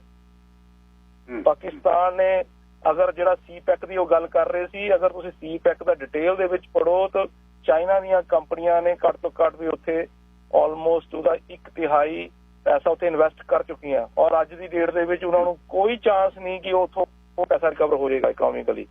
ਉਹ ਚਾਈਨਾ ਦਾ ਸਿਰਫ ਸੀਗਾ ਕਿ ਅਸੀਂ ਚਾਈਨਾ ਦੇ ਵਿੱਚੋਂ ਈਸਟ ਚਾਈਨਾ ਦਾ ਜਿਹੜਾ ਸਮਾਨ ਬਣਾਉਂਦੇ ਆ ਉਹ ਟ੍ਰੇਨਾਂ ਰਾਹੀਂ ਬਾਈ ਹਾਈਵੇ ਜਿਹੜਾ ਜਾ ਰਿਹਾ ਉੱਤੇ ਨੂੰ, ਇਹ ਉੱਥੋਂ ਲੈ ਆ ਕੇ ਉੱਥੋਂ ਜ਼ਿੰਜੀਆਂਗ ਪ੍ਰੋਵਿੰਸ ਦੇ ਵਿੱਚ ਪਾਕਿਸਤਾਨ ਉਤਾਰਾਂਗੇ ਤੇ ਮਿਡਲ ਈਸਟ ਦੀਆਂ ਕੰਟਰੀਆਂ ਦੇ ਵਿੱਚ ਵੇਚਾਂਗੇ। ਲੇਕਿਨ ਉਸ ਵੇਲੇ ਚਾਈਨਾ ਨੂੰ ਭੁੱਲ ਗਿਆ ਕਿ ਜਿਹੜਾ POK ਹੈਗਾ ਇਹ ਇੰਡੀਆ ਦੀ ਟੈਰੀਟਰੀ ਹੈਗੀ ਆ ਅਕੋਰਡਿੰਗ ਟੂ ਲਾਅ। ਇਹ ਜਿਹੜਾ ਡਿਸਪਿਊਟਡ ਏਰੀਆ ਹੈਗਾ ਔਰ ਇੰਡੀਆ ਕਦੇ ਵੀ ਉਦੋਂ ਜਿਹੜਾ ਉਹ ਹਾਸਿਲ ਕਰੇਗਾ, ਔਰ ਉਹਦਾ ਹੀ ਇਹ ਰੌਲਾ ਚੱਲ ਰਿਹਾ। ਉਹਦੇ ਕਰਕੇ ਇਹ ਸਿਰਫ ਸਾਰਾ ਪੰਗਾ ਪਿਆ ਹੋਇਆ। ਚਾਈਨਾ ਦਾ ਇਹ $1 ਟ੍ਰਿਲੀਅਨ ਦਾ ਜਿਹੜਾ ਉਹਨਾਂ ਨੇ ਇਨਵੈਸਟ ਕਰ ਸੁੱਟਿਆ ਜਾਂ ਪੈਸਾ ਲਗਾ ਸੁੱਟਿਆ, ਇਹ ਬੇਕਾਰ ਚਲੇ ਜਾਣਾ, ਕਿਉਂਕਿ ਇਹਦੇ ਵਿੱਚ ਸਿਰਫ ਕਿਲੇ ਇੰਡੀਆ ਦੇ ਇੰਟਰਸਟ ਨਹੀਂ, ਇਹਦੇ ਵਿੱਚ ਪੂਰੀ ਮਿਡਲ ਈਸਟ ਦੀ ਕੰਟਰੀਆਂ, UAE, Saudi Arab, America, Israel, ਉਧਰ ਸਾਊਥ ਪੈਸੀਫਿਕ। ਚਾਈਨਾ ਦੀ ਤਾਂ ਜੋਗ੍ਰਾਫਿਕਲੀ ਕੰਡੀਸ਼ਨ ਬੜੀ ਮਾੜੀ ਹੈ। ਚਾਈਨਾ ਕੋਲ ਕੋਈ ਚਾਰਾ ਨਹੀਂ ਹੈ ਇੱਕ ਮਲੱਕਾ ਸਟੇਟ ਤੋਂ, ਉੱਥੋਂ ਸਿਰਫ ਉਹਦੇ ਸ਼ਿਪ ਜਿਹੜੇ ਸਿਰਫ ਇੰਡੀਅਨ ਓਸ਼ਨ ਦੇ ਵਿੱਚ ਆ ਸਕਦੇ ਆ, ਬਾਕੀ ਸਾਰਾ ਬਲੌਕੇਡ ਹੈ, ਸਾਰਾ ਲੈਂਡ ਲੌਕਡ ਹੈ। ਉਹ ਸਿਰਫ ਮਲੱਕਾ ਸਟੇਟ ਨੂੰ ਬੰਨ ਲਓ, ਚਾਈਨਾ ਜਿਹੜਾ ਇੰਡੀਅਨ ਓਸ਼ਨ ਐਂਟਰੀ ਨਹੀਂ ਕਰ ਸਕਦਾ, ਉਹਨੂੰ 8-8, 9-9 ਹਜ਼ਾਰ ਕਿਲੋਮੀਟਰ ਤੁਰ ਕੇ ਆਉਣਾ ਪੈਂਦਾ ਉੱਧਰੋਂ। ਤਾਂ ਹੀ ਉਹਨੇ ਕੱਢਿਆ ਸੀ, ਲੇਕਿਨ ਉਹਨੂੰ ਇਹ ਭੁੱਲ ਗਿਆ ਉਹ ਕਿ CPEC ਡਿਸਪਿਊਟਡ ਏਰੀਆ, ਚਾਈਨਾ ਹਿੱਲ ਕੇ ਵੀ ਕੁਝ ਨਹੀਂ ਕਰ ਸਕਦਾ। ਤੁਸੀਂ ਕਹਿੰਦੇ ਹੋ ਵਾਰ ਕਰਨੀ ਹੈ, ਚਾਈਨਾ ਬਾਹਰ ਅਫੋਰਡ ਹੀ ਨਹੀਂ ਕਰ ਸਕਦਾ। ਚਾਈਨਾ ਨੂੰ ਪਤਾ ਜੇ ਵਾਰ ਹੋ ਗਈ ਤਾਂ ਚਾਈਨਾ ਜਿਹੜਾ ਘਿਰ ਗਿਆ ਸਾਰੇ ਪਾਸਿਓਂ, ਇਕਨੋਮਿਕਲੀ ਵੀ ਔਰ ਜਿਹੜਾ ਆ ਮਿਲਟਰੀ ਵੀ। ਇਹ ਬੰਦੇ ਇੱਥੇ ਬਹਿ ਕੇ ਸੁਪਨੇ ਲੈਂਦੇ। ਮੈਂ ਕਹਿੰਦਾ ਤੁਸੀਂ ਆਓ ਤਾਂ ਸਹੀ, ਤੁਸੀਂ ਦੌੜੇ ਹੋਏ ਉੱਥੋਂ, ਤੁਸੀਂ ਪੰਜਾਬ ਦੇ ਵਿੱਚੋਂ ਦੌੜ ਕੇ ਤੁਸੀਂ ਬਾਹਰ ਬੈਠੇ ਹੋ, ਤੁਸੀਂ ਆਓ ਪੰਜਾਬ ਦੇ ਵਿੱਚ ਯਾਰ। ਤੁਸੀਂ ਖਾਲਿਸਤਾਨ ਦੀ ਗੱਲ ਕਰਦੇ, ਮੈਂ ਤਾਂ ਤੁਸੀਂ ਦੁਬਾਰਾ ਲੱਭ ਜਾਓਗੇ ਤਾਂ ਗੱਲ ਕਰੋ, ਤੁਸੀਂ ਨਾ ਫੇਰ ਤੇ ਦੌੜ ਕੇ ਇੱਧਰ ਨੂੰ ਦੌੜ ਭੱਜੇ ਤਾਂ ਗੱਲ ਕਰਿਓ। ਤੁਹਾਡਾ ਤਾਂ ਐਗਜ਼ਿਸਟੈਂਸ ਹੀ ਕੋਈ ਨਹੀਂ। ਗੁਰਦੀਪ ਸਿੰਘ ਜੀ ਇੱਕ ਮਿੰਟ ਗੱਲ ਸੁਣੋ। ਹੁਣ ਆਪਾਂ ਇਸ ਤਰ੍ਹਾਂ ਚੈਲੰਜ ਨਾ ਕਰੋ। ਉਹਨਾਂ ਨੇ ਗੱਲ ਕਰ ਦਿੱਤੀ, ਤੁਸੀਂ ਗੱਲ ਕਰ ਦਿੱਤੀ, ਤੁਸੀਂ ਹੁਣ ਨੋ ਇਹ ਮੈਂ ਤੁਹਾਨੂੰ, ਤੁਸੀਂ ਇਸ ਤਰ੍ਹਾਂ ਨਹੀਂ ਬੋਲ ਸਕਦੇ। ਤੁਸੀਂ ਜਿੱਥੇ ਮਰਜ਼ੀ ਬੋਲੋ। ਇੱਕ ਦਿਨ ਤੁਸੀਂ ਗਲਤ ਬੋਲ ਰਹੇ ਸੀ, ਤੁਸੀਂ ਇੱਕ ਦਿਨ ਕੁੱਤੇ ਸ਼ਬਦ ਤੱਕ ਕਿਹਾ। ਤੁਹਾਡੀ ਬਾਤ, ਤੁਸੀਂ ਲੈਂਗੁਏਜ ਠੀਕ ਰੱਖੋ, ਇਸ ਤਰ੍ਹਾਂ ਨਹੀਂ ਗੱਲ ਕਰਨੀ। ਤੁਸੀਂ ਆਪਣੀ ਗੱਲ ਕਰਤੀ, ਉਹਨਾਂ ਨੇ ਆਪਣੀ ਗੱਲ ਕਰਤੀ। ਦੇਖੋ no please with due respect, ਇਸ ਤਰ੍ਹਾਂ ਨਹੀਂ ਗੱਲ ਕਰੋ। ਬੇਕਾਰ ਦੀਆਂ ਗੱਲਾਂ ਸੁਣ ਕੇ, ਕਿਉਂਕਿ ਆਪਣੇ ਆਪ ਨੂੰ ਬੇਕਾਰ ਤੁਸੀਂ ਆਪਣੇ ਵੱਲੋਂ ਗੱਲ ਕਹਿਤੀ, ਉਹਨਾਂ ਨੇ ਆਪਣੀ ਕਹਿਤੀ, ਤੁਹਾਨੂੰ ਸਮਾਂ ਮਿਲ ਗਿਆ, ਪਰ ਤੁਸੀਂ ਹੁਣ ਆਪਣੀ ਜਿਹੜੀ ਸੀਮਾ ਨਾ ਲੰਘੋ। ਇਹ ਨਹੀਂ ਗੱਲ ਕਰਨਾ, ਅਸੀਂ ਬਿਲਕੁਲ ਨਹੀਂ ਕਰਦੇ ਜੀ। ਇਹਨਾਂ ਨੇ ਲੰਘੀਆਂ ਹੋਈਆਂ ਤੁਸੀਂ ਰੀਪ੍ਰੈਜ਼ੈਂਟ ਥੋੜਾ ਕਦੇ ਭਾਰਤ ਨੂੰ ਕਰਦੇ ਹੋ ਨਾ, ਉਹ ਸਿੱਖਾਂ ਨੂੰ ਕਰਦੇ ਨੇ ਨਾ। ਤੁਸੀਂ ਸੁਣੋ ਤੁਸੀਂ ਉਹ ਨਾ ਇਕੱਲੇ ਸਿੱਖਾਂ ਨੂੰ ਬਲਦੇਵ ਸਿੰਘ ਉਹ ਨਹੀਂ ਕਰਦੇ ਆ, ਤੇ ਨਾ ਤੁਸੀਂ ਇਕੱਲੇ ਭਾਰਤ ਨੂੰ ਰੀਪ੍ਰੈਜ਼ੈਂਟ ਕਰਦੇ। ਇਸ ਤਰ੍ਹਾਂ ਨਹੀਂ, ਤੁਸੀਂ ਆਪਣੀ ਗੱਲ ਕਰ, ਉਹਨਾਂ ਨੇ ਕਰਦੀ, ਤੁਸੀਂ ਆਪਣੀ ਰਿਪਰੈਜ਼ੈਂਟ ਕਰੀਏ ਨਾ ਕਰੀਏ, ਲੇਕਿਨ ਅਸੀਂ ਭਾਰਤ ਦੇ ਲੋਕਾਂ ਦਾ ਬਾਹਰ ਬੈਠ ਕੇ ਅਸੀਂ ਰਿਪਰੈਜ਼ੈਂਟ ਕਰਦੇ ਹਾਂ। ਠੀਕ ਹੈ, ਤੁਸੀਂ ਲੋਕਾਂ ਲਈ ਲੋਕ ਕੀ ਸੋਚਦੇ ਆ, ਲੋਕ ਕੀ ਸੋਚਦੇ ਆ ਜੀ, ਤੁਸੀਂ ਆਪਣੀ ਉਹ ਗੱਲ ਕਰ ਸਕਦੇ ਹੋ, ਤੁਸੀਂ ਲੋਕਾਂ ਦੀ ਨਹੀਂ ਗੱਲ ਕਰ ਸਕਦੇ। ਅਸੀਂ ਆਪਣੀ ਗੱਲ ਕਰੋ, ਤੁਸੀਂ ਆਪਣੀ ਗੱਲ ਕਰੋ, ਲੋਕਾਂ ਦੀ ਨਾ ਗੱਲ ਕਰੋ। ਤੁਸੀਂ ਇਹ ਸ਼ਬਦ ਅੱਗੇ ਵੀ ਤੁਹਾਨੂੰ ਲੋਕ ਸੁਣਦੇ ਆ, ਤੁਸੀਂ ਗਲਤ ਬੋਲਦੇ ਹੋ। ਮੈਂ ਤੁਹਾਨੂੰ ਹੁਣ ਦੱਸਾਂ, ਤੁਸੀਂ ਫਸਟ ਟਾਈਮ ਮੇਰੇ ਫੋਨ ਤੇ ਗੱਲ ਕੀਤੀ ਹੈ, ਤੁਹਾਨੂੰ ਇੱਜ਼ਤ ਦਿੱਤੀ ਹੈ, ਤੁਸੀਂ ਕੁੱਤੇ ਤੱਕ ਸ਼ਬਦ ਬੋਲਦੇ ਹੋ। ਤੁਸੀਂ ਖਾਲਿਸਤਾਨ ਦੀ ਜੇ ਕੋਈ ਗੱਲ ਕਰਦਾ, ਉਹਨਾਂ ਦਾ ਸਵੈ ਸਿੱਧ ਅਧਿਕਾਰ ਹੈ। ਤੁਹਾਨੂੰ ਇਹ ਗੱਲ ਮਹਿੰਗੀ ਪੈਣੀ ਹੈ, ਮੈਂ ਤੁਹਾਨੂੰ ਦੱਸਾਂ ਗੱਲ ਕਹਿਣੀ। ਜਾਂ ਜਨਤਕ ਤੁਸੀਂ ਆਪਣਾ ਨਾਂ ਦਿਓ ਤੇ ਫੋਨ ਨੰਬਰ ਦਿਓ, ਫਿਰ ਤੁਹਾਨੂੰ ਲੋਕ ਉਹ ਪੁੱਛਣਗੇ ਜਿਨ੍ਹਾਂ ਨੂੰ ਤੁਸੀਂ ਕੁੱਤੇ ਕਹਿੰਦੇ ਹੋ, ਔਰ ਤੁਸੀਂ ਨਾਂ ਬਦਲ ਕੇ ਫੋਨ ਕਰਦੇ ਹੋ। ਇਹ ਵੀ ਮੈਂ ਤੁਹਾਨੂੰ ਦੱਸਾਂ, ਜੇ ਤੁਸੀਂ ਅਸਲ ਨਾਂ ਹੈ ਤੁਹਾਡਾ, ਮੇਰੇ ਫੋਨ ਤੇ ਫੋਨ ਕਰੋ 6047291224, ਦੱਸੋ ਆਪਣਾ ਨਾਂ ਤੇ ਫੋਨ। ਫਿਰ ਮੈਂ ਤੁਹਾਡੇ ਨਾਲ ਗੱਲ ਕਰੂੰਗਾ ਵੀ ਤੁਸੀਂ ਕੌਣ, ਆਇਡੈਂਟੀਟੀ ਕੀ ਆ। ਜਿਹੜੀ ਤੁਹਾਡੇ ਸ਼ਬਦ ਨੇ ਉਹ ਸ਼ਬਦ ਨਹੀਂ ਦੱਸਦੇ ਵੀ ਤੁਹਾਡਾ ਨਾਮ ਗੁਰਦੀਪ ਸਿੰਘ ਹੈ। Let me clear one thing, ਤੇ ਤੁਸੀਂ ਆਥਣੇ ਜਿਹੜਾ ਬੋਲਦੇ ਹੋ ਲੋਕ ਤੁਹਾਨੂੰ ਸੁਣਦੇ ਨੇ। ਮੈਂ ਬੇਨਤੀ ਕਰਦਾ ਆਪਣੇ ਆਪ 'ਚ ਰਹਿ ਕੇ ਗੱਲ ਕਰੀ ਦੀ।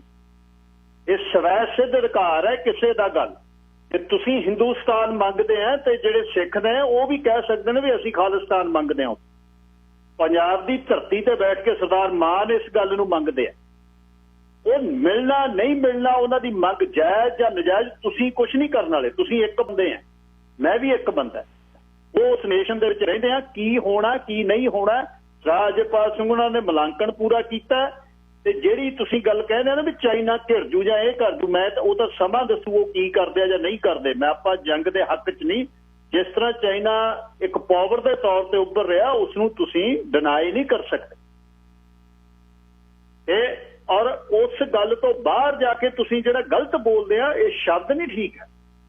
ਤੇ ਤੁਸੀਂ ਪੰਜਾਬ 'ਚ ਜਾ ਕੇ ਲੋਕਾਂ ਨੂੰ ਓਪਨਲੀ ਕਹਿ ਕੇ ਦਿਖਾਓ ਤਾਂ ਨਾ ਵੀ ਮੈਂ ਆਹ ਕਰ ਦੂੰ ਮੈਂ ਆਹ ਕਰ ਦੂੰ, ਫਿਰ ਤੈਨੂੰ ਲੋਕ ਉੱਥੇ ਜਿਹੜੇ ਸਿੱਖ ਵਸਦੇ ਨੇ ਉਹ ਦੱਸ ਦੇਣਗੇ। ਇਹ ਤਾਂ ਹਰ ਸਾਲ ਜਾਂਦੇ ਨੇ ਲੋਕ, ਉੱਥੇ ਵਸਦੇ ਨੇ, ਉਸ ਧਰਤੀ ਤੇ ਜਾਂਦੇ ਨੇ, ਉੱਥੇ ਹਜ਼ਾਰਾਂ ਹੀ ਡਾਲਰ ਖਰਚਦੇ ਆ। ਉਹ ਤੁਸੀਂ ਉਸ ਦਿਨ KPA ਗਿੱਲ ਦੀ ਗੱਲ ਕਰ ਰਹੇ ਸੀ ਨਾ, KP ਗਿੱਲ ਨੇ ਭਜਾਤੇ ਉੱਥੇ, ਤੇ KP ਗਿੱਲ ਕਿੱਥੇ ਆ? ਜੇ KP ਗਿੱਲ ਨੇ ਭਜਾਤੇ ਸੀ ਤਾਂ KP ਗਿੱਲ ਲੈ ਕੇ NSG ਦੇ ਕਮਾਂਡੋ ਕਾਹਨੂੰ ਤੁਰਿਆ ਫਿਰਦਾ ਸੀ ਲੋਕਾਂ 'ਚ ਨਿਕਲਦਾ ਬਾਹਰ ਜਾ ਕੇ?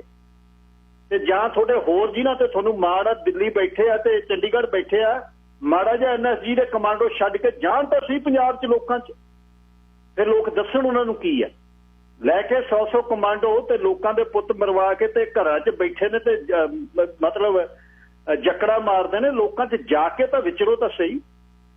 ਜਾਂ ਤੁਹਾਡੇ ਨਾਲ ਮੈਂ ਗੋਲ ਮੇਜ਼ ਕਾਨਫਰੰਸ ਕਰ ਦਿੰਦਾ, ਮੈਨੂੰ ਕਰੋ ਫੋਨ, ਮੈਂ ਤੁਹਾਡੇ ਨਾਲ ਸੈੱਟ ਕਰ ਦਿੰਦਾ, ਤੁਸੀਂ ਸਵਾਲ ਪੁੱਛ ਲਿਓ, ਤੁਹਾਨੂੰ ਜਵਾਬ ਦੇ ਦੇਣਗੇ ਜਿਹੜੇ ਇਸ ਗੱਲ ਦੀ ਪ੍ਰੋੜਤਾ ਕਰਦੇ।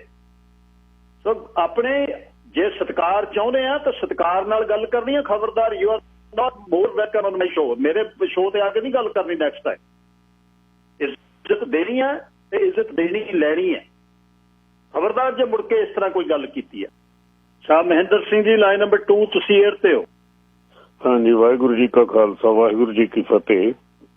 ਵਾਹਿਗੁਰੂ ਜੀ ਕਾ ਖਾਲਸਾ ਵਾਹਿਗੁਰੂ ਜੀ ਕੀ ਫਤਿਹ ਜੀ।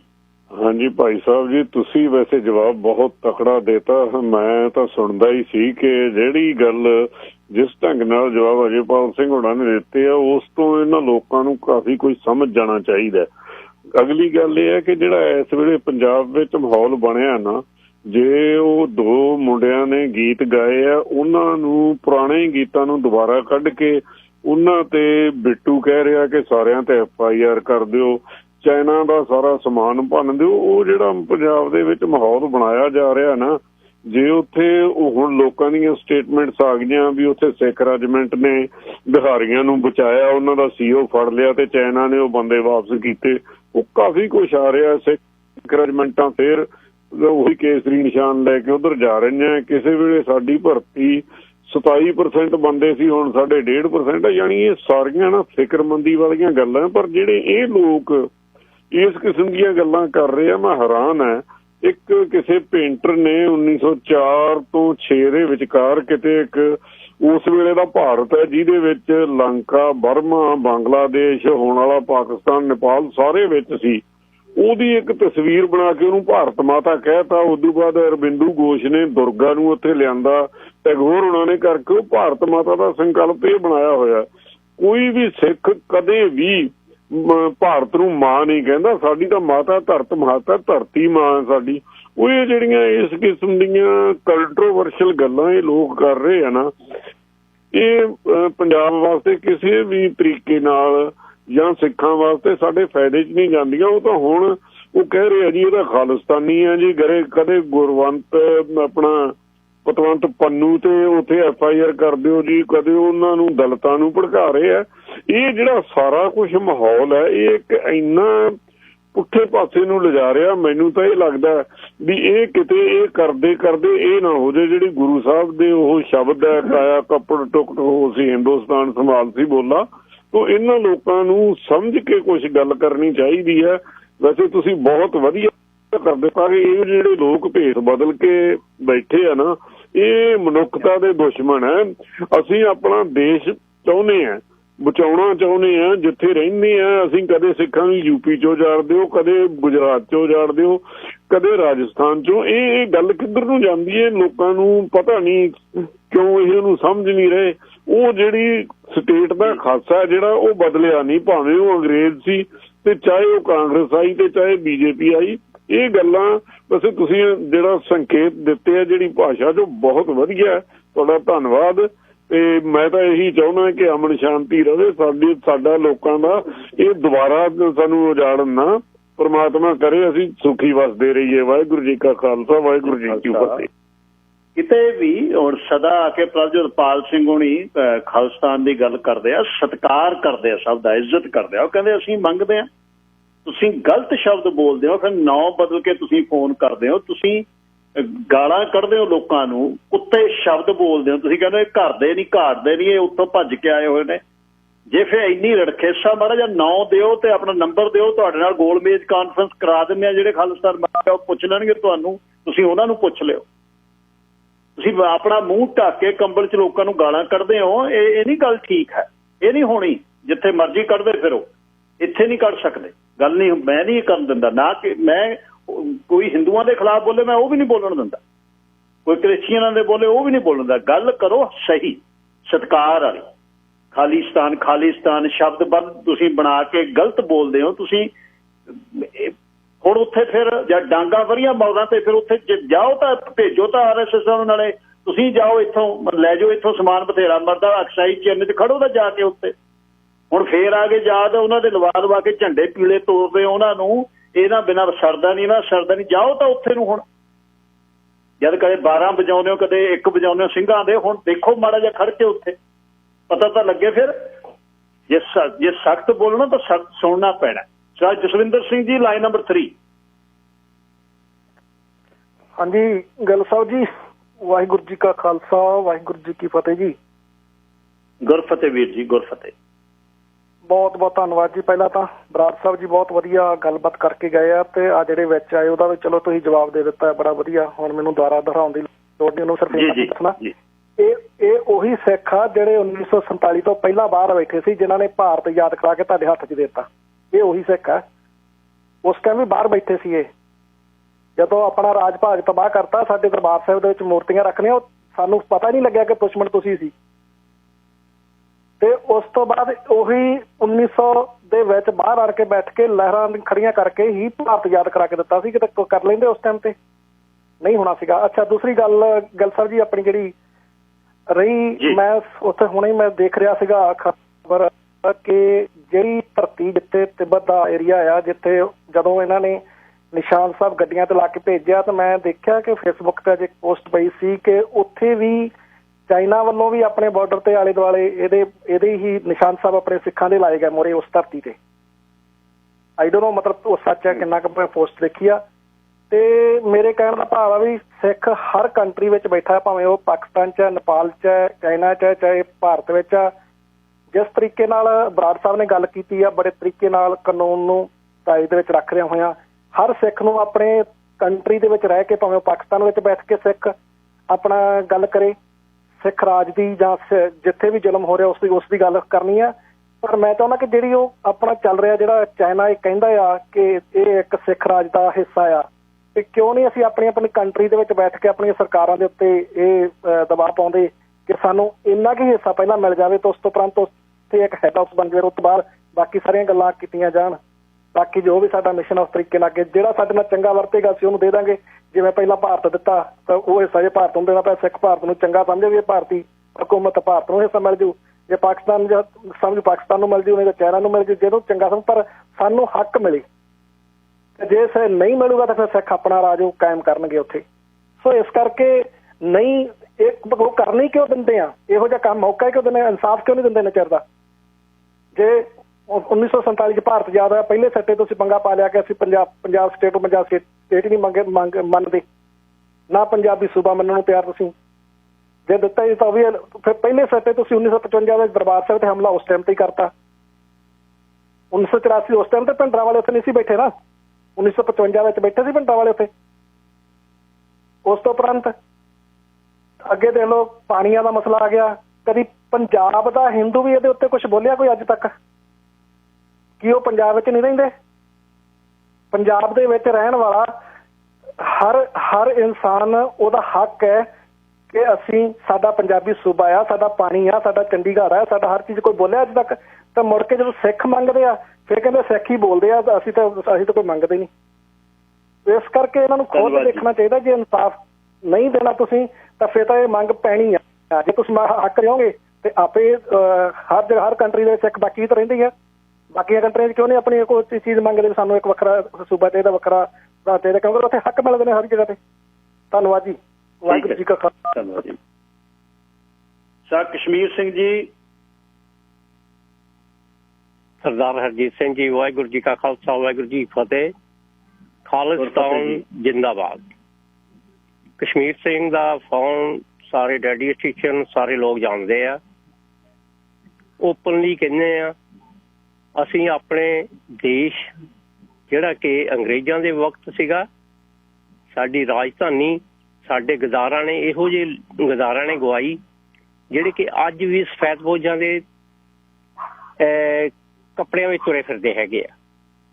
ਨਹੀਂ ਤਾਂ ਅੰਗਰੇਜ਼ ਨੂੰ ਜਿੱਥੋਂ ਕੋਈ ਚੀਜ਼ ਲੈਂਦਾ ਉਹਨੂੰ ਵਾਪਸ ਦੇ ਕੇ ਜਾਂਦਾ। ਪਰ ਇਹ ਬਦਕਿਸਮਤੀ ਸਿੱਖਾਂ ਦੇ ਲੀਡਰਾਂ ਦੀ, ਸਿੱਖ ਜਨਤਾ ਦੀ, ਜੋ ਉਹਨਾਂ ਨੂੰ ਉਹਨਾਂ ਦੇ ਹੱਕ ਜਦੋਂ ਸਾਰੇ ਮਿਲਣੇ ਚਾਹੀਦੇ ਸੀ ਉਹਨਾਂ ਨੂੰ ਨਾ ਮਿਲਣ ਦੇ ਬਾਵਜੂਦ ਦੂਸਰਿਆਂ ਨੂੰ ਮਿਲ ਗਏ ਜਿਨ੍ਹਾਂ ਨੇ ਮੰਗੇ ਨਹੀਂ ਸੀ। ਫਿਰ ਪੰਜਾਬ ਬਣਿਆ। ਪੰਜਾਬ ਦੇ ਵਿੱਚ ਇਹ ਲੋਕਾਂ ਨਾਲ ਵਾਅਦਾ ਕੀਤਾ ਗਿਆ ਉਹਨਾਂ ਲੀਡਰਾਂ ਵੱਲੋਂ ਜਿਹੜੇ ਕਿ ਬੇਈਮਾਨ ਲੀਡਰ ਅੱਜ ਸਾਬਤ ਹੋਣ ਲੱਗ ਪਏ ਆ, ਜਿਨ੍ਹਾਂ ਨੂੰ ਅੱਗੇ ਲੋਕੀ ਦੇਸ਼ ਦੇ ਬਾਪੂ ਕਹਿੰਦੇ ਆ, ਫਲਾਣੇ ਤਿਮਕੜੇ ਕਹਿੰਦੇ ਆ, ਉਹ ਅੱਜ ਪਤਾ ਲੱਗਣ ਲੱਗ ਪਿਆ ਵੀ ਉਹ ਕਿੱਦਾਂ ਦੇ ਬਲਾਤਕਾਰੀ ਸੀਗੇ, ਕਿੱਦਾਂ ਦੇ ਉਹਨਾਂ ਦੇ ਤੌਰ ਤਰੀਕੇ ਸੀ, ਕਿੱਦਾਂ ਉਹਨਾਂ ਨੇ ਦੁਨੀਆ ਦੇ ਵਿੱਚ ਵਿਚਰਿਆ, ਕਿੱਦਾਂ ਉਹਨਾਂ ਨੇ ਕਾਲੇ ਲੋਕਾਂ ਦੇ ਨਾਲ ਵਿਵਹਾਰ ਕੀਤੇ। ਉਹਨਾਂ ਲੋਕਾਂ ਨੇ ਸਾਨੂੰ ਉਸ ਮੋੜ ਤੇ ਲੈ ਕੇ ਖੜੇ ਕਰ ਦਿੱਤਾ ਜਿਹੜੇ ਕਿ ਵਾਅਦੇ ਕਰਕੇ 1950 'ਚ ਹੀ ਮੁੱਕਰ ਗਏ। ਉਹ ਵਕਤ ਹੋਰ ਸੀ, ਅੱਜ ਹੋ ਰਿਹਾ। ਜਿਹੜੇ ਮਾਸਟਰ ਤਾਰਾ ਸਿੰਘ ਹੁਣੀ ਲੀਡਰ ਸੀ ਸਾਡੇ ਉਸ ਵਕਤ ਦੇ, ਉਹਨਾਂ ਨੇ ਭਾਤ ਲਿਆ ਵੀ ਇਹ ਤਾਂ ਸਾਡੇ ਨਾਲ ਬੇਈਮਾਨੀ ਹੁਣੇ ਹੀ ਕਰਨ ਲੱਗ ਪਏ। ਉਸ ਤੋਂ ਬਾਅਦ ਇਹ ਮੁੜੇ ਹੀ ਨਹੀਂ ਪਿੱਛੇ ਨੂੰ, ਇਹ ਬੇਈਮਾਨੀ ਤੇ ਬੇਈਮਾਨੀ ਕਰਦੇ ਜਾ ਰਹੇ ਆ। ਹੁਣ ਸਾਨੂੰ ਦੇਖੋ ਵੀ ਜਦੋਂ 1950 ਤੋਂ ਲੈ ਕੇ ਪੰਜਾਬ ਦੇ ਉਸ ਖਿੱਤੇ 'ਚ ਉੱਜੜ ਕੇ ਆਏ ਜਿਹੜਾ ਅੱਜ ਪਾਕਿਸਤਾਨ 'ਚ ਆ, ਉਹਨਾਂ ਲੋਕਾਂ ਨੂੰ ਹੋਰ ਸੂਬਿਆਂ 'ਚ ਜਾ ਕੇ ਵਸਾ ਦਿੱਤਾ ਗਿਆ ਜਿੱਥੇ ਕਿ ਉਹਨਾਂ ਨੂੰ ਪਤਾ ਸੀ ਵੀ ਇੱਥੇ ਕੋਈ ਜ਼ਮੀਨ ਵੀ ਏਦਾਂ ਦੀ ਚਾਹੀਦੀ ਨਹੀਂ। ਉਹਨਾਂ ਨੇ ਉੱਥੇ ਵੀ ਮੰਗ ਕੇ ਨਹੀਂ ਖਾਧਾ। ਉਹਨਾਂ ਨੇ ਉੱਥੇ ਵੀ ਬਹਾਦਰੀ ਨਾਲ ਆਪਣਾ ਜ਼ੋਰ ਲਾ ਕੇ ਉਹ ਜ਼ਮੀਨਾਂ ਨੂੰ ਸੋਨੇ ਦੀਆਂ ਬਣਾ ਦਿੱਤਾ, ਫਸਲਾਂ ਉਗਾਤੀਆਂ। ਅੱਜ ਉਹੋ ਹੀ ਥਾਂ ਤੋਂ ਉਹਨਾਂ ਨੂੰ ਉਜਾੜਿਆ ਜਾ ਰਿਹਾ। ਕੀ ਉਹ ਭਾਰਤ ਦੇ ਵਸਿੰਦੇ ਨਹੀਂ? ਕੀ ਉਹ ਭਾਰਤ ਤੋਂ ਬਾਹਰ ਰਹਿੰਦੇ ਆ? ਸੋ ਸਾਨੂੰ ਇਸ ਗੱਲ ਦੇ ਉੱਤੇ ਜਿਹੜੇ ਇਹੋ ਜਿਹੇ ਲੋਕ ਹੈਗੇ ਆ ਇਹਨਾਂ ਨੂੰ ਇੱਥੇ ਅੱਗੇ ਵੀ ਮੈਂ ਤਾਂ ਕਹਿ ਰਿਹਾ ਬਹੁਤ ਵਾਰੀ, ਇਹਨਾਂ ਨੇ ਗੱਲ ਕਰਨੀ ਆ ਜਿੱਥੇ ਕਹਿਣ ਉੱਥੇ ਬੈਠ ਕੇ ਗੱਲ ਕਰ ਸਕਦੇ ਆ। ਅਸੀਂ ਕੋਈ ਡਾਂਗਾ ਨਹੀਂ ਚੱਕੀ ਫਿਰਦੇ, ਅਸੀਂ ਕੋਈ ਲੜਾਈ ਦਾ ਮੁੱਦਾ ਨਹੀਂ ਬਣਾ ਕੇ ਖੜੇ, ਪਰ ਅਸੀਂ ਆਪਣੇ ਰੋਣ ਤਾਂ ਜਿਹੜਾ ਹੈਗਾ ਇਨਸਾਨ ਹਰ ਕੋਈ ਰੋਂਦਾ। ਅਸੀਂ ਤਾਂ ਆਪਣਾ ਓਪਨਲੀ ਕਹਿ ਰਹੇ ਹਾਂ, ਅਸੀਂ ਰੋਣ ਨਹੀਂ ਰੋ ਰਹੇ, ਅਸੀਂ ਓਪਨਲੀ ਕਹਿ ਰਹੇ ਹਾਂ ਸਾਡੇ ਨਾਲ ਹੋਈਆਂ ਜ਼ਿਆਦਤੀਆਂ ਸਾਨੂੰ ਅਸੀਂ ਗੱਲ ਕਰਦੇ ਹਾਂ, ਸਾਨੂੰ ਅਸੀਂ ਮੁੜ ਕੇ ਆਪਣੇ ਉਸ ਹਿਸਾਬ ਕਿਤਾਬ ਦੀ। ਪਰ ਜੇ ਇਹ ਲੋਕ ਨਹੀਂ ਚਾਹੁੰਦੇ ਤਾਂ ਇਹਨਾਂ ਦੀ ਬਦਕਿਸਮਤੀ ਆ, ਕਿਉਂਕਿ ਸਾਨੂੰ ਅੱਗੇ ਵੀ ਦਿਸਦਾ ਆ ਵੀ ਉਹ ਖੋਤਿਆਂ ਦੀ ਖਲ ਦੇ ਥੱਲੇ, ਸ਼ੇਰ ਦੀ ਖਲ ਦੇ ਥੱਲੇ ਖੋਤੇ ਲੁਕੇ ਸੀਗੇ। ਉਹਨਾਂ ਨੇ ਬਹੁਤ ਕੁਛ ਹਿਣ ਕਿਹਾ, ਪਰ ਜਦੋਂ ਖੋਤੇ ਆ ਕੇ ਇਕੱਠੇ ਹੋ ਗਏ ਉਹ ਫਿਰ ਨਿਕਲਣ ਲੱਗ ਪਏ। ਪਤਾ ਲੱਗ ਗਿਆ ਲੋਕਾਂ ਨੂੰ ਵੀ ਕਿੱਥੇ ਵੱਸਦੇ ਆ। ਸੋ ਸਾਨੂੰ ਬਹੁਤਾ ਕੁਛ ਨਾ ਮੈਂ ਕਹਿੰਦਾ ਹੋਇਆ ਇਹ ਕਹਿਣਾ ਆ ਵੀ ਸਾਨੂੰ ਸਿੱਖਾਂ ਨੂੰ ਕਿਉਂ ਹੁਣ ਬਲਦੀ ਦੇ ਬੂਥੇ ਵਿੱਚ ਧੱਕਿਆ ਜਾ ਰਿਹਾ। ਅੱਗੇ ਸਾਨੂੰ ਕਹਿੰਦੇ ਸੀ ਵੀ ਇਹ ਤਾਂ ਉਹ ਕਿੱਥੇ ਆ ਹੁਣ ਇਸ ਵੇਲੇ ਸੂਰੀ ਜਿਹੜਾ ਕਹਿੰਦਾ ਸੀ ਉਹ ਗੰਨਾ ਖਰੀਦੋ, ਮੋਟਰਸਾਈਕਲ ਖਰੀਦੋ, ਅੱਜ ਉਹ ਕਿੱਥੇ ਹੈਗਾ? ਅੱਜ ਇਹਨਾਂ ਦੇ ਨੀਕਰਾਂ ਵਾਲੇ ਜਿਹੜੇ ਡਾਂਗਾ ਲੱਖਾਂ ਦੇ ਹਿਸਾਬ ਦੇ ਵਿੱਚ ਲੈ ਕੇ ਤੁਰੇ ਫਿਰਦੇ ਆ ਉਹ ਕਿੱਥੇ ਹੈਗੇ ਆ? ਉਹਨਾਂ ਨੂੰ ਟ੍ਰੇਨਿੰਗ ਦਿੱਤੀ ਜਾ ਰਹੀ ਆ।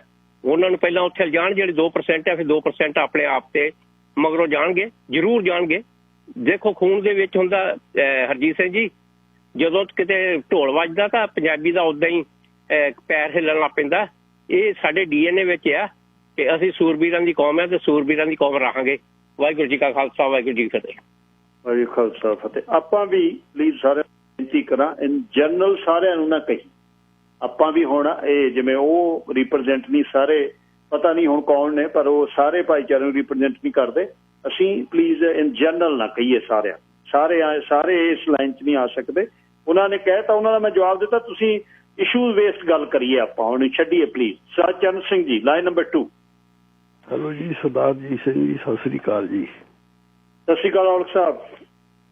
ਦੇਖੋ ਜੀ, ਮਹੀਨਾ ਹੋਇਆ ਮੋਹਨ ਭਗਤ ਨੇ ਇੱਕ ਬਿਆਨ ਦਿੱਤਾ ਸੀ, ਜਿਹੜਾ RSS ਦਾ ਹੈਡ ਆ ਸ਼ਾਇਦ, ਵੀ RSS ਸਾਰੇ ਵਰਕਰ ਇੰਨੇ ਜ਼ਿਆਦਾ ਉਹਨਾਂ ਨੇ ਟ੍ਰੇਨਡ ਕੀਤੇ ਆ ਡਾਂਗਾਂ ਮਾਰਨੀਆਂ ਸਿਖਾ ਕੇ, ਵੀ ਜੇ ਕਿਤੇ ਭਾਰਤ ਨੂੰ ਲੋੜ ਪਈ, ਐਮਰਜੈਂਸੀ ਆ ਗਈ, ਤੇ ਇਹ ਕੁਛ 1-2 ਦਿਨਾਂ ਦੇ ਵਿੱਚ ਤਿਆਰ ਹੋ ਕੇ ਹੱਦਾਂ ਤੇ ਪਹੁੰਚ ਜਾਣਗੇ ਤੇ ਦੁਸ਼ਮਣ ਨੂੰ ਮਤਲਬ ਇਹ ਮੁਕਾਬਲਾ ਕਰ ਸਕਦੇ ਆ।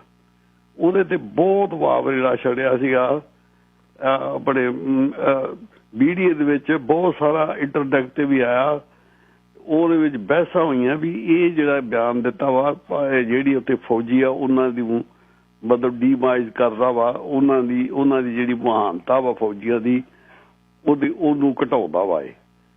ਤੇ ਉਹਦੇ ਵਿੱਚ ਹੁਣ ਮੌਕਾ ਆ ਗਿਆ ਵਾ ਵੀ ਹੁਣ ਉਹ ਟਾਈਮ ਆ ਹੀ ਗਿਆ, ਮਹੀਨੇ ਦੇ ਵਿੱਚ ਹੀ ਆ ਗਿਆ। ਹੁਣ ਮੋਹਨ ਭਗਤ ਉਹਨਾਂ ਨੂੰ ਭੇਜੇ ਡੰਗ ਵਾਲਿਆਂ ਨੂੰ ਫਰੰਟ ਤੇ, ਹੁਣ ਉੱਥੇ ਸਿੱਖ ਫੌਜੀ ਭੇਜੇ ਰਹੇ ਆ।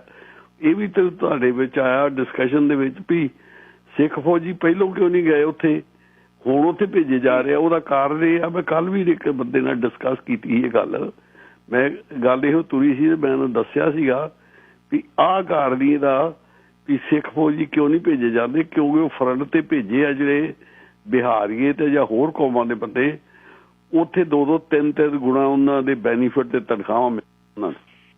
ਉਹ ਨਹੀਂ ਚਾਹੁੰਦੇ ਵੀ ਸਿੱਖਾਂ ਨੂੰ ਉੱਥੇ ਭੇਜੇ ਜਾਣ ਤੇ ਉਹਨਾਂ ਨੂੰ ਇੰਨੀਆਂ ਤਨਖਾਹਾਂ ਮਿਲਣ ਤੇ ਪੰਜਾਬ ਜਿਹੜਾ ਵਾ ਥੋੜਾ ਜਿਹਾ ਬਦਲੋ, ਪੰਜਾਬ ਨੂੰ ਮਾਰਨਾ ਚਾਹੁੰਦੇ ਆ ਵੀ ਉਹਦੇ ਵਿੱਚ ਜਿਹੜੀ ਆ। ਦੇਖੋ ਜਿਹੜੇ ਚੰਗੇ ਫੌਜੀ ਉੱਥੇ ਚਿਰਦੇ ਰਹਿੰਦੇ ਰਹੇ, ਕਸ਼ਮੀਰ 'ਚ ਅਸੀਂ ਵੇਖਿਆ ਬੜੇ ਪਿੰਡ ਹੀ, ਤੇ ਉਹਨਾਂ ਨੇ ਚੰਗੀਆਂ ਵਧੀਆ ਕੋਠੀਆਂ ਪਾ ਲਈਆਂ ਵਾ ਘਰ ਆ ਕੇ, ਕਿਉਂਕਿ ਪੈਸਾ ਬੜਾ ਸੇਵ ਹੁੰਦਾ ਵਾ ਉੱਥੇ। ਤੇ ਹੁਣ ਇਹ ਚੀਜ਼ ਆ ਵੀ ਉਦੋਂ ਉੱਥੇ ਕਿਉਂ ਨਹੀਂ ਭੇਜਦੇ, ਇਹੋ ਕਾਰਨ ਆ ਵੀ ਉਹ ਨਹੀਂ ਚਾਹੁੰਦੇ ਵੀ ਪੰਜਾਬ ਨੂੰ ਕੋਈ ਕਿਸੇ ਦਾ ਵੀ ਬੈਨੀਫਿਟ ਮਿਲੇ, ਤੇ ਉਹ ਜਿਹੜੇ ਬੰਦੇ ਭੇਜ ਰਹੇ ਉਹ ਲੜ ਨਹੀਂ ਸਕਦੇ। ਹੁਣ ਜੇ ਉਹ ਦੇ ਲੋੜ ਪਈ ਤੇ ਹੁਣ ਸਿੱਖ ਫੌਜੀ ਉੱਥੇ ਧੱਕੀ ਜਾ ਰਹੇ ਨੇ। ਉਹ ਜਿਹੜੇ ਪਹਿਲੇ ਬੰਦੇ ਉਹਨਾਂ ਦੀਆਂ ਬੋਡੀ ਜਿਹੜੀਆਂ ਉਹ ਯੂਜ਼ਡ ਹੋ ਗਈਆਂ ਵਾ ਉੱਚੇ ਹਾਈ ਲੈਵਲ ਤੇ ਜਿਹੜੇ ਹੁਣ ਨਵੇਂ ਭੇਜੇ ਆ ਉਹਨਾਂ ਨੂੰ ਕਿੰਨਾ ਚਿਰ ਲੱਗੂਗਾ, ਉਹਨਾਂ ਦੀਆਂ ਤੇ ਪਹਿਲਾਂ ਬੋਡੀਆਂ ਨਹੀਂ ਮਹੀਨਾ 2 ਮਹੀਨੇ ਤਾਂ ਠੀਕ ਹੋਣੀਆਂ, ਤੇ ਉਹ ਲੜ ਨਹੀਂ ਸਕਦੇ, ਉਦੋਂ ਮੁਸ਼ਕਲ ਭੇਜ ਆਉਣੀ ਆ। ਪਰ ਉਹਨਾਂ ਝੋਕ ਦਿੱਤੇ ਸਿੱਖ ਫੌਜੀ। ਹੁਣ ਇਹ ਬੜੀ ਟ੍ਰੈਜਡੀ ਹੈ, ਮਾੜੀ ਹੈ, ਭਾਰਤ ਸਰਕਾਰ ਦੀ ਪਾਲਿਸੀ ਬਹੁਤ ਮਾੜੀ। ਇਹ ਉਹਨਾਂ ਨੂੰ ਬਦਲਣੀ ਚਾਹੀਦੀ ਆ, ਤੇ ਨਹੀਂ ਤੇ ਉਹ ਖਦਾ ਖਾਣਗੇ। ਉਹ ਜੇ ਉਹ ਕਹਿੰਦੇ ਨਾ ਇਹ ਦੇਸ਼ ਨੂੰ ਇਕੱਠਾ ਰੱਖਣਾ ਭੁੱਲ ਜਾਣ, ਉਹ ਅਮਰੀਕਾ ਤੇ ਕੈਨੇਡਾ ਦੀ 2 ਮਿਸਾਲਾਂ ਲੈ ਲੈਣ ਵੀ ਇੱਥੇ ਹਰ ਸੂਬਾ ਇੱਕ ਆਜ਼ਾਦ ਦੇਸ਼ ਆ। ਜਿਹੜਾ BC ਸਾਡਾ ਵਾ, ਅਸੀਂ ਆਜ਼ਾਦ ਦੇਸ਼ ਦੇ ਤੌਰ ਤੇ 10ਵੇਂ ਦੇ ਇੱਕ ਸੂਬਾ ਵਾ ਜਿਹਦਾ ਇੱਥੇ ਜਿਹਨਾਂ ਦੀ ਹਕੂਮਤ ਇੱਕ ਆਜ਼ਾਦ ਆ, ਪ੍ਰਾਈਮ ਮਿਨਿਸਟਰ ਇੱਥੇ ਕੋਈ ਦਖਲ ਨਹੀਂ ਗਾ ਆਟਵਾ ਦਾ। ਇਸੇ ਤਰ੍ਹਾਂ ਸੇਮ ਅਮਰੀਕਾ ਦੇ ਵਿੱਚ ਆ, ਉੱਥੇ ਕਦੀ ਵੀ ਆਵਾਜ਼ ਉੱਠੀ ਆ ਅਮਰੀਕਾ ਦੇ ਜੇ ਅਸੀਂ ਅੱਡ ਹੋਣਾ ਵਾ ਜਾਂ ਕੁਛ ਆ। ਹਾਂ, ਇੱਥੇ ਕਿਊਬਿਕ ਦੀ ਜ਼ਰੂਰ ਆਵਾਜ਼ ਉੱਠੀ ਹੈ ਆਵਾਜ਼, ਇਹ ਕਹਿੰਦੇ ਹੋ ਅੱਡ, ਵੋਟਾਂ ਪਵਾ ਲਓ ਤੇ ਹੋ ਜਾਓ ਅੱਡ, ਸਾਨੂੰ ਕੀ ਇਤਰਾਜ਼ ਆ ਹਾਂਜੀ।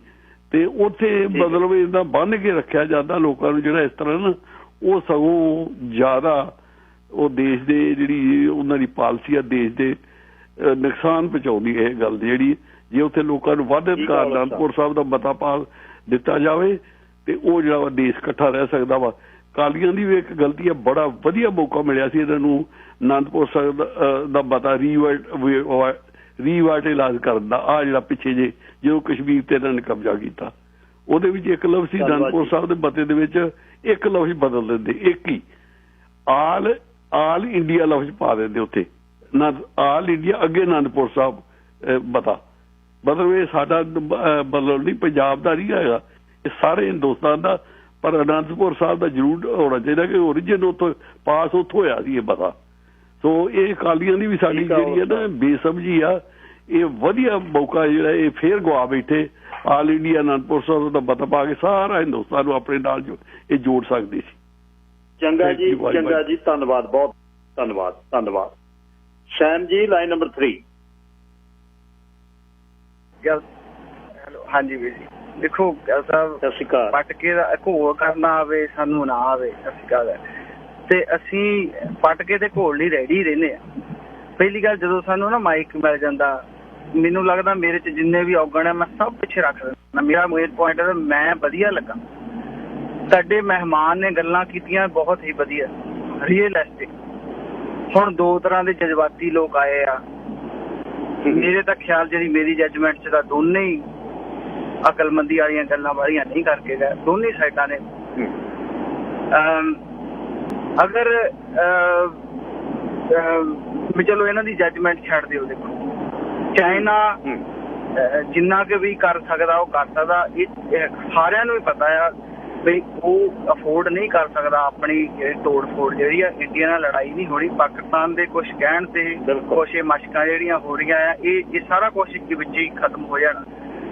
ਹਾਂ ਕੋਈ ਮੁੱਦੇ ਬੇਸ਼ੱਕ ਨਾ ਜਾਣ, ਮੁੱਦੇ ਰਹਿਣ ਇੱਥੇ ਹੀ, ਪਰ ਸਹੀ ਜਿਹੜੀ ਸੋਚ ਅਪਣਾਈ ਜਾਵੇ। ਮੈਂ ਗੱਲ ਸਾਹਿਬ ਇੱਕ ਜਿਹੜੀ ਬਿਲਕੁਲ ਵਧੀਆ ਗੱਲ ਕਰਕੇ ਜਾਊਂਗਾ, ਗੁੱਸਾ ਤਾਂ ਕਰਨਗੇ। ਅਸੀਂ ਆਣ ਕੇ ਮੈਂ ਆ ਗਿਆ, ਪਰ ਮੇਰੇ ਬੱਚੇ ਮੇਰੇ ਵਾਂਗੂ ਨਹੀਂ ਉਸ ਚੀਜ਼ ਨੂੰ ਸੋਚਦੇ। ਮੈਂ ਤਕੜਾ ਖਾਲਿਸਤਾਨੀ ਹੋ ਸਕਦਾ, ਹਿੰਦੁਸਤਾਨੀ। ਜਦੋਂ ਮੈਂ ਇਹ ਕਹਿਣਾ ਨਾ ਵੀ ਬੱਚਿਓ ਵੀ ਆਪਾਂ ਜਾਣਾ ਵੀ ਉੱਥੇ ਆ ਕਰਨਾ, ਉਹ ਕਹਿੰਦੇ ਡੈਡ ਯੂ ਗੋ, ਸਾਡੀ ਇੱਥੇ ਲਾਈਫ ਆ ਵਧੀਆ। ਫਿਰ ਅਸੀਂ ਕਿਸ ਤਰੀਕੇ ਨਾਲ ਅਸੀਂ ਧੜੱਲੇ ਦੀ ਗੱਲਾਂ ਸਿਰਫ ਤੁਹਾਡੀਆਂ ਸੁਣਾਉਣ ਵਾਲੀਆਂ ਆ। ਰੀਅਲਿਸਟਿਕ ਸੋਚ ਜਿਹੜੀ ਆ ਉਹੀ ਅਸਲੀ ਸੋਚ ਆ, ਔਰ ਉਹ ਸਿਆਣੇ ਜਦੋਂ ਬੋਲਦੇ ਆ ਸੁਣ ਲੈਣਾ ਚਾਹੀਦਾ। ਮੇਰਾ ਇਹੀ ਕਹਿਣਾ ਸੀ। ਧੰਨਵਾਦ ਜੀ, ਥੈਂਕ ਯੂ ਵੀਰ ਜੀ। ਇੱਕ ਹੋਰ ਵੀ ਮੈਂ ਬੇਨਤੀ ਕਰਾਂ, ਜਿਹੜਾ ਵਿਸ਼ਾ ਹੈ ਉਹਨਾਂ ਨੇ ਇੱਕ ਉਹਦੇ ਵਿੱਚ ਕੋਈ ਹੋਰ ਇਸ਼ੂ ਤਾਂ ਹੈ ਨਹੀਂ ਸੀ। ਬਲਦੇਵ ਸਿੰਘ ਹੋਣੀ ਆ ਕੇ ਕਹਿ ਕੇ ਗਏ ਜੀ ਤੁਸੀਂ ਜੇ ਬਾਅਦ 'ਚ ਜਿਹੜੇ ਕਾਲਰ ਆ ਕੇ ਬੋਲ ਕੇ ਗਏ ਨੇ ਉਹਨਾਂ ਦਾ ਜਵਾਬ ਆਲਰੇਡੀ ਬਰਾੜ ਉਹਨਾਂ ਨੇ ਦੇਤਾ ਸੀ। ਬਲਦੇਵ ਸਿੰਘ ਹੋਣੀ ਕਹਿੰਦੇ ਨਹੀਂ ਭਾਰਤ ਤੋਂ ਹਟ ਕੇ ਗੱਲ ਕਰਨੀ ਚਾਹੀਦੀ ਹੈ ਵੀ ਤੁਸੀਂ ਉਹ ਈਵਨ ਟਾਰਗੇਟ ਕਰਕੇ ਗਏ ਵੀ ਤੁਸੀਂ ਭਾਰਤ ਮਾਤਾ ਹੀ ਜੈ ਕਰਦੇ ਹੋ, ਜੇ ਕਰਦੇ ਹੋ। ਹਾਲਾਂਕਿ ਬਰਾੜ ਉਹਨਾਂ ਨੇ ਕੋਈ ਗੱਲ ਨਹੀਂ ਕੀਤੀ ਹੈ ਜੀ। ਉਹਨਾਂ ਨੇ ਰੀਅਲਿਸਟਿਕਲੀ ਜਿਹੜਾ ਕੁਛ ਉੱਥੇ ਸਾਹਮਣੇ ਉਹ ਦੱਸ ਰਹੇ ਸੀ, ਉਹ ਇੱਕ ਚਿੰਤਕ ਨੇ। ਉਹ ਜਵਾਬ ਤਾਂ ਉਹਨਾਂ ਨੇ ਵਧੀਆ ਦੇਤਾ ਸੀ, ਪਰ ਹੁਣ ਹਰੇਕ ਗੁਰਦੇ ਜਿਹੜਾ ਮੋਢੇ ਤੇ ਰੱਖੀ ਬੈਠਾ ਉਹ ਕਹਿੰਦਾ ਵੀ ਮੈਂ ਜਿਹੜੀ ਮੰਦੀ ਤੁਸੀਂ ਸ਼ਬਦਾਵਲੀ ਬੋਲਦੇ ਹੋ, ਜਿੱਥੇ ਤੁਸੀਂ ਬੋਲਦੇ ਹੋ ਉੱਥੇ ਬੋਲੋ, ਤੁਹਾਨੂੰ ਸਮਾਂ ਦਿੱਤਾ ਜਾਂਦਾ, ਜਿਹੜਾ ਕੋਈ ਮਰਜ਼ੀ ਬੋਲ, ਪਰ ਇੱਥੇ ਨਹੀਂ ਬੋਲੀ ਜਾ ਸਕਦੀ। ਬਿਲਕੁਲ ਇੱਥੇ ਸਭ ਦਾ ਸਤਿਕਾਰ ਹੈ, ਚੁੰਡੀ ਨਹੀਂ ਵੱਢਣੀ, ਬਿਲਕੁਲ ਸਿੱਧੀ ਗੱਲ ਕਰਨੀ। ਵਪਾਰਕ ਸੰਦੇਸ਼ ਤੇ ਪੰਜਾਬ ਚੱਲਦੇ ਆ, ਗੱਲਬਾਤ ਕਰਾਂਗੇ ਦਿੱਲੀ ਜਿਹੜਾ ਏਅਰਪੋਰਟ ਤੇ ਕੀ ਹੋਇਆ ਕੱਲ ਸਵੇਰੇ। ਆਪਾਂ ਫੇਸਬੁੱਕ ਤੇ ਤਾਂ ਬਾਅਦ ਚ ਪਾਈ, ਪਹਿਲਾਂ ਜਦ ਦਿੱਲੀ ਤੋਂ ਏਅਰਪੋਰਟ ਤੋਂ ਕਿਸੇ ਨੇ ਫੋਨ ਕਰਕੇ ਦੱਸਿਆ ਕਿ ਅਸੀਂ ਇੱਥੇ ਬੈਠੇ ਹਾਂ, 7 ਵਜੇ ਤੇ 10 ਵਜੇ ਫਲਾਈਟ ਹੈ। ਏਅਰ ਇੰਡੀਆ ਦੇ ਬੰਦੇ ਸਾਨੂੰ ਅੰਦਰ ਨਹੀਂ ਜਾਣ ਦਿੱਤੇ। 150 ਦੇ ਕਰੀਬ ਪੰਜਾਬ ਤੋਂ ਆਏ ਮੁਸਾਫਰ ਸੀ ਜਿਨ੍ਹਾਂ ਨੇ 1.5 ਲੱਖ ਦੀ ਐਵਰੇਜ ਟਿਕਟ ਲਈ ਹੋਈ ਸੀ। ਉਹਨਾਂ ਨੂੰ ਵਾਪਸ ਜਿਹੜਾ ਜਾਣਾ ਪਿਆ। 2-2.5 ਕਰੋੜ ਰੁਪਈਆ ਇਕੱਠਾ ਏਅਰ ਇੰਡੀਆ ਨੇ ਕਰ ਲਿਆ ਤੇ ਉਹਨਾਂ ਨੂੰ ਚੜ੍ਹਨ ਕਿਉਂ ਨਹੀਂ ਦਿੱਤਾ। ਜਿਹੜੀਆਂ ਮੋਸਟਲੀ ਵੀਡੀਓਜ਼ ਬਣਾਈਆਂ ਉਹ ਸੋਨਲ ਸ਼ਰਮਾ ਜੀ ਦੀਆਂ ਸਨ। ਸੋਨਲ ਸ਼ਰਮਾ ਜੀ ਨੂੰ ਹੁਣ ਮੈਂ ਬੇਨਤੀ ਕੀਤੀ ਸੀ, ਪੰਜਾਬ ਤੋਂ ਮੇਰੇ ਨਾਲ ਨੇ, ਦੱਸਣਗੇ ਐਗਜ਼ੈਕਟਲੀ ਹੋਇਆ ਕੀ। ਸੋਨਲ ਜੀ ਸਵਾਗਤ ਤੁਹਾਡਾ, ਸਤਿ ਸ੍ਰੀ ਅਕਾਲ ਜੀ। ਬਹੁਤ ਬਹੁਤ ਧੰਨਵਾਦ ਮੈਨੂੰ ਇੱਥੇ ਮੌਕਾ ਮਿਲਦਾ ਤੇ ਬੋਲਣ ਦਾ। ਤੇ ਅਸੀਂ ਉੱਧਰ ਗਏ ਏਅਰਪੋਰਟ ਤੇ, ਸਾਨੂੰ ਕਿਸੇ ਨੇ ਐਂਟਰਟੇਨ ਨਹੀਂ ਕੀਤਾ। ਅਸੀਂ ਗਏ ਏਅਰਪੋਰਟ ਤੇ, ਸਾਨੂੰ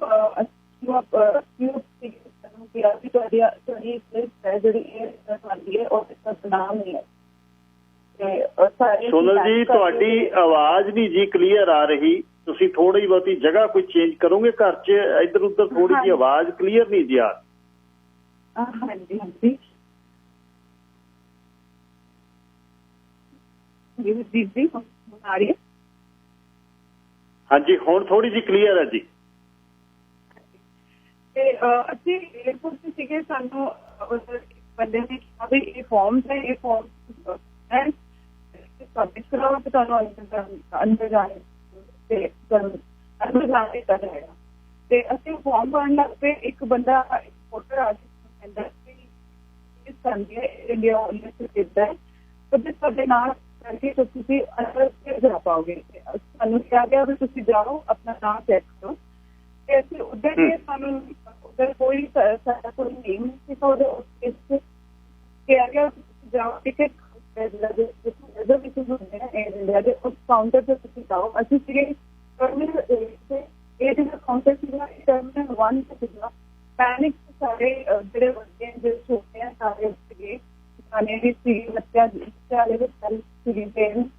ਅਸੀਂ ਸਾਰੇ ਉੱਧਰ ਗਏ ਸੀਗੇ ਏਅਰ ਇੰਡੀਆ ਦੇ ਜਿਹੜੇ ਓਫੀਸ਼ੀਅਲ ਸੀਗੇ, ਉਹਨਾਂ ਨਾਲ ਅਸੀਂ ਗੱਲਬਾਤ ਕੀਤੀ, ਪੁੱਛਿਆ ਵੀ ਕੀ ਪ੍ਰੋਬਲਮ ਸੀ, ਸਾਡਾ ਨਾਮ ਕੀ ਹੈ। ਸਾਨੂੰ ਦੇ ਰਹੇ ਸੀ ਉਹ ਕਹਿੰਦੇ ਸੀ ਵੀ ਤੁਹਾਡੀ ਐਮਬੈਸੀ ਹੈ, ਕੈਨੇਡੀਅਨ ਐਮਬੈਸੀ ਹੈ, ਉਧਰੋਂ ਤੁਹਾਡਾ ਕੋਈ ਲਿਸਟ ਨਹੀਂ ਆਇਆ, ਇਸ ਕਰਕੇ ਫਲਾਈਟ ਨੂੰ ਬੋਰਡ ਨਹੀਂ ਕਰ ਸਕਦੇ। ਮੈਂ ਤੇ ਚਲੋ ਜਿਹੜੇ ਉਹਨਾਂ ਸਾਰਿਆਂ ਨੇ ਹਰ ਕਿਸੇ ਨੇ ਆਪਣੇ ਤੌਰ ਤੇ ਕਰ ਦਿੱਤਾ।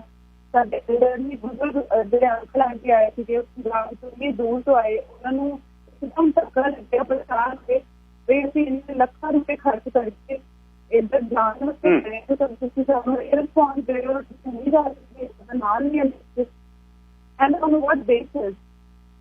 So I asked this person, because ਇਹ ਲਿਸਟ ਨਾਮ ਹੈ ਕਿ ਉਹ ਵੀ ਸਾਡੇ ਕੋਲ ਕੋਈ ਆਂਸਰ ਨਹੀਂ ਹੈ ਇਹਦੇ ਤੁਸੀਂ ਸਾਨੂੰ ਰਿਟਨ ਪਰਮਿਸ਼ਨ ਦਿਓ ਫਿਰ ਤੁਸੀਂ ਜਾ ਸਕਦੇ ਹੋ। ਮੈਂ ਉੱਥੇ ਜਿਨ੍ਹਾਂ ਮੈਂ ਫੋਨ ਕੀਤਾ ਉਹਨੂੰ ਮੈਂ ਰਿਕੁਐਸਟ ਕੀਤੀ ਕਿ ਮੈਨੂੰ ਰਿਟਨ ਪਰਮਿਸ਼ਨ ਅਰੇਂਜ ਕਰਾ ਕੇ ਦਿਓ।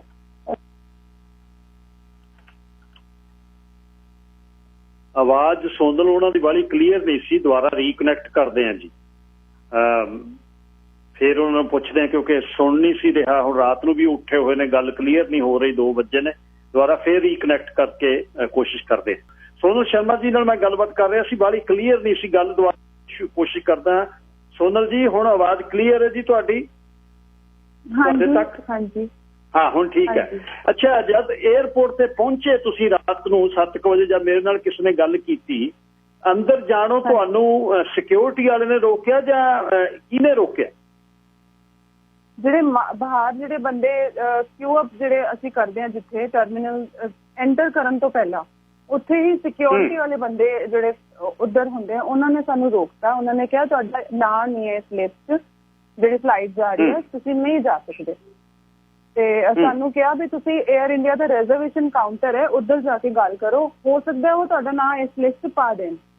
ਮੈਨੂੰ ਪਰਸਨਲੀ ਇਹ ਗੱਲ ਇੱਕ ਬੰਦੇ ਨੇ ਕਹੀ, ਜਿਹੜਾ ਪੋਰਟਰ ਸੀਗਾ ਉੱਧਰ, ਉਸ ਬੰਦੇ ਨੇ ਮੈਨੂੰ ਕਿਹਾ ਵੀ ਤੁਸੀਂ ਉੱਧਰ ਜਾਓ, ਹੋ ਸਕਦਾ ਉਹ ਬੰਦਾ ਉੱਧਰਲੇ ਜਿਹੜੇ ਅਫੀਸ਼ੀਅਲਸ ਹੈ ਉਹ ਤੁਹਾਨੂੰ ਇਹਨਾਂ ਫਲਾਈਟ 'ਚ ਜਾਣ ਦੇਣ। ਅਸੀਂ ਉੱਧਰ ਗਏ, ਅਸੀਂ ਪੈਨਿਕ ਕਰਕੇ ਉੱਧਰ ਗਏ, ਸਾਰੇ ਗਏ, ਮੇਰੇ ਨਾਲ ਛੋਟਾ ਨਿਆਣਾ ਵੀ ਸੀਗਾ, ਬਹੁਤ ਮੁਸ਼ਕਿਲ ਹੋਇਆ। ਉੱਧਰ ਜਾ ਕੇ ਅਸੀਂ ਗੱਲਬਾਤ ਸ਼ੁਰੂ ਕੀਤੀ, ਉਹ ਕਹਿੰਦੇ ਤੁਹਾਡਾ ਨਾਂ ਨਹੀਂ ਹੈ ਇਸ ਲਿਸਟ 'ਤੇ, ਤੁਸੀਂ ਨਹੀਂ ਬੋਰਡ ਕਰ ਸਕਦੇ ਫਲਾਈਟ। ਤੇ ਅਸੀਂ ਜਿਹੜੇ ਐਲਡਰਲੀਜ਼ ਵੀ ਸੀਗੇ, ਬੱਚਿਆਂ ਵਾਲੇ ਵੀ ਸਾਰੇ, ਅਸੀਂ ਸਾਰੇ ਬਹੁਤ ਪਰੇਸ਼ਾਨ ਹੋ ਕੇ ਅਸੀਂ ਸਾਰੇ ਆਪਣੇ ਤੌਰ ਤੇ ਪੁੱਛ ਰਹੇ ਸੀ ਵੀ ਪ੍ਰੋਬਲਮ ਕੀ ਹੈ, ਅਸੀਂ ਕਿਉਂ ਨਹੀਂ ਜਾ ਸਕਦੇ, ਕੀ ਕਾਰਨ ਕੀ ਹੈ ਇਹਦਾ। ਤੇ ਉਹ ਕਹਿੰਦੇ ਵੀ ਸਾਨੂੰ ਪਰਮਿਸ਼ਨ ਚਾਹੀਦੀ ਹੈ, ਕੈਨੇਡੀਅਨ ਗਵਰਨਮੈਂਟ ਤੋਂ ਸਾਨੂੰ ਰਿਟਨ ਪਰਮਿਸ਼ਨ ਚਾਹੀਦੀ ਹੈ, ਕੋਈ ਈਮੇਲ ਚਾਹੀਦਾ ਹੈ ਉਹਦੇ ਤੋਂ ਲਿਖਿਆ ਹੋਏ ਵੀ ਤੁਸੀਂ ਕੈਨੇਡੀਅਨ ਪੀਆਰ, ਕੈਨੇਡੀਅਨ ਸਿਟੀਜ਼ਨਸ ਨੂੰ ਵੀ ਐਂਟਰ ਕਰਨ ਦੀ ਪਰਮਿਸ਼ਨ ਹੈ ਇਸ ਕੋਵਿਡ ਸਿਚੁਏਸ਼ਨ 'ਚ, ਤੇ ਤੁਸੀਂ ਆ ਸਕਦੇ ਹੋ ਕੈਨੇਡਾ। ਤੇ ਮੈਂ ਉਹਨਾਂ ਨੂੰ ਕਿਹਾ, ਮੈਂ ਕਿਹਾ ਮੇਰੀ ਫੋਨ ਤੇ ਗੱਲ ਹੋਈ ਹੈ ਤੇ ਸਾਨੂੰ ਪਰਮਿਸ਼ਨ ਹੈ। ਉਹ ਕਹਿੰਦੇ ਸਾਨੂੰ ਰਿਟਨ ਐਵੀਡੈਂਸ ਚਾਹੀਦਾ। ਤੇ ਮੈਂ ਉਸੇ ਮਿੰਟ 'ਚ ਮੈਂ ਜੀਨਾ ਮੈਮ ਜੀ ਹੈ ਉੱਧਰ ਇੱਕ ਵੈਂਕੂਵਰ 'ਚ, ਉਹਨਾਂ ਨੂੰ ਮੈਂ ਫੋਨ ਕੀਤਾ। ਉਹ ਵੋਲੰਟੀਅਰ ਗਰੁੱਪ 'ਚ ਉਹਦੇ ਮੈਂਬਰ ਹੈ। ਉਹਨਾਂ ਨੇ ਮੈਨੂੰ 1 ਮਿੰਟ 'ਚ ਉਹ ਪੇਪਰ ਵਰਕ ਰੈਡੀ ਕਰਕੇ ਮੈਨੂੰ ਸੈਂਡ ਕੀਤਾ, ਮੇਰੇ ਨਾਲ ਸ਼ੇਅਰ ਕੀਤਾ। ਮੈਂ ਉਹ ਪੇਪਰ ਵਰਕ ਇਹਨਾਂ ਨੂੰ ਦਿਖਾਇਆ, 에ਅਰ ਇੰਡੀਆ ਦੇ ਆਫੀਸ਼ੀਅਲਸ ਨੂੰ। ਫਿਰ ਉਹ ਪੇਪਰ ਦੇਖ ਕੇ ਇੱਧਰਲੇ ਜਿਹੜੇ ਆਫੀਸ਼ੀਅਲਸ ਹੈ ਉਹ ਕਹਿੰਦੇ ਤੁਸੀਂ ਟ੍ਰਾਂਜ਼ਿਟ ਨਹੀਂ ਕਰ ਸਕਦੇ, ਤੁਹਾਨੂੰ ਟ੍ਰਾਂਜ਼ਿਟ ਅਲਾਉਡ ਨਹੀਂ ਹੈ ਟੋਕੀਓ ਤੋਂ। ਜੇ ਤੁਸੀਂ ਇਸ ਫਲਾਈਟ ਨੂੰ ਬੋਰਡ ਕਰ ਜਾਓਗੇ ਜੀ, ਜੇ ਤੁਸੀਂ ਇਸ ਫਲਾਈਟ ਨੂੰ ਬੋਰਡ ਕਰੋਗੇ ਤੇ ਉੱਧਰ ਜਾ ਕੇ ਕੋਈ ਪ੍ਰੋਬਲਮ, ਕੋਈ ਜਾਪਨੀਜ਼ ਗਵਰਨਮੈਂਟ ਤੁਹਾਨੂੰ ਜੇ ਡਿਪੋਰਟ ਕਰ ਦੇਗੀ ਤੇ ਉਹਦੀ ਪੈਨਲਟੀ ਅਸੀਂ ਨਹੀਂ ਭਰਾਂਗੇ, ਤੁਸੀਂ ਆਪੇ ਤੁਹਾਨੂੰ ਹੀ ਭਰਨ ਪਏਗੀ। ਸਾਡੇ ਨਾਲ ਜਿਹੜਾ ਟ੍ਰੀਟਮੈਂਟ ਹੋਇਆ, ਜ਼ਿਆਦਾ ਗੰਦੇ ਤਰੀਕੇ ਨਾਲ ਸਾਡੇ ਬਜ਼ੁਰਗਾਂ ਨਾਲ ਟ੍ਰੀਟਮੈਂਟ ਹੋਇਆ।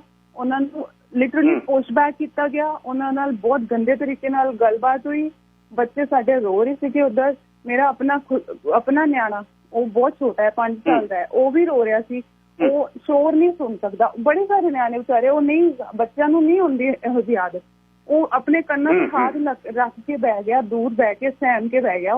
ਉਹ ਬੜਾ ਪਰੇਸ਼ਾਨ। ਹਰ ਸਾਡੇ ਬਜ਼ੁਰਗ, ਸਾਡੇ ਛੋਟੇ ਵੱਡੇ, ਹਰ ਕੋਈ ਪਰੇਸ਼ਾਨ। ਇਹ 에ਅਰ ਇੰਡੀਆ ਦੇ ਆਫੀਸਰਸ ਨੇ ਕੋਈ ਜਵਾਬਦੇਹੀ ਨਹੀਂ ਦਿੱਤੀ, ਕੋਈ ਆਨਸਰ ਸੈਟਿਸਫੈਕਟਰੀ ਰਿਸਪੌਂਸ ਦਿੱਤਾ ਸਾਨੂੰ। ਬਸ ਇਹੋ ਜਿਹੀ ਗੱਲ ਕਹਿ ਕੇ ਬਸ ਚੁੱਪ ਕਰਾਉਣ ਤੇ ਲੱਗੇ ਸੀਗੇ ਵੀ ਤੁਸੀਂ ਚੱਲ ਜਾਓ, ਅਸੀਂ ਕੁਛ ਨਹੀਂ ਕਰ ਸਕਦੇ, ਸਾਨੂੰ ਕੁਛ ਨਹੀਂ ਪਤਾ। ਸਾਡੇ ਆਫੀਸਰਸ ਨੇ ਇਹ ਲਿਸਟ ਭੇਜੀ ਹੈ, ਤੁਹਾਡੇ ਆਫੀਸਰਸ ਨੇ ਇਹ ਲਿਸਟ ਭੇਜੀ ਹੈ, ਕੈਨੇਡੀਅਨ ਗਵਰਨਮੈਂਟ ਨੇ ਇਹ ਲਿਸਟ ਭੇਜੀ ਹੈ ਵੀ ਤੁਸੀਂ ਨਹੀਂ ਆ ਸਕਦੇ, ਇਸ ਲਿਸਟ 'ਚ ਤੁਹਾਡਾ ਨਾਂ ਨਹੀਂ ਹੈ। ਅੱਛਾ ਸੋਨਲ ਜੀ, ਹੁਣ ਮੈਨੂੰ ਇਹ ਦੱਸੋ, ਇਹ ਜਿਹੜੀ ਤੁਸੀਂ ਟਿਕਟ ਬੁੱਕ ਕਰਾਈ, ਇਹ ਸਿੱਧੀ 에ਅਰ ਇੰਡੀਆ ਦੀ ਵੈਬਸਾਈਟ ਤੋਂ ਕੀਤੀ ਜਾਂ ਕਿਸੇ ਏਜੰਟ ਦੇ ਰਾਹੀਂ? ਨਹੀਂ, ਮੈਂ ਤੇ 에ਅਰ ਇੰਡੀਆ ਦੀ ਵੈਬਸਾਈਟ ਤੇ ਜਾ ਕੇ ਕੀਤੀ ਹੈ ਬੁੱਕ ਆਪਣੇ ਆਪ। ਠੀਕ ਹੈ। ਤੇ ਜਦ ਹੁਣ ਤੁਸੀਂ ਉੱਥੇ ਪਹੁੰਚੇ ਕਿੰਨੇ ਸੀ ਟੋਟਲ ਪੈਸੇਂਜਰ ਜਦ 에ਅਰਪੋਰਟ ਤੇ? ਤੁਹਾਡੀਆਂ ਮੈਂ ਵੀਡੀਓਜ਼ ਦੇਖ ਰਿਹਾ, about 150 C. Is it true? Yes, it is around more than that, like 100 to 150. ਮੈਂ 에ਅਰ ਇੰਡੀਆ ਦੇ ਅਫੀਸ਼ੀਅਲ ਤੇ ਜਾ ਕੇ ਮੈਂ ਜਦੋਂ ਗੱਲਬਾਤ ਸ਼ੁਰੂ ਕੀਤੀ, ਮੈਂ ਉਹਨਾਂ ਨੂੰ ਪੁੱਛਿਆ, ਬਹੁਤ ਸਾਰੇ ਅਸੀਂ ਜਿਹੜੇ ਸੀਗੇ ਅਸੀਂ ਪੁੱਛਿਆ ਜੇ ਅਸੀਂ ਅਲਾਉਡ ਨਹੀਂ ਸੀਗੇ ਇਸ ਫਲਾਈਟ ਤੇ ਬੋਰਡ ਕਰਨ ਲਈ, ਸਾਨੂੰ ਵੈਬ ਚੈਕਿੰਗ ਦੀ ਪਰਮਿਸ਼ਨ, ਵੈਬ ਚੈਕਿੰਗ ਕਿਉਂ ਅਲਾਉ ਕੀਤਾ ਗਿਆ, ਸਾਨੂੰ ਸੀਟ ਨੰਬਰ ਕਿਉਂ ਅਲਾਉਡ ਕੀਤੇ ਗਏ? ਉਹਨਾਂ ਕੋਲ ਇਸ ਗੱਲਬਾਤ ਦਾ ਕੋਈ ਜਵਾਬ ਨਹੀਂ ਸੀਗਾ। ਜਿਹੜੇ 에ਅਰ ਇੰਡੀਆ ਦੇ ਅਫੀਸ਼ੀਅਲ ਸੀਗੇ, 에ਅਰ ਇੰਡੀਆ ਦਾ ਮੈਨੇਜਰ ਬਹੁਤ ਜ਼ਿਆਦਾ ਗੰਦਾ, ਬਦਤਮੀਜ਼ ਬੰਦਾ, ਉਹਨਾਂ ਨੇ ਬਹੁਤ ਮਿਸਟ੍ਰੀਟ ਕੀਤਾ ਸਾਡੇ ਬਜ਼ੁਰਗਾਂ ਨਾਲ। ਅੱਛਾ, ਇਹ ਦੱਸੋ ਫਿਰ ਇਵੈਂਚੁਅਲੀ ਜਦ ਉੱਥੋਂ ਚੱਲ ਪਏ ਵਾਪਸ, ਤੁਸੀਂ ਫਿਰ ਪੰਜਾਬ ਗਏ ਵਾਪਸ ਜੀ? ਮੈਂ ਤੇ NCR ਚ ਰਹਿੰਦੀ ਹਾਂ, ਮੈਂ ਫਰੀਦਾਬਾਦ ਵਾਪਸ ਆਈ। ਸਾਡੇ ਅੱਛਾ, ਤੁਸੀਂ ਦਿੱਲੀ ਹੋ? ਹਾਂਜੀ ਹਾਂਜੀ। ਅੱਛਾ, ਇਹ ਦੱਸੋ ਪੰਜਾਬ ਬੜੀ ਜੀ ਕਿੰਨਾ ਆਪਣੇ ਸੋਨਲ ਜੀ ਇਹ ਦੱਸਿਓ ਕਿ ਕੀ ਕਿਹਾ ਫਿਰ ਜਦ ਤੁਸੀਂ ਉੱਥੋਂ ਚੱਲ ਪਏ, ਉਹਨਾਂ ਨੇ ਹੁਣ ਫਿਰ ਤੁਹਾਨੂੰ ਕੀ ਕਹਿ ਕੇ ਭੇਜਿਆ ਉੱਥੋਂ 에ਅਰ ਇੰਡੀਆ ਨੇ? ਉਹਨਾਂ ਨੇ ਕੋਈ ਸੈਕਟਰੀ ਰਿਸਪੌਂਸ ਨਹੀਂ ਦਿੱਤਾ। ਉਹਨਾਂ ਨੇ ਕਿਹਾ ਤੁਹਾਨੂੰ ਰਿਫੰਡ ਮਿਲ ਜਾਏਗਾ। ਅਸੀਂ ਕਿਹਾ ਕਦੋਂ ਮਿਲਣਾ ਰਿਫੰਡ? ਕੋਈ ਜਵਾਬ ਨਹੀਂ ਸੀਗਾ ਉਹਨਾਂ ਕੋਲ। ਅਸੀਂ ਕਿਹਾ ਤੁਹਾਨੂੰ ਡਾਇਰੈਕਟ ਫਲਾਈਟ ਅਰੇਂਜ ਕਰਕੇ ਦਿਓ, ਅਸੀਂ ਸਾਰੇ ਬਹੁਤ ਜ਼ਿਆਦਾ ਡਿਸਟ੍ਰੈਸਡ ਹੈ, ਸਾਰਿਆਂ ਨੂੰ ਬੜੀ ਪਰੇਸ਼ਾਨੀ ਹੋਈ ਹੈ। ਇੱਥੇ ਕੋਵਿਡ ਦਾ ਮਾਹੌਲ ਹੈ, ਹਰ ਕਿਸੇ ਦੀ ਲਾਈਫ ਰਿਸਕ ਤੇ ਅਸੀਂ ਲੈ ਕੇ ਆਏ ਹਾਂ ਇੱਧਰ, ਤੇ ਤੁਸੀਂ ਸਾਡੇ ਨਾਲ ਇਹੋ ਜਿਹਾ ਮਜ਼ਾਕ ਕਰ ਰਹੇ ਹੋ। ਤੇ ਉਹਨਾਂ ਨੇ ਕੋਈ ਸੈਟਿਸਫੈਕਟਰੀ ਜਵਾਬ ਨਹੀਂ ਦਿੱਤਾ। ਉਹਨਾਂ ਨੇ ਕਿਹਾ ਤੁਹਾਡੀ ਟਿਕਟਾਂ ਕੈਂਸਲ ਹੋ ਗਈ ਨੇ, ਤੁਹਾਨੂੰ ਰਿਫੰਡ ਮਿਲ ਜਾਏਗਾ, ਇਹ ਈਮੇਲ ਆਈਡੀ ਹੈ, ਇਹਦੇ ਤੇ ਰਿਫੰਡ ਪ੍ਰੋਸੈਸ ਕਰਾ ਲਓ ਤੇ ਤੁਹਾਨੂੰ ਰਿਫੰਡ ਆ ਜਾਏਗਾ। ਓਕੇ, ਹੁਣ ਤੁਸੀਂ ਇਹ ਦੱਸੋ ਵੀ ਐਗਜ਼ੈਕਟਲੀ ਹੋਇਆ ਕੀ? ਤੁਸੀਂ ਇਹਨੂੰ ਸਾਰੇ ਸਿਨੈਰੀਓ ਦੇ ਵਿੱਚ 에ਅਰ ਇੰਡੀਆ ਨੇ ਕੀਤਾ ਕੀ? ਕੋਈ ਉਹਦੇ ਚ ਸਿਫਾਰਸ਼ੀ ਆ ਗਏ ਜਾਂ ਟਿਕਟਾਂ ਡਬਲ ਵੇਚਤੀਆਂ? ਹੋਇਆ ਕੀ ਉਹਦੇ ਚ? ਇਹ ਸਾਰੀ ਸਿਚੁਏਸ਼ਨ ਨੂੰ ਦੇਖ ਕੇ ਅਸੀਂ ਆਪਸ ਚ ਗੱਲ ਵੀ ਕਰ ਰਹੇ ਸੀ। ਪੀਪਲ ਹੂ ਵਰ ਟਾਕਿੰਗ ਟੂ ਈਚ ਅਦਰ, ਉਹ ਗੱਲ ਇਹ ਕਰ ਰਹੇ ਸੀ ਕਿ ਬਈ ਅੰਦਰ ਓਵਰ ਬੁਕਿੰਗ ਹੋਈ ਹੈ। ਓਵਰ ਬੁਕਿੰਗ ਇਸ ਕਰਕੇ ਹੋਈ ਹੈ, 19th ਨੂੰ ਇਹਨਾਂ ਨੇ 에ਅਰ ਇੰਡੀਆ ਦੀ ਵੈਬਸਾਈਟ ਤੇ ਸੀਟਸ ਅਲਾਟ ਕੀਤੀਆਂ, ਲੋਕਾਂ ਨੂੰ ਐਮਟੀ ਸ਼ੋ ਹੋ ਰਹੀ ਸੀ ਤੇ ਲੋਕਾਂ ਨੇ ਉਹ ਬੁੱਕ ਕਰ ਲਿਆ। ਉਹਦੇ ਬਾਅਦ ਉਹ ਬੁੱਕ ਨਹੀਂ ਸੀ ਕਰਨੀ ਚਾਹੀਦੀ। ਕਿਉਂ? ਇਹਨਾਂ ਕੋਲ ਸੀਟ ਹੀ ਨਹੀਂ ਸੀ, ਔਰ ਉਸ ਫਲਾਈਟ 'ਚ ਸੀਟ ਹੀ ਨਹੀਂ ਸੀਗੀਆਂ। ਇਹਨਾਂ ਨੇ ਉਹ ਬੁਕਿੰਗ ਕੀਤੀ ਹੈ। ਮੈਨੂੰ ਇੱਕ ਆਂਟੀ ਜੀ ਉੱਥੇ ਮਿਲੇ, ਉਹ ਲੁਧਿਆਣਾ ਤੋਂ ਆਏ ਸੀਗੇ। ਉਹਨਾਂ ਨੇ, ਆਂਟੀ ਜੀ ਨੇ ਮੈਨੂੰ ਦੱਸਿਆ ਉਹਨਾਂ ਨੂੰ 18 ਜੂਨ ਵਾਲੀ ਜਿਹੜੀ ਵੈਂਕੂਵਰ ਦੀ ਫਲਾਈਟ ਸੀਗੀ ਉਹਦੇ ਤੇ ਬੋਰਡ ਜਾਣਾ ਸੀਗਾ। 에ਅਰ ਇੰਡੀਆ ਦੇ ਅਫੀਸ਼ੀਅਲਸ ਨੇ ਮਨਾ ਕਰਤਾ। ਉਹਨਾਂ ਨੇ ਕਿਹਾ ਸਾਡੀ ਜਿਹੜੀ ਫਲਾਈਟ ਹੈ ਉਹ ਓਵਰ ਬੁੱਕਡ ਹੈ, ਤੁਸੀਂ ਨਹੀਂ ਫਲਾਈਟ ਬੋਰਡ ਕਰ ਸਕਦੇ, ਤੁਹਾਨੂੰ ਅਸੀਂ ਨੈਕਸਟ ਫਲਾਈਟ 'ਚ ਅਰੇਂਜਮੈਂਟ ਕਰਾ ਦਾਂਗੇ। ਉਹ ਆਂਟੀ ਕੱਲ ਰਾਤੀ ਉੱਥੇ ਬੈਠੇ ਸੀਗੇ ਕਿਉਂਕਿ ਉਹਨਾਂ ਦੀ ਕੱਲ ਰਾਤੀ 2 ਵਜੇ ਟੈਕਨੀਕਲੀ 22 ਤਰੀਕ ਦੀ ਫਲਾਈਟ ਸੀਗੀ। ਤੇ ਉਹਨਾਂ ਨੂੰ ਮੈਂ 10:15 ਵਜੇ ਉਧਰੋਂ ਦੀ ਬਾਹਰ ਆਈ ਹਾਂ, 10:15 ਵਜੇ ਤੱਕ ਵੀ ਉਹਨਾਂ ਕੋਲ ਕੋਈ ਵੀ ਬੋਰਡਿੰਗ ਪਾਸ ਨਹੀਂ ਸੀਗਾ। ਉਹਨਾਂ ਨੂੰ ਕੋਈ ਅਰੇਂਜਮੈਂਟ ਨਹੀਂ ਸੀਗੀ। ਉਹਨਾਂ ਨੂੰ ਇਹ ਵੀ ਨਹੀਂ ਪਤਾ ਸੀਗਾ ਮੈਂ ਜਾਣਾ ਹੈ ਜਾਂ ਨਹੀਂ ਜਾਣਾ। ਉਹ ਕੈਨੇਡੀਅਨ ਸਿਟੀਜ਼ਨਸ ਨੇ। ਅੱਛਾ, ਓਵਰ ਬੁਕਿੰਗ ਕਰ ਦਿੱਤੀ, ਪਰ ਵੈਬ ਚੈੱਕ ਤੇ ਜਿਹੜੀਆਂ ਮੈਨੂੰ ਭੇਜੀਆਂ ਜੀ ਲੋਕਾਂ ਨੇ, ਉਹਦੇ 'ਚ ਤਾਂ ਸੀਟਾਂ ਦੇ ਨੰਬਰ ਦਿੱਤੇ ਹੋਏ ਆ ਜੀ। ਉਹਨਾਂ ਨੂੰ ਸੀਟਾਂ ਦੇ ਨੰਬਰ ਦਿੱਤੇ ਹੋਏ ਆ। ਅਸੀਂ ਉਹੀ ਗੱਲ ਪੁੱਛੀ ਬਈ ਇਹ ਸੀਟਾਂ ਦੇ ਨੰਬਰ ਦਿੱਤੇ ਕਿਸ ਬੇਸਿਸ ਤੇ ਦਿੱਤੇ ਆ ਤੁਸੀਂ? ਜਵਾਬ ਤਾਂ ਦਿਓ। ਕੋਈ ਜਵਾਬ ਹੀ ਨਹੀਂ ਸੀਗਾ ਉਹਨਾਂ ਕੋਲ।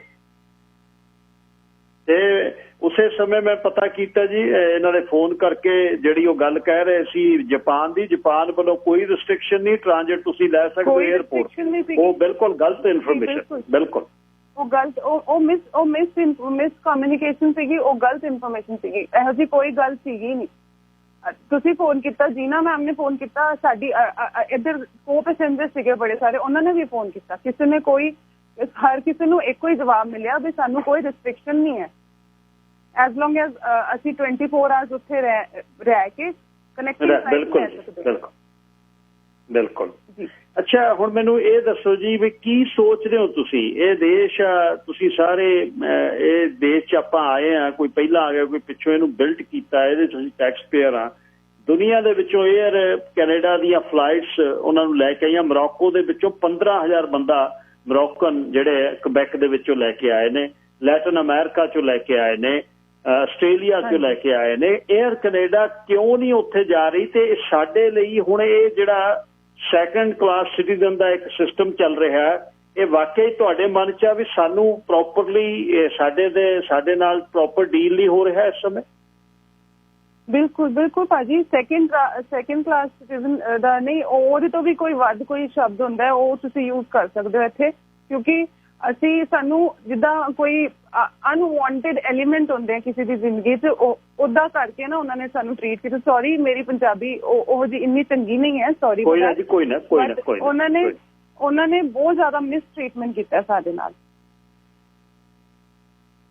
ਅੱਛਾ, ਹੁਣ ਨੈਕਸਟ ਕੀ ਹੈ? ਇੱਥੇ ਅਸੀਂ ਬੈਠੇ ਕੀ ਕਰ ਸਕਦੇ ਹਾਂ ਦੱਸੋ ਪਲੀਜ਼। ਮੈਂ ਤਾਂ 2 ਮਹੀਨੇ ਹੋ ਗਏ, ਸਾਨੂੰ ਸਾਰਾ ਗਰੁੱਪ ਅਸੀਂ ਕੋਸ਼ਿਸ਼ ਕਰ ਰਹੇ ਹਾਂ, ਹੁਣ ਕੀ ਅਸੀਂ ਕਰੀਏ ਨੈਕਸਟ? ਇੱਥੋਂ ਕੀ ਤੁਸੀਂ ਇੱਥੇ ਹੁਣ ਦੁਬਾਰਾ ਬੁਕਿੰਗ ਦੀ ਕੋਸ਼ਿਸ਼ ਕੀਤੀ? ਤੁਹਾਡਾ ਹੁਣ ਕੀ ਸਟੇਟਸ ਹੈ, ਕੀ ਕੀਤਾ ਜੀ? ਹੁਣ ਅਸੀਂ ਬੁਕਿੰਗ ਦੀ ਕੋਸ਼ਿਸ਼ ਅਜੇ ਤੇ ਬਿਲਕੁਲ ਵੀ ਨਹੀਂ ਕੀਤੀ, ਕਾਰਨ ਇਹ ਵੀ ਕੱਲ ਦਾ ਇੰਨਾ ਟਰਾਮੇਟਾਈਜ਼ਡ ਹੋਇਆ ਦਾ ਦਿਮਾਗ, ਇੰਨਾ ਪਰੇਸ਼ਾਨ ਹੈ, ਮੈਂਟਲੀ ਸਟੈਬਿਲਿਟੀ ਨਹੀਂ ਹੈ, ਤੇ ਅਸੀਂ ਕੋਈ ਅਜੇ ਤੱਕ ਤੇ ਕੋਈ ਬੁਕਿੰਗ ਦੀ ਕੋਸ਼ਿਸ਼ ਨਹੀਂ ਕੀਤੀ। ਪਰ ਫਿਊਚਰ 'ਚ ਅਸੀਂ ਜਿਹੜਾ ਸੋਚ ਅਜੇ ਤੱਕ ਆਈਡੀਆ ਦਿਮਾਗ 'ਚ ਹੋਇਆ ਹੈ ਕਿ ਵੀ 에ਅਰ ਇੰਡੀਆ ਦੇ ਨਾਲ ਤਾਂ ਬਿਲਕੁਲ ਨਹੀਂ ਜਾਣਾ, ਇਹਨਾਂ ਦਾ ਸਟਾਫ ਬਹੁਤ ਇਲ ਮੈਨਰਡ ਹੈ। ਨਾਲ ਕੈਨੇਡੀਅਨ ਗਵਰਨਮੈਂਟ ਤੋਂ ਇੱਕੋ ਹੀ ਰਿਕੁਐਸਟ ਹੈ, ਹੰਬਲ ਰਿਕੁਐਸਟ ਹੈ, ਸਾਡੇ ਲਈ ਪਲੀਜ਼ ਕੋਈ ਡਾਇਰੈਕਟ ਫਲਾਈਟ ਅਰੇਂਜ ਕਰਾਈ ਜਾਏ। ਜਿੱਦਾਂ ਕੋਈ ਬੰਦਾ, ਜੋ ਵੀ ਬੰਦਾ ਇੱਥੇ ਸਟਕ ਹੈ, ਜਿਹੜਾ ਬੰਦਾ ਪਰੇਸ਼ਾਨ ਹੈ, ਕੋਵਿਡ ਸਿਚੁਏਸ਼ਨ ਹੈ, ਅੱਗੇ ਬਹੁਤ ਸਾਰੀ ਪਰੇਸ਼ਾਨੀਆਂ, ਤੇ ਇਹ ਉਨ ਪਰੇਸ਼ਾਨੀਆਂ ਨੂੰ ਹੋਰ ਨਾ ਵਧਾਉਣ। ਕੈਨੇਡੀਅਨ ਜਿਹੜੇ ਸਾਡੇ ਲੀਡਰਸ ਹੈ ਜਾਂ ਜੋ ਵੀ ਰਿਸਪੌਂਸਿਬਲ ਹੈ ਇਹਦੇ ਲਈ, ਮੈਨੂੰ ਜ਼ਿਆਦਾ ਨਹੀਂ ਪਤਾ ਇਸ ਗੱਲਬਾਤ ਦਾ, ਪਰ ਜਿਹੜਾ ਬੰਦਾ ਵੀ ਸਿੰਗਲ ਬੰਦਾ ਵੀ ਇਸ ਗੱਲ ਤੇ ਕੁਝ ਵੀ ਕਰ ਸਕਦਾ, ਪਲੀਜ਼ ਸਾਡੀ ਹੈਲਪ ਕਰੋ। ਧੰਨਵਾਦ ਸੋਨਲ ਜੀ, ਤੁਸੀਂ ਆਪਣਾ ਖਿਆਲ ਰੱਖੋ, ਆਪਣੇ ਬੱਚੇ ਦਾ। ਅਸੀਂ ਕੋਸ਼ਿਸ਼ ਕਰਾਂਗੇ ਵੱਧ ਤੋਂ ਵੱਧ ਇੱਥੇ ਰੈਲੀ ਸੈੱਟ ਕਰਕੇ, ਕੋਈ ਮਤਲਬ ਰੈਲੀ ਇਨ ਦਾ ਸੈਂਸ ਅਸੀਂ ਰਲ ਕੇ ਪਹਿਲਾਂ ਵੀ ਕਰਦੇ ਹਾਂ, ਹੁਣ ਵੀ ਅਸੀਂ ਕੋਸ਼ਿਸ਼ ਕਰ ਰਹੇ ਹਾਂ। ਜਿੰਨਾ ਤੱਕਰ ਹੋਰਾਂ ਦੇ ਨਾਲ ਵੀ ਮੈਂ ਗੱਲ ਕਰ ਰਿਹਾ, ਤੇ ਜਿਵੇਂ KLM ਤੇ 에ਅਰ ਫਰਾਂਸ ਵਗੈਰਾ ਦੀਆਂ ਫਲਾਈਟਸ ਆਉਂਦੀਆਂ ਨੇ, ਤੇ ਇਸ ਤੇ ਆਪਾਂ ਕੋਸ਼ਿਸ਼ ਕਰਾਂਗੇ। ਤੁਸੀਂ ਆਪਣਾ ਖਿਆਲ ਰੱਖਣਾ ਤੇ ਆਪਣੇ ਬੱਚੇ ਦਾ ਖਿਆਲ ਰੱਖਣਾ। We will do our best. Thank you so much ਜੀ। ਜੀ ਥੈਂਕ ਯੂ ਸੋ ਮਚ। ਇਹ ਸਨ ਸੋਨਲ ਸ਼ਰਮਾ ਜੀ, ਇਹਨਾਂ ਨੇ ਮੋਸਟਲੀ ਤੁਸੀਂ ਵੇਖਿਆ ਉਹਨਾਂ ਦੀ ਗੱਲਬਾਤ, ਵੀਡੀਓਜ਼ ਇਹਨਾਂ ਨੇ ਬਣਾਈਆਂ। ਉਹ ਜਦੋਂ ਸਵਾਲ ਪੁੱਛ ਰਿਹਾ ਸੀ ਕੋਈ ਜਵਾਬ ਨਹੀਂ ਸੀ ਉਹ ਕਹਿੰਦਾ ਮੈਂ ਹੁਣ ਪੁਲਿਸ ਸੱਦਾਂ ਤੁਹਾਨੂੰ, ਮੈਨੇਜਰ ਕਹਿੰਦਾ। ਹੋਇਆ ਕੀ, ਓਵਰ ਬੁਕਿੰਗ ਹੋਈ ਆ। ਜਿਹੜੇ ਪਹਿਲਾਂ 5 ਘੰਟੇ ਪਹਿਲਾਂ ਅੰਦਰ ਚਲੇ ਗਏ ਉਹ ਚਲੇ ਗਏ, ਜਿਹੜੇ ਪਿੱਛੋਂ ਗਏ 7 ਵਜੇ ਨੂੰ ਉਹਨਾਂ ਨੇ ਖੜਾ ਲਏ। ਜਹਾਜ਼ ਕੋਈ ਸੀ, ਫਿਰ ਉਹਨਾਂ ਨੇ ਜਾਪਾਨ ਦਾ ਬਹਾਨਾ ਲਾਇਆ, ਜਾਪਾਨ 'ਚ ਕੋਈ ਟ੍ਰਾਂਜ਼ਿਟ ਦੀ ਪ੍ਰੋਬਲਮ ਨਹੀਂ 24 ਘੰਟੇ। ਉਸ ਤੋਂ ਬਾਅਦ ਫਿਰ ਉਹਨਾਂ ਨੇ ਬਹਾਨਾ ਲਾਇਆ ਵੀ ਕੈਨੇਡੀਅਨ ਅੰਬੈਸੀ ਤੋਂ ਤੁਸੀਂ ਲਿਆਓ। ਕੈਨੇਡੀਅਨ ਅੰਬੈਸੀ ਦਾ ਵਿੱਚ ਕੰਮ ਹੀ ਕੋਈ ਨਹੀਂ। ਕੈਨੇਡੀਅਨ ਅੰਬੈਸੀ ਦੀਆਂ ਜਿਹੜੀਆਂ ਰੀਪੈਟ੍ਰੀਏਸ਼ਨ ਫਲਾਈਟ ਸੀ ਉਹ ਕਤਰ 에ਅਰਵੇਜ਼ ਦੀਆਂ ਸੀ। ਇਹ ਜਿਹੜੀਆਂ 에ਅਰ ਫਰਾਂਸ, KLM ਜਾਂ 에ਅਰ ਇੰਡੀਆ ਆਉਂਦੀਆਂ, ਇਹਦੇ 'ਚ ਕੋਈ ਮਤਲਬ ਨਹੀਂ ਹੈ। ਨਾਦਰ ਪਟੇਲ ਉਹਨਾਂ ਦਾ ਵੀ ਉਹ ਇਹਨੂੰ ਆਰਗੇਨਾਈਜ਼ ਕਰ ਰਹੇ, ਬਿਲਕੁਲ ਨਹੀਂ ਕਰ ਰਹੇ। ਇਹ 에ਅਰਲਾਈਨਸ ਨੇ ਜਿਹੜੀ ਪਰਮਿਸ਼ਨ ਲਈ ਹੈ ਕੈਨੇਡਾ ਤੋਂ ਵੀ ਅਸੀਂ ਆਪਣੀਆਂ ਫਲਾਈਟਸ ਆਪਣੇ ਬੰਦੇ ਲੈ ਕੇ ਆਉਣੇ ਨੇ, ਲੈ ਕੇ ਜਾਣੇ ਨੇ, ਉਹਦੇ ਥੱਲੇ 에ਅਰ ਇੰਡੀਆ ਦੀ ਹਰ ਰੋਜ਼ ਫਲਾਈਟ ਆ ਰਹੀ। ਇਹਦੇ 'ਚ ਕੋਈ ਗਲਤ ਜੇ ਕ੍ਰੈਡਿਟ ਲੈਣ ਦਾ ਕੋਸ਼ਿਸ਼ ਕਰ ਰਿਹਾ ਵੀ ਉਹ ਇਹ ਫਲਾਈਟਸ ਲਿਆ ਰਹੇ ਨੇ 에ਅਰ ਫਰਾਂਸ ਤੇ KLM ਦੀਆਂ, ਨੋ, ਬਿਲਕੁਲ ਗਲਤ ਹੈ। ਵਪਾਰਕ ਸੰਦੇਸ਼ਾਂ ਤੋਂ ਬਾਅਦ ਜੀਨਾ ਤੱਕਰ ਉਹਨਾਂ ਨਾਲ ਵੀ ਗੱਲਬਾਤ ਕਰਦੀ। ਮੇਰੇ ਨਾਲ ਹੁਣ ਜੀਨਾ ਜੀ ਨੇ, ਉਹਨਾਂ ਤੋਂ ਪੁੱਛਦੇ ਆ ਕਿ ਲੇਟੈਸਟ ਕੀ ਹੈ। ਭੈਣ ਜੀ ਸਵਾਗਤ, ਸਤਿ ਸ੍ਰੀ ਅਕਾਲ। How are you?